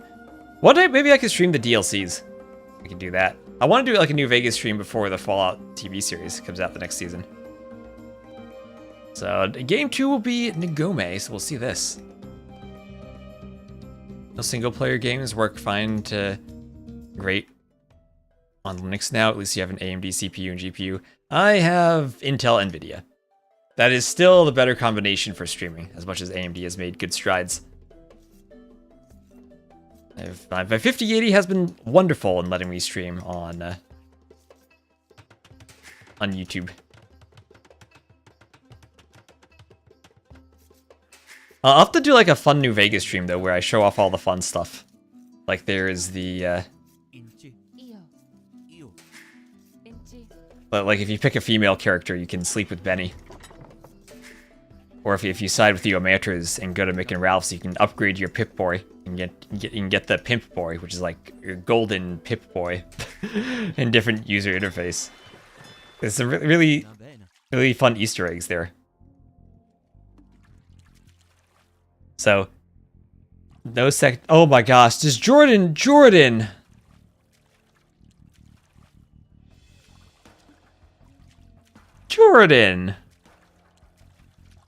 So this is Ngome. This is a map where you can make extra TCs starting from the Dark Age. And JorDan is not aware of that as he has done a mill. Now, we saw Bruh win a game where he didn't realize this. He was the Celts, he drushed and was like, oh, you can do another TC? And then he moved and scattered more. He's like, oh, you can do more than just one extra TC? But JorDan. Malians versus Romans, and he does not realize that you can build a second TC in the Dark Age. You can build as many TCs as you want in the Dark Age. Oh boy. Thank you, FNord91 for the follow. I almost want to say Fjord. If you're Nordic.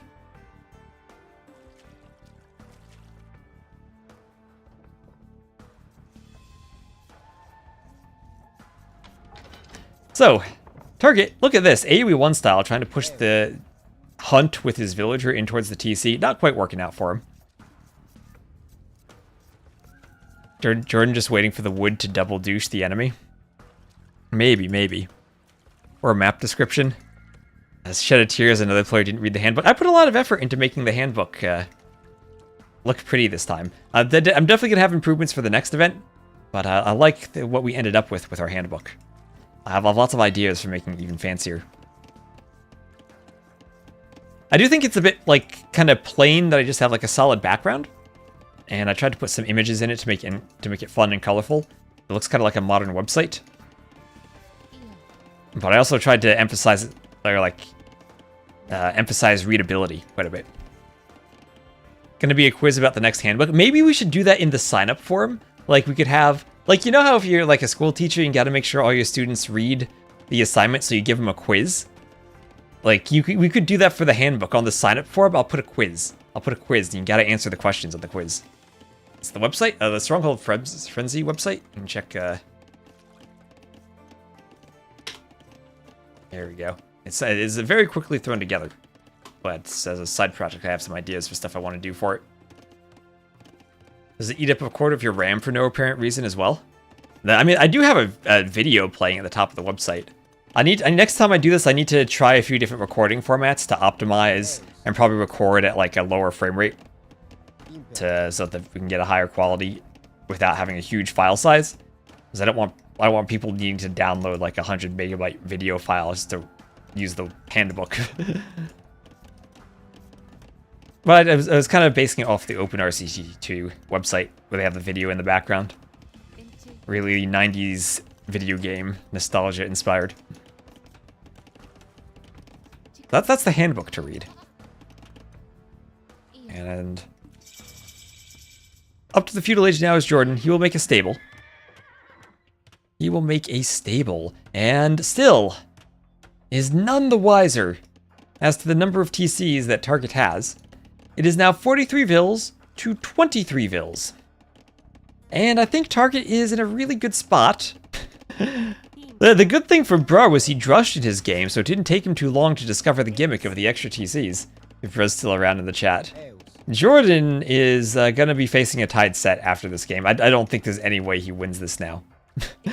Imagine if Target were the Sicilians and went for a 5 TC boom, and JorDan didn't scout it. A quick look is well done for a quickly put together. I had it in my back pocket when I did cartographers, and I threw the handbook there because we didn't have, well, we had a Google Doc, but the Google Doc wasn't rendering properly. So I threw it on the website, and I think it's great to have it on the website because it's more mobile friendly. That's the challenge of making documents these days, is making sure they're responsive. Because PDFs are great, but you open a PDF on your phone, and you're zooming and scrolling and flipping pages all over. And then, like, Kindle or EPUB files never are exactly what you want them to look like. I've never actually seen an ebook there I was satisfied with the reading experience. So, then there's HTML, which is kind of flexible, but also kind of annoying in its own ways. As much as we have different ways of doing more than just paper, we're not quite there yet. As you have an extra TC, JorDan will be asking the same question, I'm sure, but on this map you are able to build extra TCs starting from the Dark Age. Yep, this particular map. Lots of the maps have one little gimmick, like we have the Todai G Sudden Death Wonder. This map here, you can do the extra TC starting from the Dark Age. As far as I know, people are able to run AoE 2DE, play multiplayer, and even run Capture Age just fine on Linux. I don't know about the performance of Capture Age, because like on 4K, it like eats all my VRAM on Windows, so I need to do a lot of testing before I'm confident I could stream there, like full-time on Linux, but definitely would love to swap over and not have to deal with Windows 11.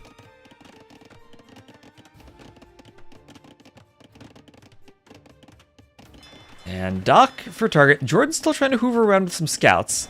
Stock will be pretty close to the TC. See if he wants to dive a Vil. Yeah, won't commit to the Vil under the TC. And JorDan continuing to push forward, now with archers in his feudal army. But Fire Galley's on the way out for Target, who's up to the Castle Age. And I'm wondering if we're going to see some spicy post-game chat. The two did all their scheduling in German, too, which was nice because I could understand it.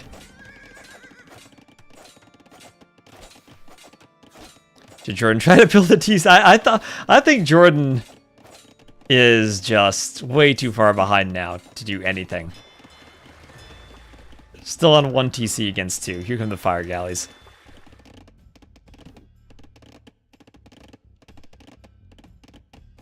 I think you gotta commit to it, maybe. You'll be like, wait a minute. How does he have an extra TC? I wonder if it's clicked to him that his opponent has an extra TC yet. Because sometimes you might just be like on autopilot playing Age of Empires and not realize, hey, my opponent has 2 TCs. And JorDan delete? No. JorDan never built a second TC. You can build extra TCs in this map. And there's JorDan up to the castle age, but target's already there. Maybe he thinks the gimmick is they had different starting TCs? I don't know. I mean, as far as he knows, right? As far as JorDan has scouted, maybe Target deleted this TC and rebuilt it over here for more vills. Maybe he's thinking there's some weird transfer your TC meta.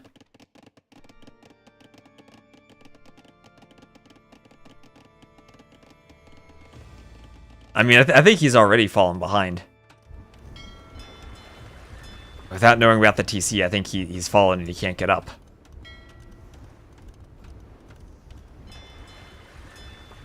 And okay, Target going for the castle drop. JorDan will wall behind this. And yeah, 10k to 6.5k resources. Target will get the castle. If he's also doing ships on the water and a transport ship with a monastery, he's going for the relics. Target, oh, he knows the map. He's going for the relics. 1, 2, 3, 4, 5, 6, 7. All of them spawned. Let's go, Target. Target playing the map the way it's properly played. Let's go. Yeah, he would have had the wood discount on the TCs from being Valians, right? So yeah, he would have been in a good spot to make TCs.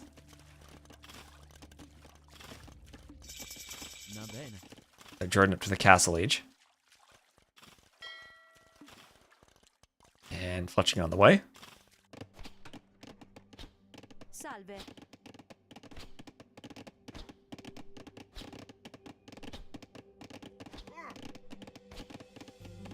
Prontus. Impera. Eus. Salve. Prontus. Impera. Salve. Eus. Archer shooting some vills. Vills have to run. And yep, target up to imp. Target up to imp already. Already up to the Imperial Age.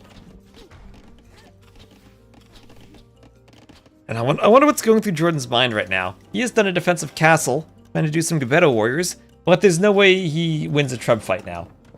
So first, Monk holding the relic on the shoreline. How long will it take for Target to realize that? I don't know, but the Monk needs to get moving. Oh, he realizes, yes, he's done it. He's on the transport again. So many mouse clicks to do this, but he'll do it. Well, I wonder if JorDan's realized by now. He has a second TC, at least on the mainland, but he waited until the castle age to do it, so I don't think he realizes. I don't think he realizes still. Oh, no. At least Bruh realized during the match how this worked. at least he realized, JorDan. Oh, poor JorDan, man. Poor JorDan. They must have drag and drop on the taskbar.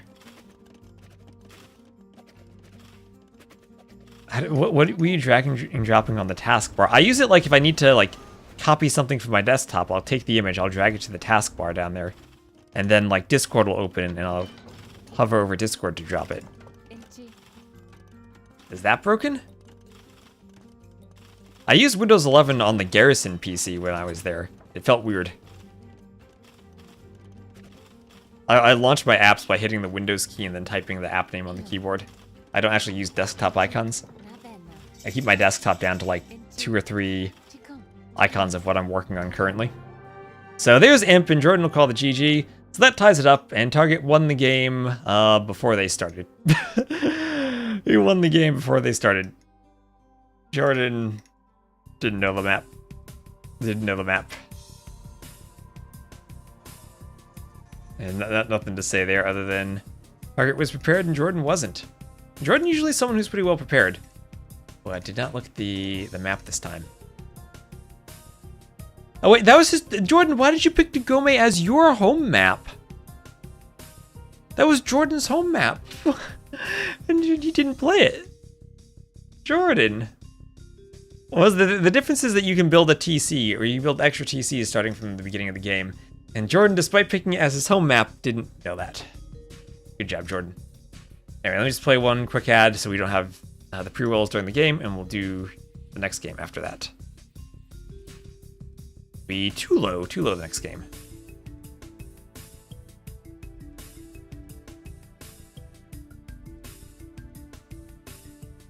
Open an app window to drop the file. Okay, that sounds like a big issue then, if they mess up the taskbar basics.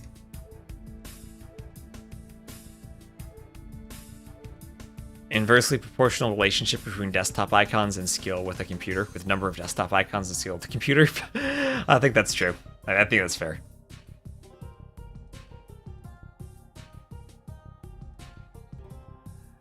I think that's a fair criticism.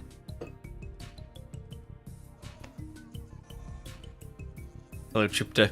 Chupta, how many desktop icons do you have? I can show this off, actually, my number of desktop icons. I will show you what I have here. I'll show you how lazy I am. If I go to display capture, then I minimize my display. What does this show? Oh, DE keeps popping up. Hopefully this shows. I have my recycle bin. I have my map scripting utilities. These two are always here, so I always have these. Then I have a video I need to finish editing. I need to update my device drivers for my microphone, and then I need to click that button. It's just been there. I've been lazy. And then I have my hotkeys that I've backed up. So I have 6 icons, 3 of which are permanent, 3 of which are this is temporary until I finish the stream today. This is temporary until I get around to clicking it. This, who knows when I'll finish editing the video. Did the display capture actually work there? I can't actually have OBS and the Wait, no, that didn't actually work, did it? Oh no, I was on the wrong scene. I was on the wrong scene. There we go. Now we have display capture. Wait, no we don't. Oh yeah, now is this working? The problem is, okay, so I'm pressing my my Windows key, like Windows D is the shortcut to show you desktop, and that minimizes OBS. But if I try to maximize OBS so I can see OBS in the scene of what I'm looking at, then DE pops up because it's a full screen application, and it just tries to pop up all the time. And it just takes your desktop. Yeah. So anyway, recycle bin, map scripting tools, that's always there. Other stuff, temporary. That's my desktop.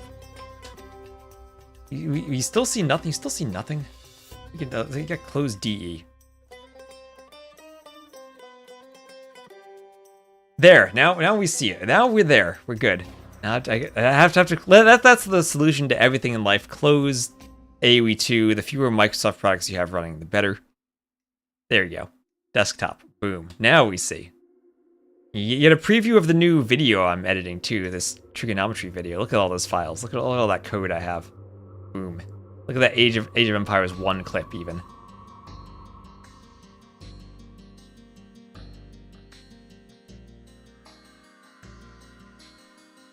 There we go. Now the problem was I have OBS open in studio mode, and I didn't swap the scene. There we go. All right, now let me restart DE, and we'll get into this next game. Game number 3. Let me make sure I don't show my Discord accidentally. Don't leak your Discord, kids.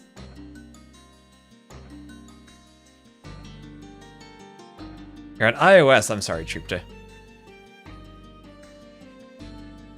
It's not a hell I'd wish upon even my worst enemies.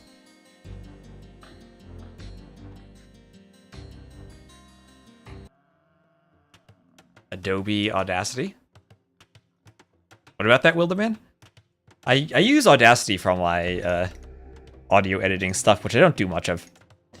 But I also use Reaper for the plugins or compressor and stuff for the microphone. Want to see all those DMs I've been setting? Don't want to have leaked. I once knew someone who accidentally started their stream, and instead of their starting soon screen, left their desktop open, and their desktop was Discord with our conversation on it. And the conversation had some non-public info in it.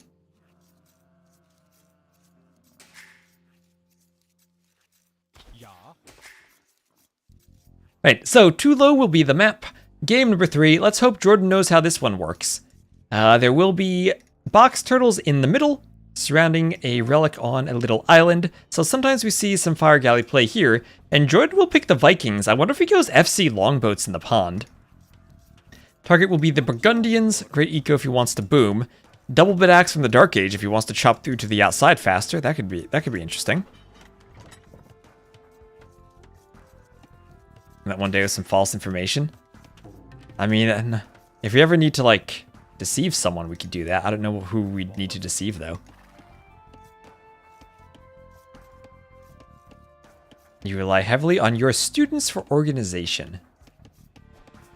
I once had a professor who, he was a math professor who back in, I guess, the 50s or 60s or whenever he was a grad student had very bad experiences with punch cards. And because of that, his entire life, he never liked computers. And he had to use it as part of his job, but beyond answering basic emails, he had no idea what a computer did. And he would say, when I sent him a zip file, his reply would be, "My computer doesn't like a zip." I would just be like, oh boy.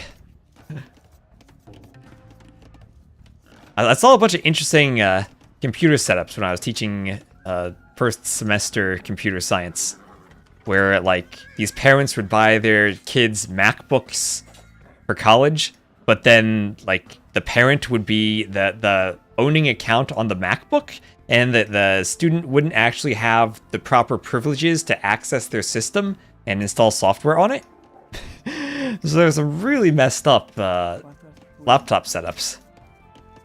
Should use RAR files. Oh no, no RAR files. Dude, don't give me nightmares about the virus that is WinZip. 7-zip's where it's at. So scout fight here. Looks like target is slightly ahead in hit points. Vills for JorDan coming forward. Will the Vill get there in time? And we'll give JorDan a 1 HP bonus on the scout.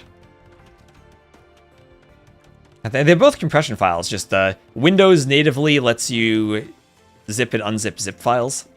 I think you need 7-zip or some extra application to do RAR files.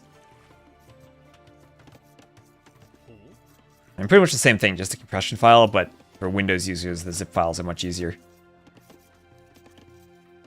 Yeah. There's also the Mac students. Whenever, I don't know, I've never used a Mac, but whenever they make a zip file, there are like some extra Mac operating system files that got crammed into the zip folder for some reason. It really cluttered up my grading workspace to have that extra file every time I unzip something.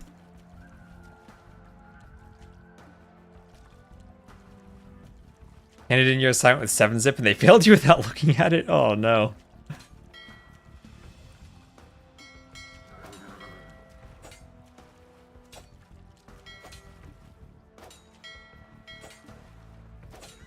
And who wins the scout fight? JorDan does. JorDan wins. And now he can harass the fishing ships with his scout until a villager comes over. JorDan will pay attention though, get as many hits as he can, then run away. Keep the Vill occupied for a bit, and JorDan up to feudal, up first. And remember, no fire galleys for the Vikings on the water. So he could go normal galleys, could go demos and try to snipe Vills. Yep, chat is paused. Don't pause the chat, OBS. Never give a 7-zip file to someone random, it's too niche. Yeah, I do kind of agree with that. I mean, honestly, I'd say the same thing with a RAR file. Yeah, tar.gz. Oh, target. Ooh, oh, almost nicely dumped by target. He tried to use the fishing ship to block the scout and chase with the Vill. Didn't quite get there. But I like the thought. JorDan going back for another hit on the fishing ship. Can he destroy the fishing ship? He's almost there. Target, you could repair. He's going to run. Gets the repair and gets the scout. JorDan being too greedy. Nicely done from target to snipe that off. Tar.xz. Twitch is trying to turn all those things into links. So, militia for JorDan. As the Vikings, he will have a bit of extra hit points on them. Third militia and now men-at-arms coming forward. Archery range on the way. Could do a couple spears after men-at-arms to help out fighting on the water. Spears, of course, do have that attack bonus against ships. Don't most people have some sort of unzipping? Not on Windows, no. Remember, whenever you say most people, remember, most people are going to have no idea how technology works. We are here on Twitch, watching a math nerd stream a video game from the 90s. We are a very tech-savvy chat compared to the average internet. And JorDan goes through the gate, he commits to kill a villager, but now he's kind of trapped on the inside. Maybe he can break through the wall and go back out.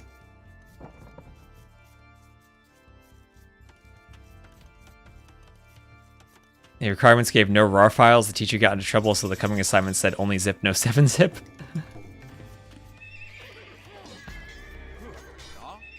So stable on the way up for target. His lumber camp is safe in the back, no men-at-arms getting in there.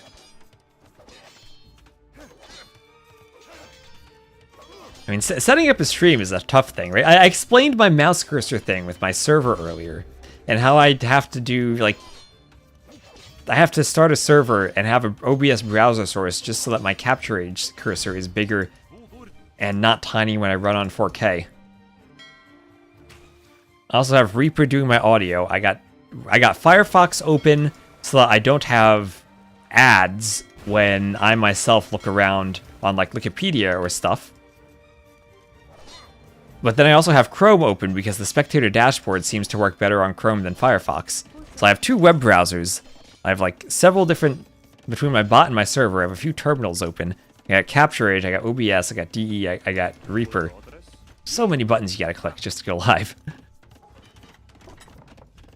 So, okay, what I said earlier about the men-at-arms being walled out from the wood line, well, that is wrong, as Target did not re-wall. And now the men-at-arms are getting there. Remember, extra HP Viking men-at-arms. And Target's gonna have some idle time as he has to run around with the Vils. Well, men-at-arms almost getting through the gate again. Target might try to wall them in. Thank you, Yendrill, for the follow. Thank you very much. We're almost there. We're so close to 14k followers. And there is Castle Age on the way for Target. And the men-at-arms are gonna get back out, not walled in. And Inguz, thank you for the follow. Ooh, they're gonna stand on that wall and fight. They don't want to leave, but they don't want to get walled out. So they're going to stand there and just fight the Vils, try to prevent Target from walling. Thank you, Wildemam, for the follow. And there they go. Finally, Target gets a wall up. Uses this structure as part of a wall. What is this? I don't know, but it's part of a wall now. And now he can keep the men-at-arms out properly, but he took way too much eco damage there for not having a Vil here to wall. And now the downside of being the Vikings. JorDan did have the timing advantage to destroy all the fishing ships, but will lose to the fire galley. No room to micro galleys on this small pond. But could also go longboats once he gets up, so a couple of longboats should win this. JorDan himself looking to wall up. JorDan did not chop to the outside. Again, I wonder if JorDan knows how this map works. He is not chopping to the outside, where the only stone on the map is on the outside. JorDan taking a wood line in the middle, trying to play like a normal map. Yeah, and yeah, look at that. 8 Vils idle chasing the men-at-arms, while a couple even died.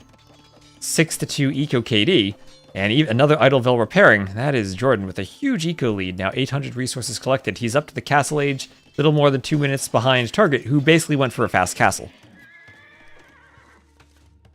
Imagine rushing to wall that, or even walling out here once he saw the men-at-arms there. So Monastery for Target.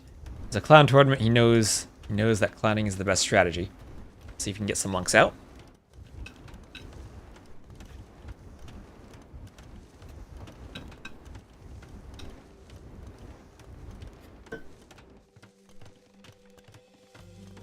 And Suburban 4, thank you for the follow.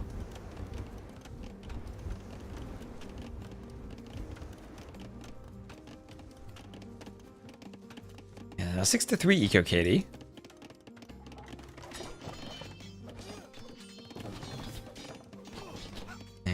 Castle Age on the way. Vil needs to finish the house. Men-at-arms attacking the house over here. And Knight will pop out. A couple of Knights popping out from the stable.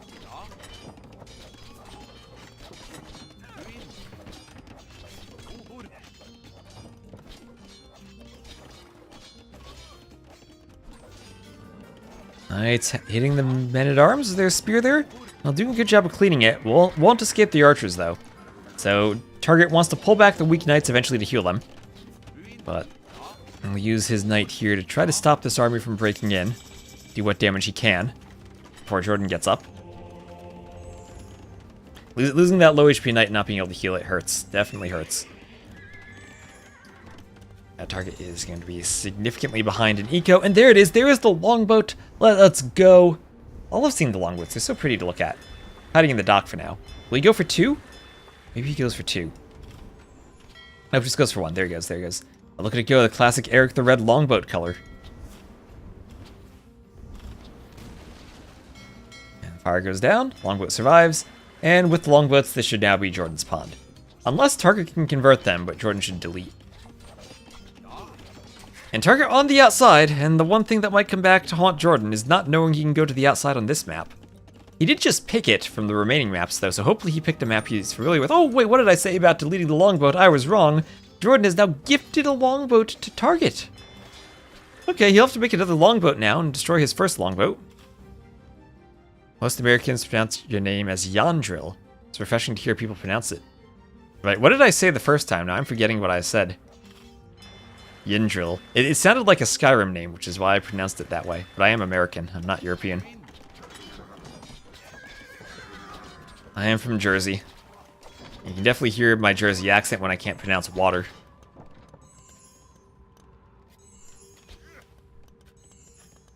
Only a gaming PC for the classroom. Is that appropriate for a classroom? Wait, you know, the only thing a real classroom needs is a chalkboard and some Hagoromo chalk. It's like, Yggdrasil? That does not sound correct. Why don't I speak French? That's the old Jersey. We're the hip New Jersey.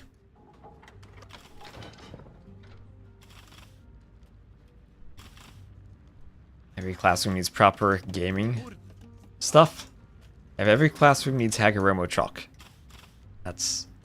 You're surprised how good Hagoromo chalk is? Exactly! No one believes it until you figure out what Hagoromo chalk is, and then you realize, and you use it, and like as soon as you realize it, you're like, all the rumors that people say about how you can't write an incorrect proof in the chalk, how it's called the Rolls Royce of chalk, it's true. It's true. On a 3D model on a Chromebook. Oh yeah, that's the thing too. Kids have Chromebooks in high schools now. It's just like, we can't even teach intro programming on Chromebooks. They're so bad. I don't know how they use Chromebooks. It's like, at least for the most part, Chromebooks aren't like ridiculously overpriced. They're still kind of affordable. But man, it's just like, it's not like those TI calculators that you still have to get that are like $100. Are those still used in school? That's what I had to use when I was in high school. That's what my mom used when she was in college in the 90s, the TI-83. She actually used that for years. A couple of years ago, I actually got her an updated TI-84 because her old calculator broke after 30 years.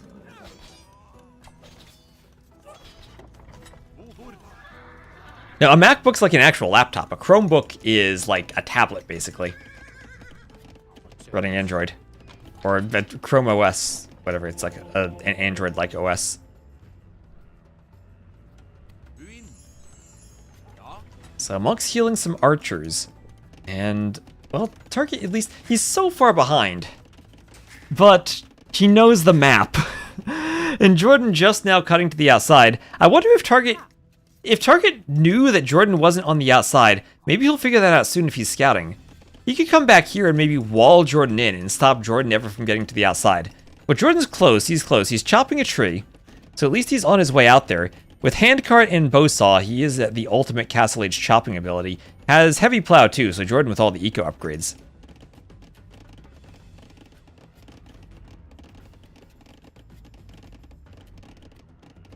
Rip the OS off the Chromebook, it operates much better. Chrome OS itself is bloatware. Can you like get Linux while running on Chromebooks? Isn't that something you can do? Probably like makes it useless for school if then you can't like use Chrome OS and that's required for stuff. But yeah, I've been seeing that. I think my high school, actually my old high school, I saw that they like give Chromebooks to students.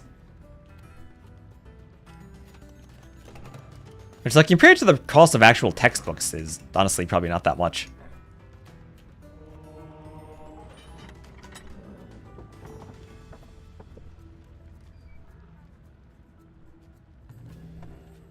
archery range on the way for JorDan.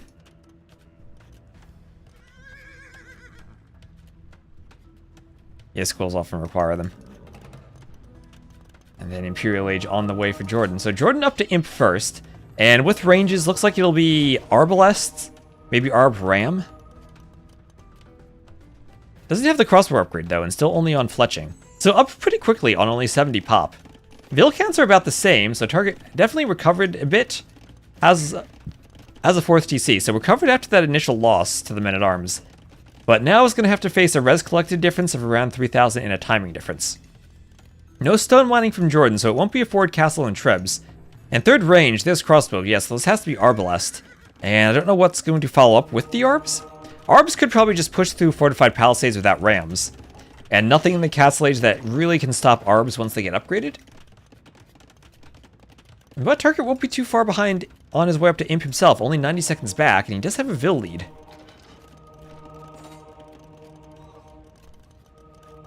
Oh, thank you, Pogwarts, for the follow.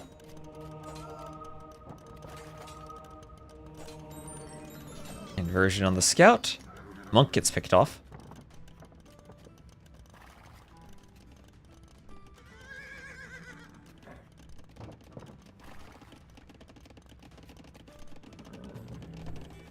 So double range is on the way up.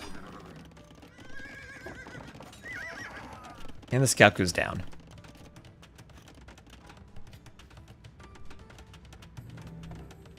Fourth range for JorDan. Stepping on that crossbow production. And I feel like he needs a workshop, though. I feel like he needs a siege workshop at some point to push. And he does put himself down in Vils and down a bit in eco by going Imp first. But not too far behind considering the lead he has already. So now he's mining stone, can stonewall the outside soon, or at least get outposts up. And castle will be in the back for target. Really doesn't want to take an early Treb fight and lose the castle. There's a barracks now for JorDan, as he'll be adding in squires and some pikemen then. Just to worry about a cav transition. And okay, crossbows there. Finally, an attack from JorDan, hitting the woodline on the outside. We'll pick off a couple of Vils. And chemistry on the way, bracer in. Has ballistics, we'll just need that Arbalest upgrade now. Scorpion out, defensive Scorpion from the Burgundians. What do they have? No siege engineers, no heavy Scorpion. So Arbalest probably won't worry too much about those Scorpions in the long run. Just normal, unupgraded Scorpions. Trapped Scorpion, well, he can delete some of the walls and untrap it. Not the worst Scorpion.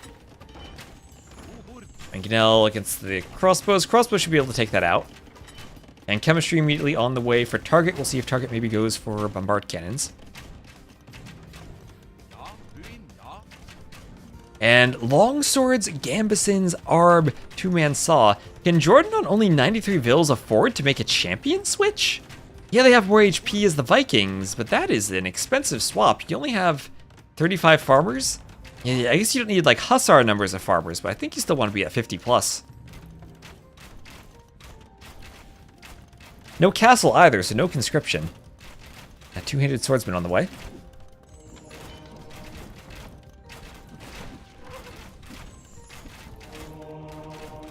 Oh no, they didn't give you... You started the second year, so they didn't give you a laptop. That is rough.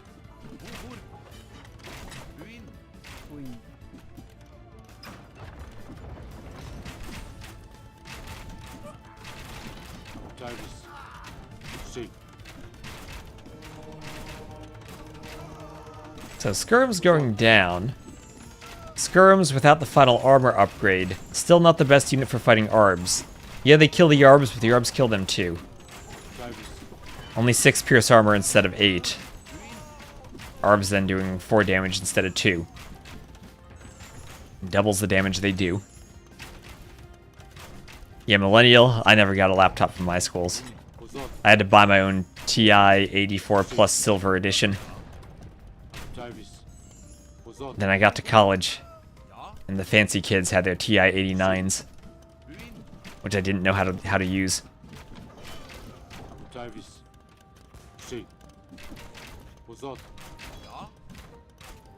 So armor on the way. JorDan still needs champion, but as I said, he's getting up to 50 on food, but not quite enough to afford all the upgrades. And he's floating a ton of gold, and not really stepping on production from the ranges.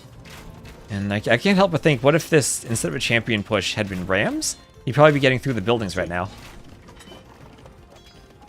Maybe in the long run, champions will work against skirms, and maybe this is JorDan thinking he needs a skirm counter. Gets the armor. Now has 6 pierce armor, so we'll take 1 damage from the skirms. Still needs champion for the hit points, but at least has the armor now. Push in. Does he have arson? Does not have arson either, so can't just rip through that archery range yet. Elite skirm on the way for JorDan. Elite skirm, but he's 17k gold. It feels like he just wants the champion upgrade and then spam champions. He has all the barracks for it. There he is, finally champion. But by the time he's made this champion switch, hand cannoneers will come out for target, and he'll have a way to counter it. And without the siege component, the early imp push from JorDan has stalled out. Ram infantry is the way, baby. I love the silver crown from the Vikings, the silver crown. And the chieftains, gold when defeating villagers, when killing villagers. Oh my gosh, freaking freaking DE, not using the word kill. When defeating villagers. What the heck does it mean to defeat a villager? You take your axe and you brutally ram that axe into the head of the villager. You chop it off, then you take the head and you lash it to the bow of your longboat. That's what chieftains is. You don't defeat a villager.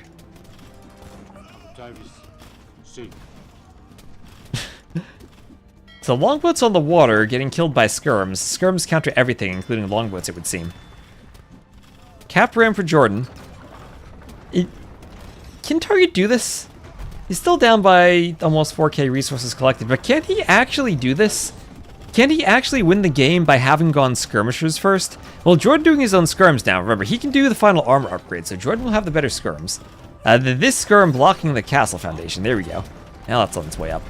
84 hit points on these champions, taking 1 damage from the skirms, taking a lot of damage from the hand cannoneers. Castle coming forward, bombard cannons in the back to help clean up skirms.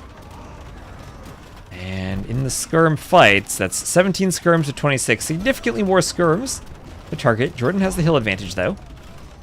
And also will have his own treb on a hill. Vikings castle? I'd say that's a nice castle. Graphics are decent. Give it a B tier.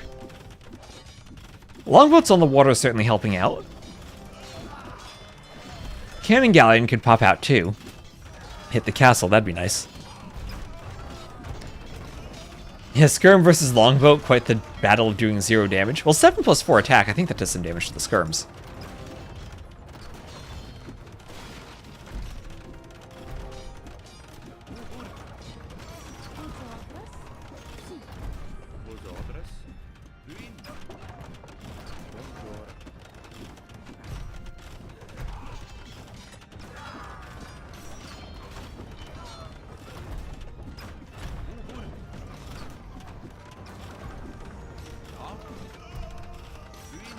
So skirms go down.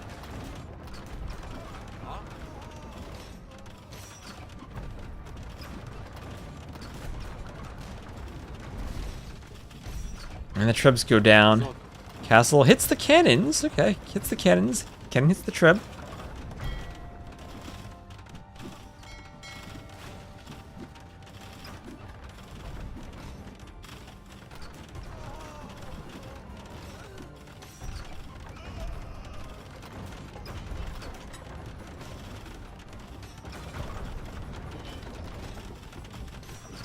And JorDan's still with the treb numbers, I think in a position to win the treb war. He's actually going for the treb rather than the castle. Works out from there. Target didn't manage to repair. Oh, freaking Andy, thank you very much for the raid. Thank you so much. Oh wait, I have the longboat as the raid notification right next to the longboats on the screen. Let's go. Let's get that sized right. There we go.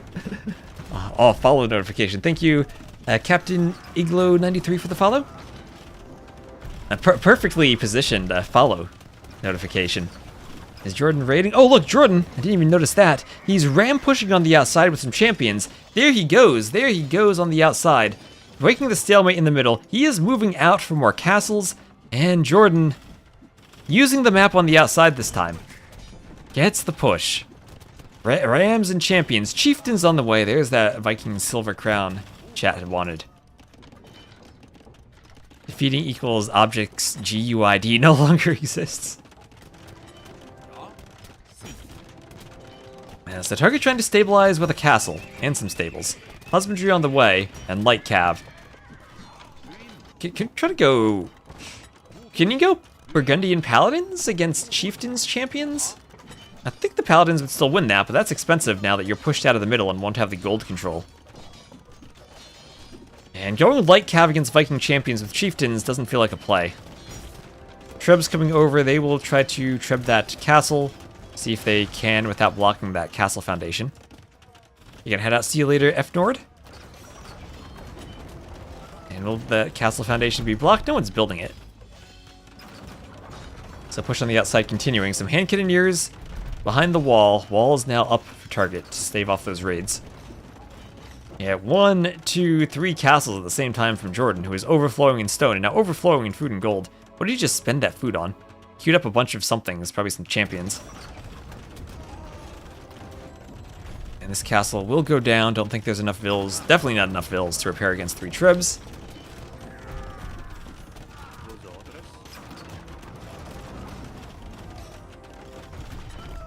And that'll go down.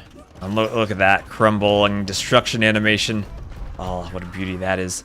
I feel like this destruction animation is more high resolution than the other buildings. First time you see face cam? I use a cam sometimes. I feel more awake. I usually tend to use the cam in the afternoon streams because sometimes, like, due to the time zone, I roll out of bed at 8 a.m. and then games are casting and I haven't started my day yet. Today I started at 12, so I had a nice relaxing morning. I had my coffee for the stream. And it's almost 5 p.m. now, so I felt good for casting today. Animation for turtle ships dying is the best. That's true, that's a good one.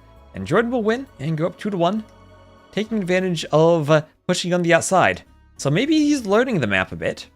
But those early men-at-arms did a ton of damage, target not walling himself properly as the men-at-arms broke in. Too lazy to wear clothes. That's true. I can't do my Vil cosplay on stream. Gonna take a nap. All right, see you later. And thank you everyone who's been raiding. It's nice to have some support for the tournament. I'm gonna just do a quick ad between the games, then we'll get into game number 4. Hello, Sentient Beast.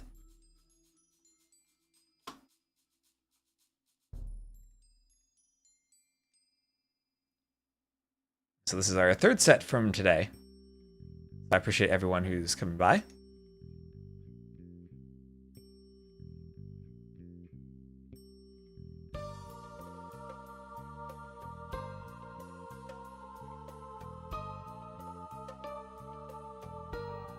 Long stream. We're only 4.5 hours in. Not the longest stream we've done recently. T90's playing some 1v1s. Oh, so's Gabby. Gabby's been playing recently. I guess she has to practice for TTL now. Viper MBL are playing. That Norwegian combo.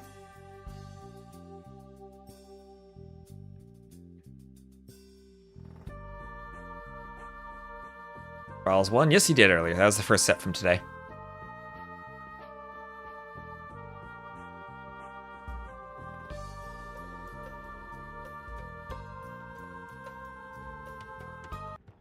Right. Alright, so Sardis will be the map. Yes, Sardis. JorDan picked the Goths. He has probably known or seen enough to know how this works. Will he be training units from this mercenary camp to break through the wall and go for the market? So this is the previous version of Sardis, where these buildings are actual buildings. And they're kind of dotting the minimap a bit. Loving all the tourneys, might never have to play again with so much high-level entertainment.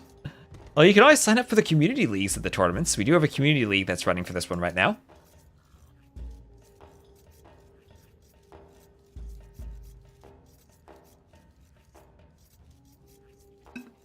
You have a community league.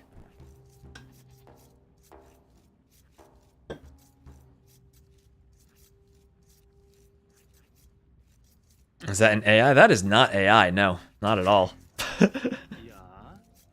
That was some of those are just me with my camera and a tripod in the woods. I set it for a timer, then had it like repeatedly take photos.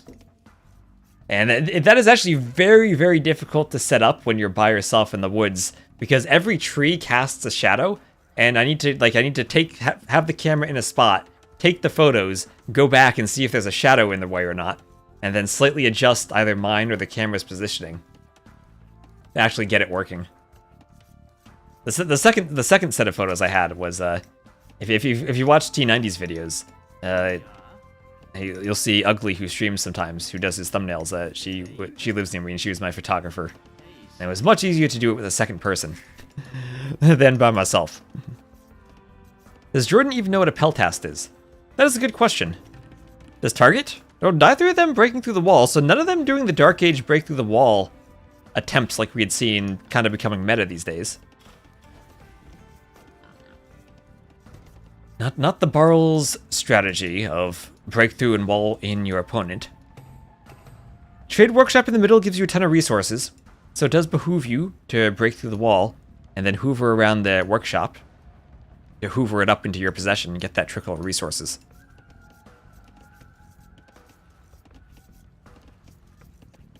So lots of hoovering potential on this map. And as we've noted from the mercenary camp, you can train units from the Greek DLCs. So the nice way to break through the walls as fast as possible early on. So mill coming up for target on the berries. Let me see the genius doubt play. What is the doubt play? You boom, don't take the middle, and then die Poles versus Goths? Well, Catan's Goths, I guess, is kind of a similar matchup. Catans will have a great eco for booming, but then what do you do against Goths? Goths OP. Late game Goths. You boom, don't go out, and GG. I worry that might be the plan for target. But I worry the plan for target is grab the workshop and push JorDan while JorDan just booms. And it might be JorDan doing the doubt plan. Oh, those things, right?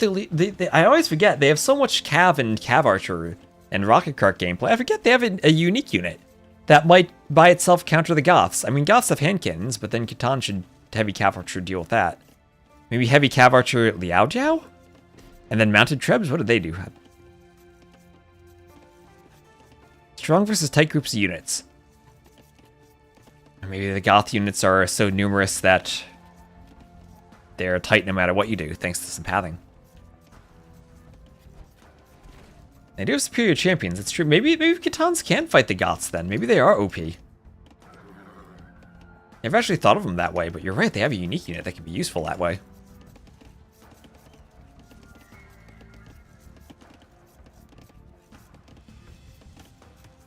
And of course, we'll have the better eco with the pastures, no doubt about that. And still no one trying to break through the wall. JorDan going for the forward lumber camp. Yeah, they're good at so many things, you forget that they're an infantry civ too, and they train their spearmen faster. Does that help against Goths? Not when they don't have halbs, but they do train them faster. Skirms to deal with Goth halbs could be nice. And infantry and skirms reflect melee damage back. Oh wait, whoa. Holy crap, their champions are much better. Yeah, and melee attack doubled, so you don't need to do blast furnace and imp. Okay. So target the first player up. JorDan will be hot on his heels around 1 vil later. So 22 versus 23 pop. Or 22 versus 23 vils, 23 versus 24 pop. Can just straight fast castle on those pops with both these civs. Liao Dao murder Goths. Okay. Yeah, Laminaire armor with Meow Dao. Or with Liao Dao. What did I say? Did I say meow? As like a kitten? Like the kittens? Oh my gosh, that'd be the perfect. The kittens with the meow unique unit. Oh man. Talking for 5 hours straight is difficult. The Meow Dao for the kittens is their unique unit. Yeah, that's perfect. Oh, cat emotes. Can we do like a Catan's kitten emote somehow? Are all you genius artists in the chat, give me ideas for that. That sounds like it would be fun.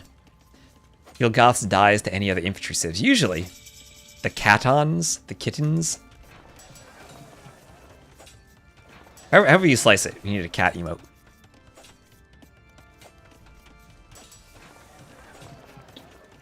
Can we like turn a cat into like a pasture worker somehow? That'd be gruesome, like a cat eating a dead ibex.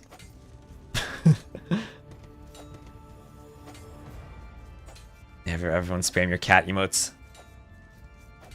And double bit axe for JorDan as he is doing the market in the blacksmith with a bit of excess food. And we'll look to click up. Where is it, Dork? There he goes, the scout attacking the wall. Swap ibex for Dormouse then?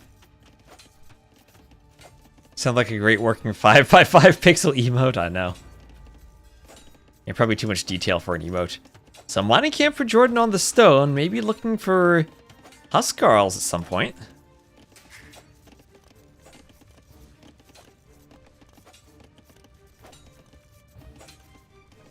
Yeah, I've not seen this matchup in Imp yet, but you chat have got me thinking that the Kitans might actually have a good advantage there.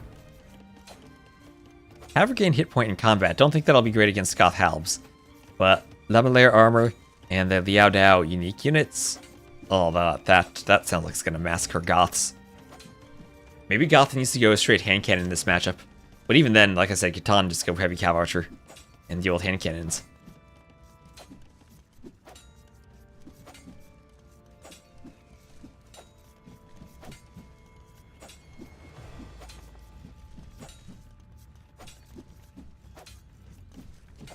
Hand cannons will burn in the fires of the camel trap, will burn in the fires of Sardis, out here of this destroyed city. Is that a chicken in the middle? Hello, chicken. Well, that's cute. The chickens are like out here by the abandoned goods, hacking away, trying to eat the ones that have spilled on the ground. Are those units? These are chickens. They are kind of scary. They can be funneled. What's the ELO difference? JorDan is JorDan. Target is one of the top players in Germany right now, behind JorDan, I'd say. I don't know where you want to put him. Maybe as what there'd be like Target, Running, Anatov. I don't know if Nilly's playing now. Don't know what his ELO is, or if that's representative of him. See, Turs would be up there. Okay, Siege Tower time for Target. Siege Tower to go to the middle. This is another thing you can do. Siege Tower to the middle. That can't be walled out. There he goes.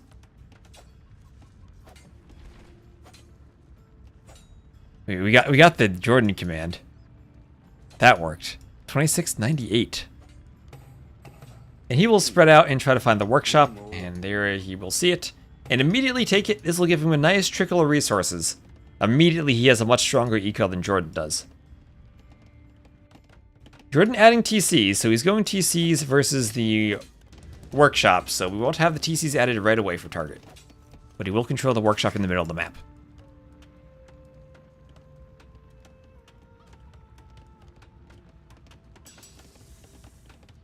How much gives the workshop? Hold on, let me alt-tab, because Turs sent me the message. Let me look up Turs. It's about 12.2 Vils worth of resource in the Castle Age and 18.2 in Imp. So the number his Turs told me is 5.4 Vils in the Dark Age, 8.1 Vils in Feudal, 12.2 in Castle, and 18.2 in Imp. So I don't know how he came to those numbers.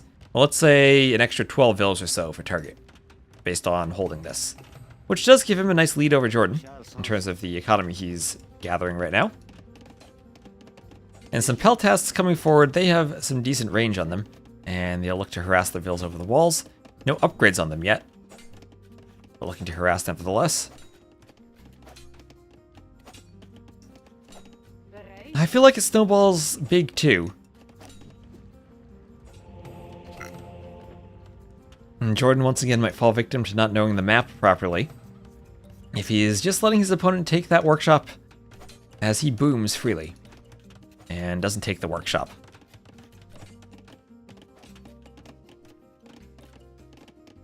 So a couple TCs up for him still. Tried playing versus AI and it's a weird map, it's a very weird map. I think someone said for team games they played it as a 4v4. I think it's really interesting as a 4v4 map. We'll need to do it on a community game sometime.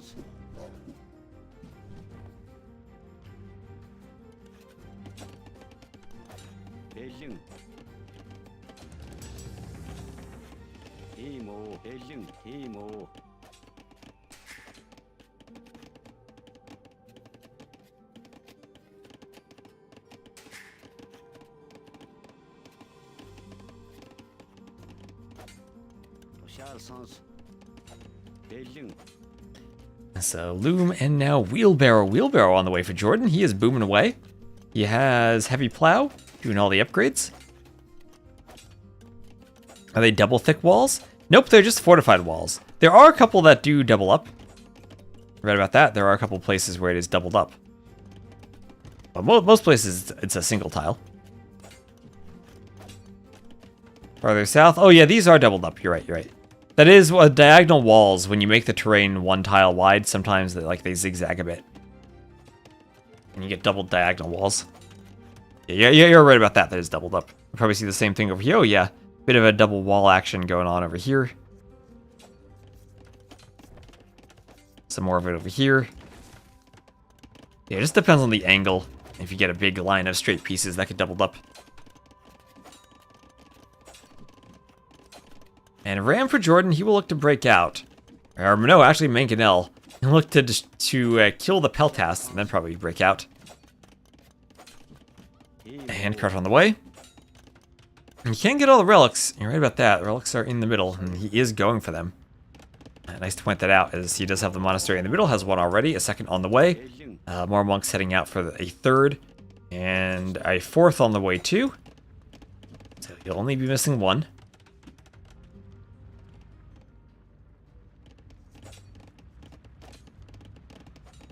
And Imp on the way for target, who has a slightly better economy in terms of res collected. Down by 10 vills though. JorDan with handcart. Maybe JorDan can go Imp and push out and take this before the unique units come out.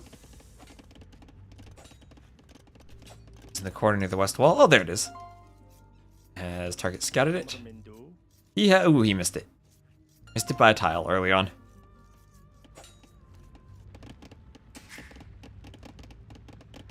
We'll see if he thinks to go looking for it there.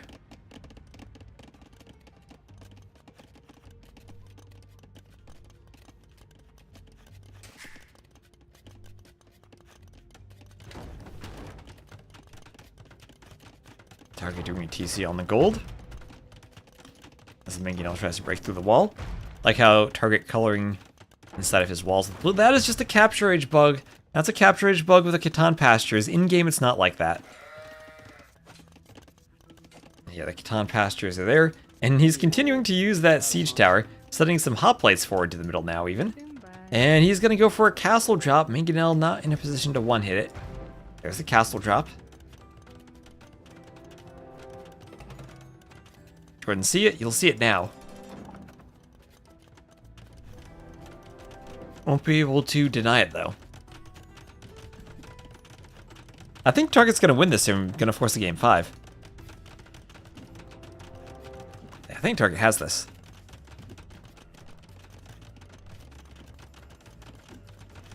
Iron casting pastoralism. That's like canned cart.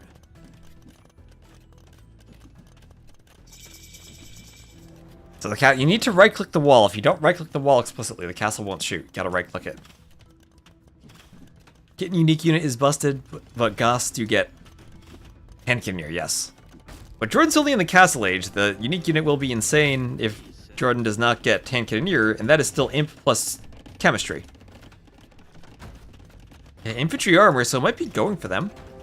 Shrubs are popping out soon. Infantry armor also for the hoplites, I guess. Yeah, blacksmith upgrades do apply to them. What will they trib? I guess the workshop first. Now he's 105 vills to 79. Give him, I'd say, maybe, what, let's round up to say 20 extra vills from the workshop. But yeah, down in vills still. Imp on the way for JorDan. So JorDan, res collected are similar. If he can stay Imp for a while and hold, then things might be okay for him. Treb hitting the TC still. Wall in the way. And that kitten eco is so good that JorDan isn't even out collecting. That's true. That's true. Even with fewer vills, the Catan eco bonus for the pastures will matter.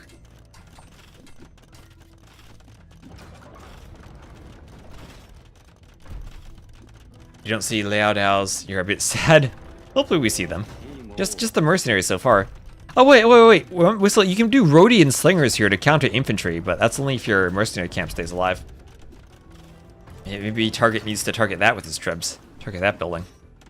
Because he has a TC of his own in the back. JorDan up to Imp. Let's see, he's breaking through with the ram, but at least the Peltas is there to scout it. JorDan will have a castle in the back.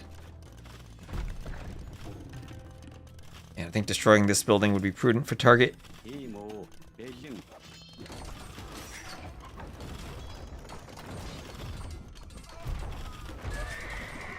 Steppy's raiding now. They're gonna go for the Mangonels? No, they won't. They're just gonna run back, try to hoover around. TC will go down. Castle opening up more holes in the walls. Treb going to Treb another TC over here. Relics are the difference. Yeah, that's true. 7 relics though, but 7 relics, nothing to shake your fist at. Yeah, another player is still aware. Oh wait, there we go. Target has scouted that relic. No, internet, don't crap out on me, internet. No, mini F. F, internet, no, don't do it. Hopefully it comes back. Daily F. Are we back? My internet's exploding now. Went up to 20,000 kbps. We good now? I'm gonna wait for OBS to be green. Alright, mini F, so press F5 to pay specs. Here we are. Alright. I think we're good. Let me know on YouTube if we're good. Hopefully we're okay now. JorDan's the one who's not okay, I think, as the Treb push continues. And he is up by 30 vills. So at least that was the first mini F today. We'll see if we get any more. That's why JorDan has the castle all the way in the back. Oh, we have another F5. Chromebook doesn't have F5. That's a good one. That's a good one. Okay, I'll see. I'll keep an eye on OBS. He had another mini F maybe. Swipe up, swipe down to refresh and pay respects, I guess. Elite Liao Dao. Oh, okay, you want to see some Liao Daos. He's doing the elite ones. Let's go. Does he have them anywhere? There he is. How will he change with elite?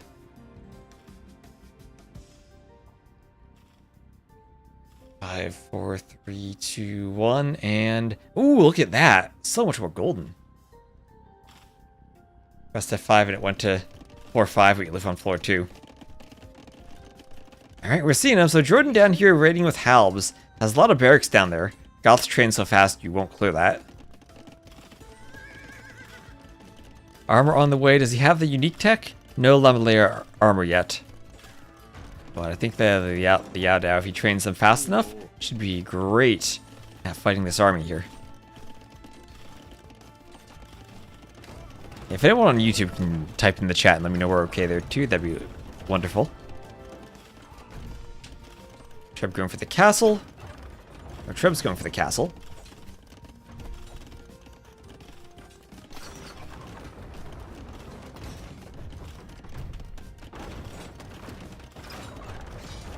The Yao Dao come forward. YouTube good? YouTube good, thank you. Karma in effect. That's a great name. Thank you everyone on YouTube. Okay, castle being Treb down. JorDan with a score lead here, but now has to face the Liao Dao. And that's a lot of Step Lancers coming in. Is that elite Step Lancer? That will take out the unique unit production, though. After elite, we're gonna need more castles. That's a back castle. This castle may be in danger of being Trebbed. Right now, the Goths, how do you fight this? You mangonel your own units. For the cause. Hand cannoneer is on the way. These are wrecks? Yep, these are wrecks, yes.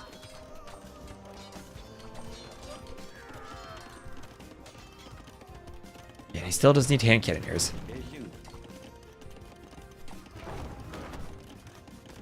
He's doing the ranges. Does he have chemistry? Chemistry's in, so I guess it's hand cannoneer time. Yeah, and there he goes. Hand cannoneer's on the way. Monk's getting conversions. He's still ahead. And he's gotten TCs in the middle of the map, so trying to spread his eco out. Playing it late isn't possible. You don't think Goths can win against the Khitans? Look at that stack. Look at that stack. You're hearing double there for a bit.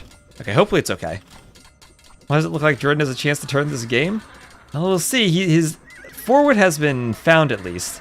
And the steppies there will destroy the TC. Got the halbs too.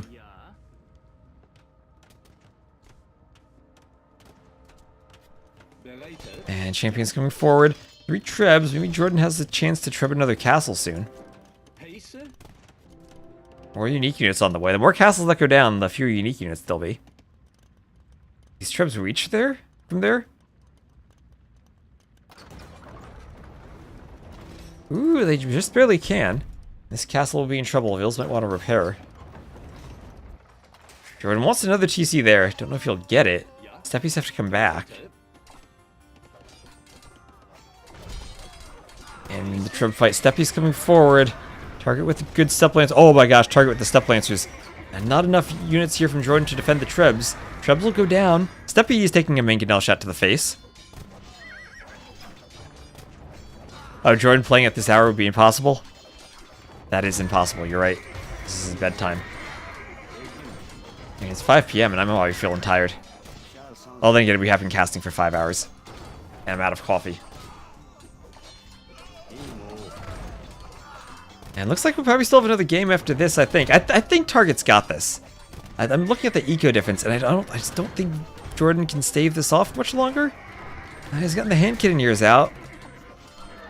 Steppy, here come the Yao Dao unique units. Chad has been hyping this unit up to me, this whole cast. Target needing to use the market a bit. JorDan's still out here with some barracks and a couple of forward... Or 1 forward TC and a dream of another forward TC. And Gralami AoE, thank you for the follow.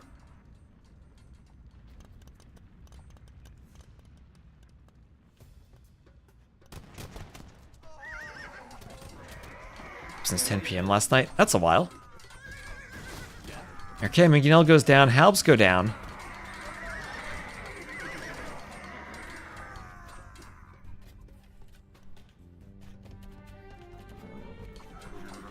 The Steppies want to run in. Again, we'll run into Halbs. Steppies kind of can fight Halbs, though. Get a good stack going. Attack from behind. And is this the push that does it to JorDan? Is this the push that overwhelms him? The Halb number's dwindling. Nothing really left for him. Hand Cannoneer's disappearing, too. And I think this is the push that does it. Target has the eco. He can sustain this.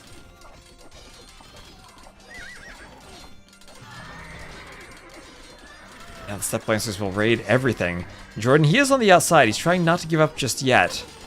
He's prefer not to take this to a decided game if he can avoid it. Looks very, yeah, it looks very blue now, pouring into JorDan's base.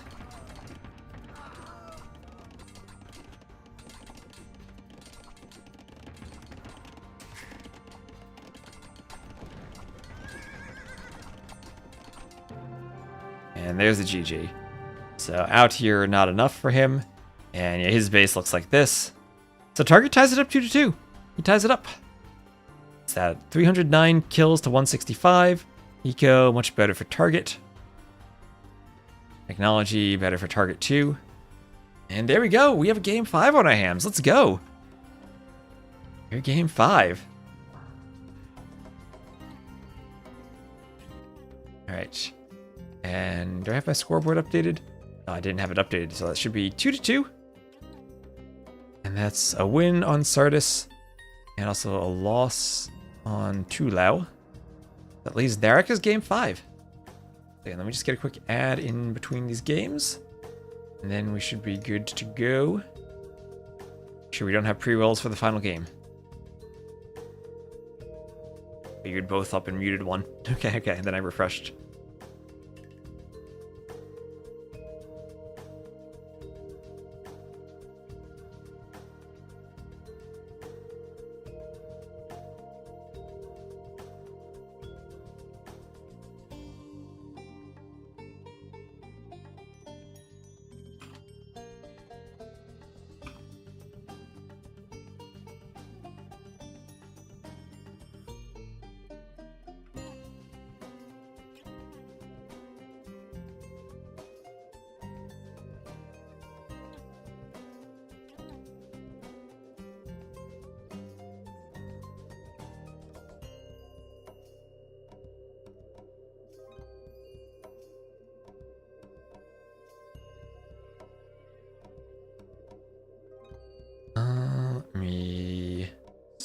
something real quick. Just want to check through all my Discord notifications, make sure I'm not behind on any map scripting stuff.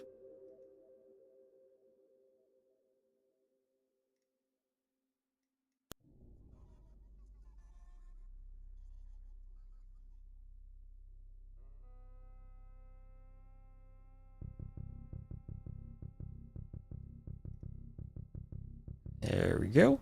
Well, thank you, Full Metal Zim, for gifting a sub to Jan Chess. What did the buffalo say when he dropped his boy at school?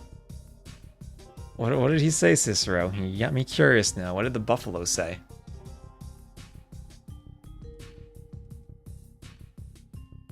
I'm ready for a good punchline here.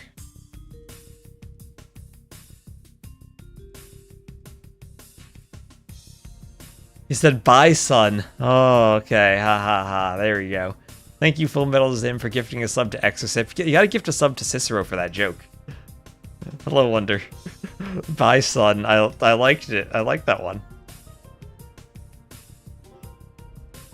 Perfect. And on that note, it's time for game number 5. Yeah, Wonder, we gotta get some more community games soon. Oh, thank you for gifting a sub to Cicero. So, Huns versus Cumans on the Regicide map. Let's go. So JorDan will be the red Huns to the west, target the blue Cumans to the east. What is this beautiful fortified tower architecture we have here from Target? That looks amazing. The Huns have, look, this is what you'd associate with the Teutons, but the Huns have that same architecture for their tower. That's a very chunky Teuton tower. Is this live? The stream is live. These are Rex. These are Rex. This is well past JorDan's bedtime. They played these games at 2 a.m. my time the other day, so needless to say, I was not around to cast them live. And I'm getting caught up on the Rex. Oh, and Jan Chess, thank you for gifting a sub to Full Metal Zim. All the sub gifties. I appreciate the support because it does help us run tournaments like this. It does help me get the time to cast it if we can still get the subs and stuff to support the channel. Also does help me make sure I don't have to play as many ads, because I hate ads. I hate that I have to play in between the games on Twitch. Whether it's Twitch subs or YouTube memberships, I appreciate all that. Thank you so much. Thank you for the sub. You're here all night. Yeah, the games are live. I am pre-recorded. That's how it works.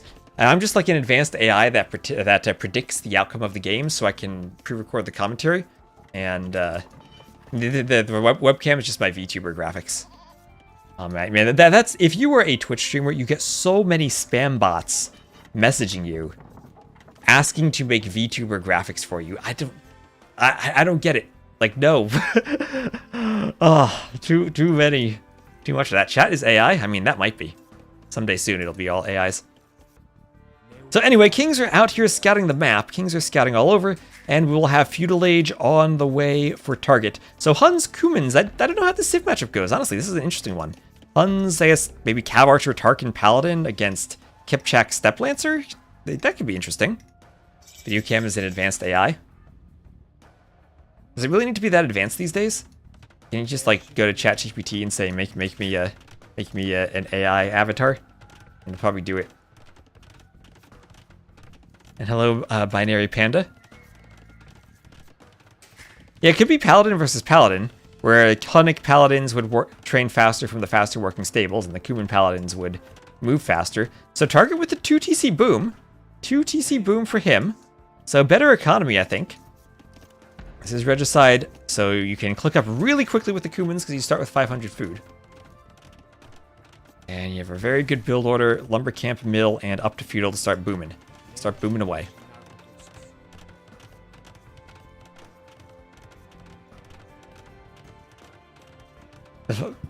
Find your own artist instead of going for random spam. That is better than random spam. AI spam. Carl's let you talk to your family member. Honestly, I am relieved that my grandmother passed away before she really had to deal with ChatGPT or LLM generated AI spam calls. Because she would get so many spam calls because she still had a landline phone. Like, and it's the same phone number she had had for decades. And would get so many spam calls of people just trying to get money from her. And it would be really bad if someone made like a voice imitation of a family member and then called you on a spam call. She would complain nonstop about them. Kind of a blast from the past when I would go there and like take care of her, and you know, your phone is on the wall and you have this loud ringing noise being like, hey, come answer the phone. And I mean, even growing up with that in the 90s, it's like, how did we ever live like that? Where we had like this loud, annoying ringing sound in our homes. and like not silenceable. Right? They'd just be there. Someone calls you in the wee hours of the morning, a loud ringing sound waking you up. Every millennial's worst nightmare. I had to use a fax machine once. Oh my gosh. Because I just, back when I had moved to Wisconsin, I had to show proof of renter's insurance to the apartment building in which I lived.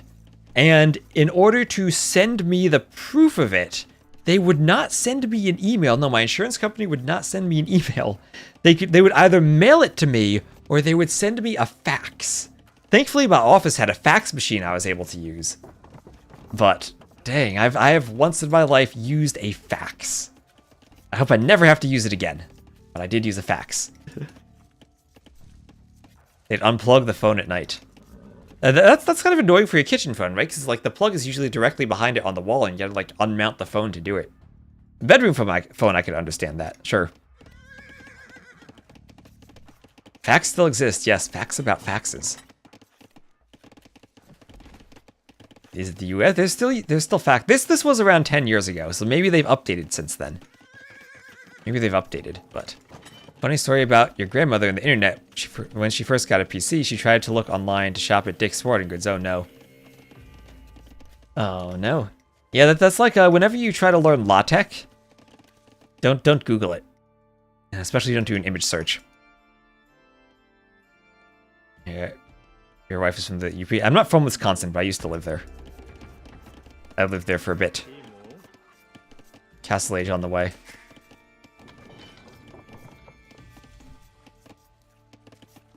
Most IP phones. What is an IP phone? GIMP is also kind of risky. Yeah, if you want to do some image editing. So King ungarrisoning from the TC, and JorDan's like, nope, I will hide in the tower. Even though the TCs may be safer. So the King will oversee JorDan's boom from the tower. 3 TCs trying to catch up to this Kuman boom. Blacksmith and barracks on the way. Stable for target, so on his way up he will have the stable. And he is just about to click up to the next stage himself. One more round of vills and then another feudal building and he should be good. Needs a bit more gold. A bit more gold, then he'll be up actually. Almost there on the gold. 183. And he'll idle the TC slightly as he gets the gold, but then he'll go up. 18. There we go. Only 20 seconds of idle time. I think that's acceptable for a 2 TC boom. And he is up. Now, what will JorDan do? Cav archers, it looks like. So there are 6 relics on the map. There is 1 on each side. There we go. 1 on each side. There we go. And then 4 in the middle. I was like, is the map bugged? No, there are just 2 hills down there. I never thought about that, how the hills work on this map. On the outside. I'll have to check that out. IP phone is basically for call centers a glorified adapter from phone line to computer. Okay. Doesn't use standard phone or wiring to a telecom company. Okay. Allow you to have a computer running in software on your PC. Okay.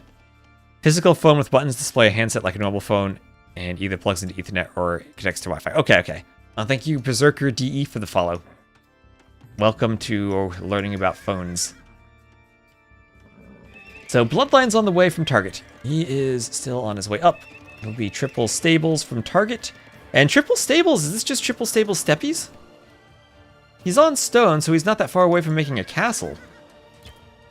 So I res collected the Kuman player well ahead of JorDan so far. JorDan trying to catch up in vills with his 3 TC boom. Does have 1 TC on the outside. That could get risky, and also could be over chopping this dragon tree and letting the steppies into his base. I mean, target could also go knights, but what are we gonna have? What is it? camels. What do I know? He's against the Huns and the Cav Archers. He wants camels. Thought it was going to be steppies. Camels are okay too, I guess. So monastery on the way up. He's doing loom.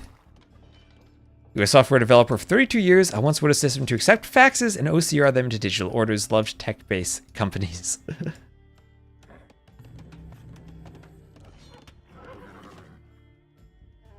Scout goes down. Do the camel sound? You gotta ask T90 for that. T90 does the camel sounds. If you didn't know, camels are used from a sound from an audio library, which is the same audio library that was licensed by Doom to do the sounds for imps and zombies. As you shoot or kill your zombie men and shotgun guys and imps, you'll hear the camel sounds.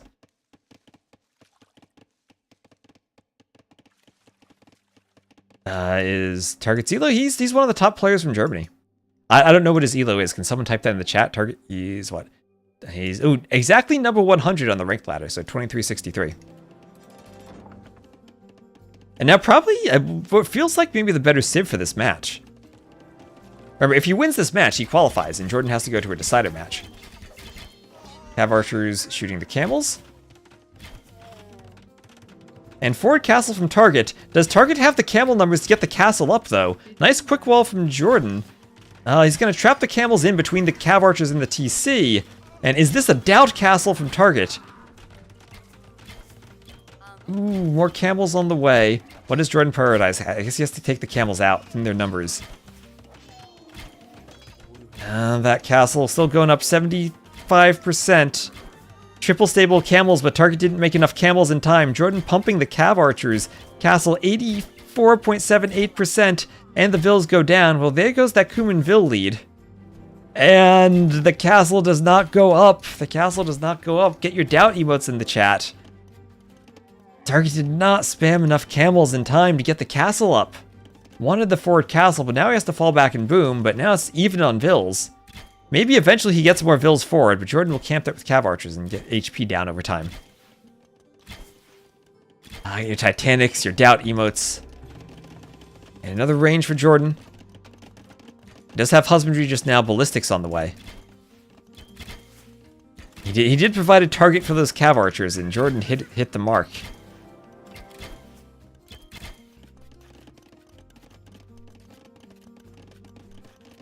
Well, if you're a target, what do you do now? You don't want to go too heavy into camels as the Kumans because you do not have access to heavy camel. You only have normal camels in your tech tree.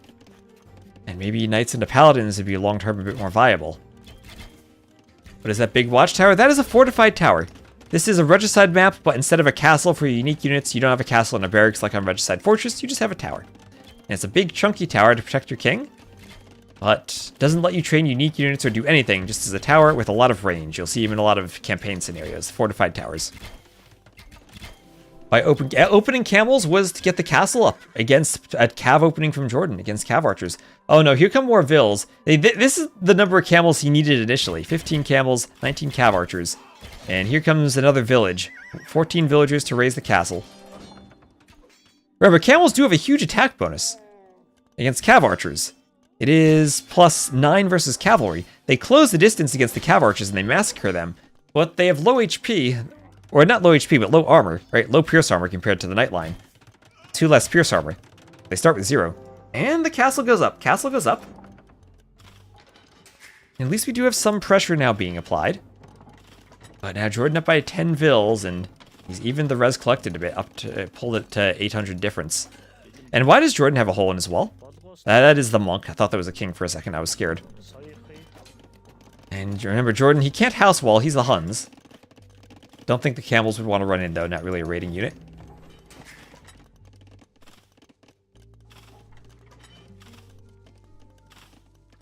JorDan should have walled it in.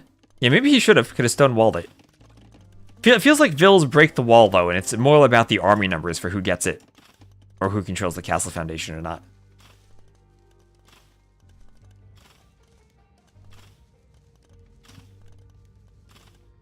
What's the dash in the bonus damage of camels versus late Jai? -3. Is that what you're asking for? Why do they have -3 cav resistance? Or the 6 -6? I don't know why it's 6 -6. That equals 0.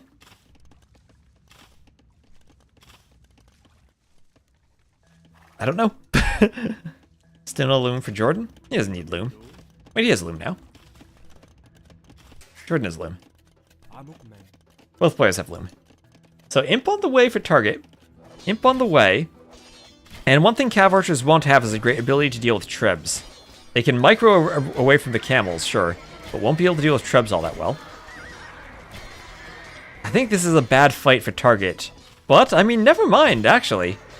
I thought the cav archers were going to take a better fight there, but no. Actually, that's a lot of cav archer corpses littering the ground. Camels for target doing the job so far. They will finally go down. So there goes his army, but he will be swapping to Step Lancers.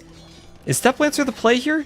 I feel like maybe swapping to Knights would be the answer. Remember, this is Regicide, so that tower goes down and the king becomes vulnerable.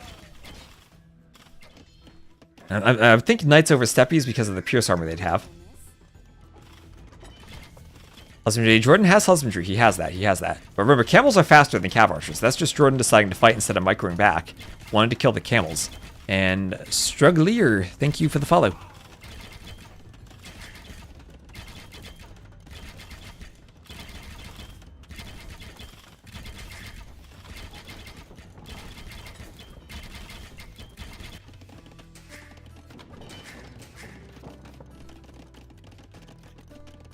Imperial Age on the way.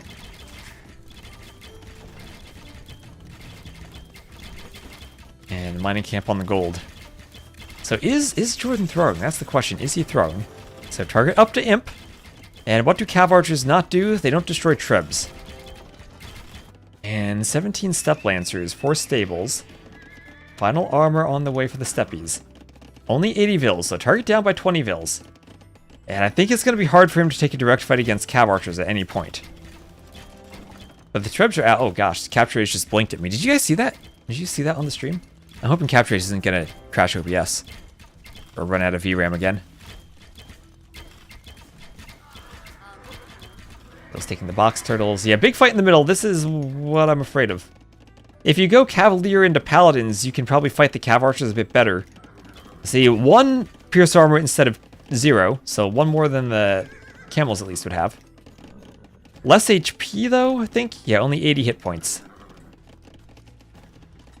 Is that bug still around? I haven't had Capture Age crashing my stream anymore since I've done 2 things. I went to the VRAM slider and put it all the way down, and 2, I restart Capture Age between every game. Maybe I've still been lucky? Okay, JorDan, will JorDan remember that this is Regicide? Will he remember he has a king in this tower? Now the Trib missed. Thank you, Trib.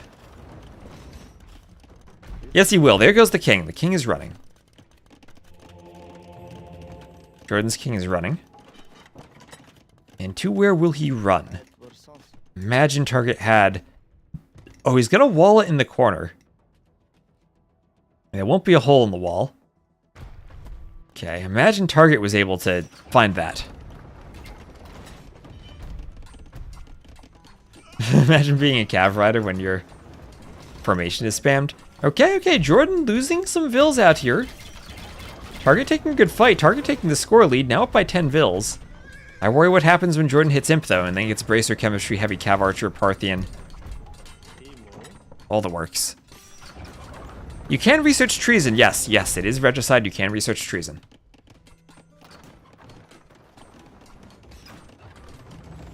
Trib getting hit on the ranges.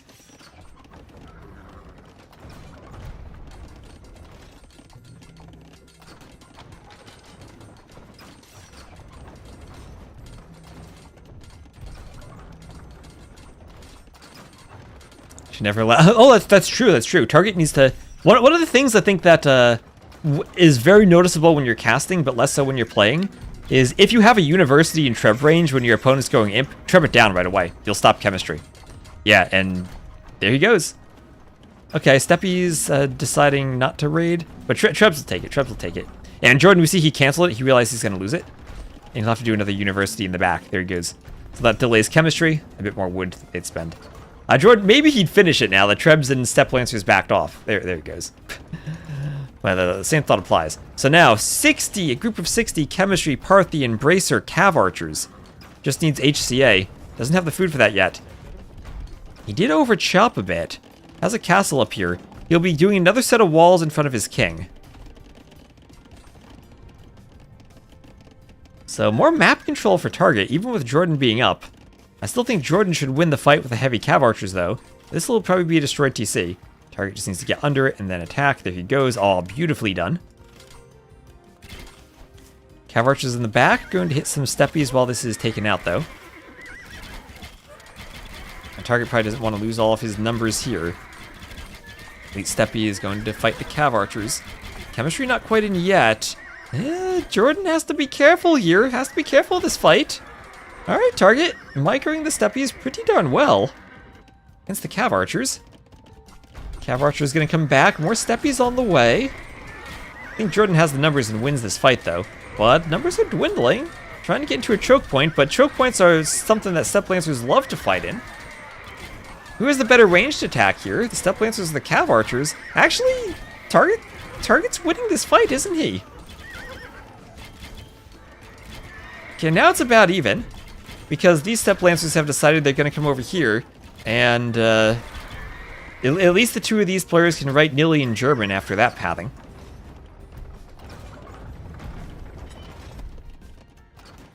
Okay, Steppies meltdown. I was questioning the Steppies, but maybe I was wrong to do that. Heavy Cav Archer in now for JorDan, though. That'll be Heavy Cav Archer, and again, Step Lancers only 6 Pierce Armor. Not the 7 you'd have with Paladins. And patrolling Steppies on stand ground. It is very satisfying. Okay, the walls are breached. The Trebs hitting the gate, hitting the barracks, breaking through. Here come the Steppies. And JorDan, good thing his king is in the corner. Here comes Target. And taking a fight. He has to fight the heavy Cav archers and not the TC here. Yeah, I don't know if fighting under the TCs, under 2 TCs is the best idea. But now the Trebs come forward. The Step Lancers are pouring forward. Neither player nearly pop-capped yet. KDs are very even still. And taking this fight is giving the Trebs the opportunity to snipe off 2 TCs. I think JorDan with the heavy Cav archers just has enough to take the fight. But Target can snipe the TCs, fall back, get some reinforcements, pick off some vills, and then live to fight another day. Res collected ahead of for Target still. JorDan with only 1 relic. Target with 4 relics behind this. TCs are down for JorDan. Target keeps pouring with more steppies. Has to be careful to regroup his numbers, though. JorDan, I mean, KDs are still really close. KD's still really close. JorDan losing vills.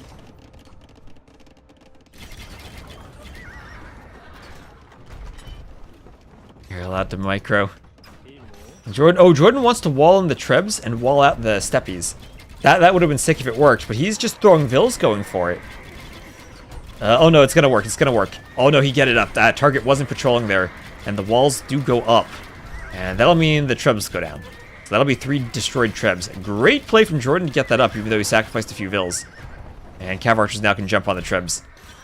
Actually, wait, the Trebs should just hit another wall piece. The Trebs target, destroy a gate, destroy a wall, let the steppies back in.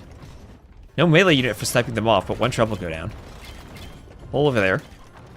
And right now, JorDan's still mining gold in the south peacefully. Could grab another relic eventually. Target blissfully unaware of JorDan's presence there. And Steppy is maybe caught a bit out of position with Cav archers on one side and a castle on the other. Cav archers downhill, though, in the ditch. I think this is a fight JorDan wins, though. So far, the Step Lancer is working out for Target, but has to be careful with JorDan starting to pull ahead in KD. And also has to be careful with our gold unit, or he might need something else to fight heavy Cav archer in the long run. Does he have Step Husbandry? No, he does not. No unique techs. No unique techs. Handcart for JorDan. Still could use heavy plow, and I guess 2-man saw. Maybe even crop rotation from Target. If he thinks it's gonna go long. I don't know who wins in a trash war then, Huns or Kumans. Step Husbandry sounds really good in that situation. But yeah, the Trebs are down. Trebs are down.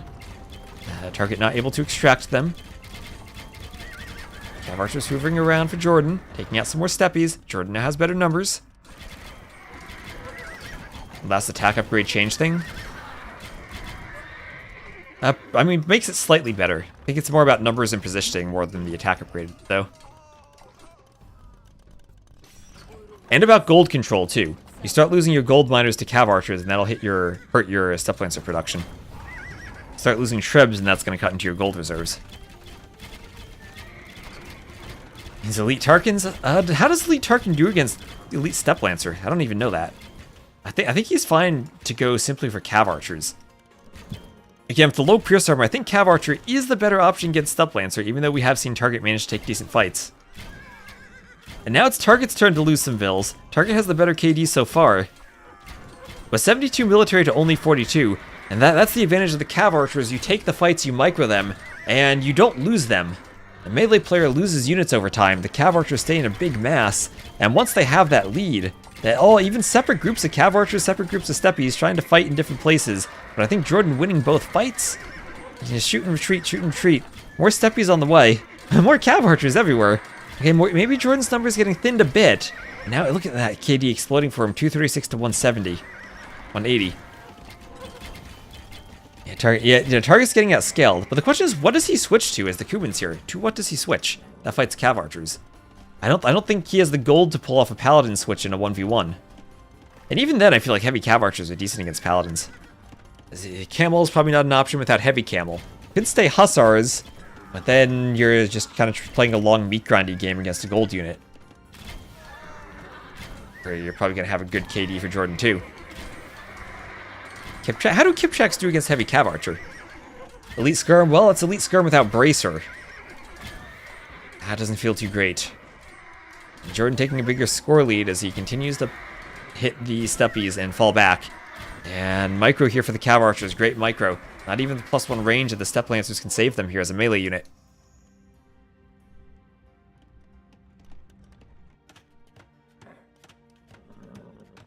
We'll have some steppies still wandering around. Like he needs camels. That's the thing, I feel like camels won't do it here. And it's heavy cav archer, right? That's even more oppressive against Castle Age camels. 70 cav archers now. Petards and that's what he needs, petards and 5 Kipchaks. You're right about that, that's what the Kipchaks are for. Petards and 5 of them. Needs to figure out where the king is though. See JorDan hiding in the corner. And now it's 125 pop to 175, and JorDan will keep pumping out more cav archers, even more vills. And look at that economy for JorDan, he's floating 4k wood. And he's done what you want to do with the cav archers. Slowly over time, get that KD, and as you're not adding in more units, get an eco lead. And now he can even take bad fights, and they'll still be decent for him, because he can replenish his numbers faster. He'll hold the hill between the berries and the gold, and try to take a decent fight. And yeah, he has much more HP in this cav archer mass than do the steppies. This should be a great fight for him. At the same time, pushing in more cav archers everywhere. And Target will call the GG, and JorDan will hold on just barely in this game. And it is a good thing that JorDan spotted that forward castle. If Target had a few more camels to get that initial castle down, maybe he could have done it. Still, 4 minutes faster to Imp, had some really good pushes in JorDan's base, but ultimately didn't have a unit to counter the heavy cav archer from the Huns. So that's what we say. Huns are Huns. And well done. Okay, before I forget, I'm going to swap my game away from previous live back to the current live. Ooh, alright, so thank you all for watching. It was wonderful to have such good viewership today. Thanks to T90 for the raid, and also for casting the set that was played live earlier between Barles and Wean Dinchester. And hopefully we're going to have a lot more sets of this coming up over the weekend. I try to cast it around hyper random. I'll see if I can avoid conflicting. And let me just give one final update to this scoreboard as JorDan wins 3-2. Thank you all you Germans who have been here watching too. We will do a German stream sometime. Maybe if these two have a rematch in the playoffs. And thank you Stashman5713 for the follow. Thank you everyone for watching. We'll end on YouTube and raid someone on Twitch. So thank you all, and I'll see you next time. GG JorDan and GG's. Thank you for the stream. Thank you for watching. Thank you all for watching.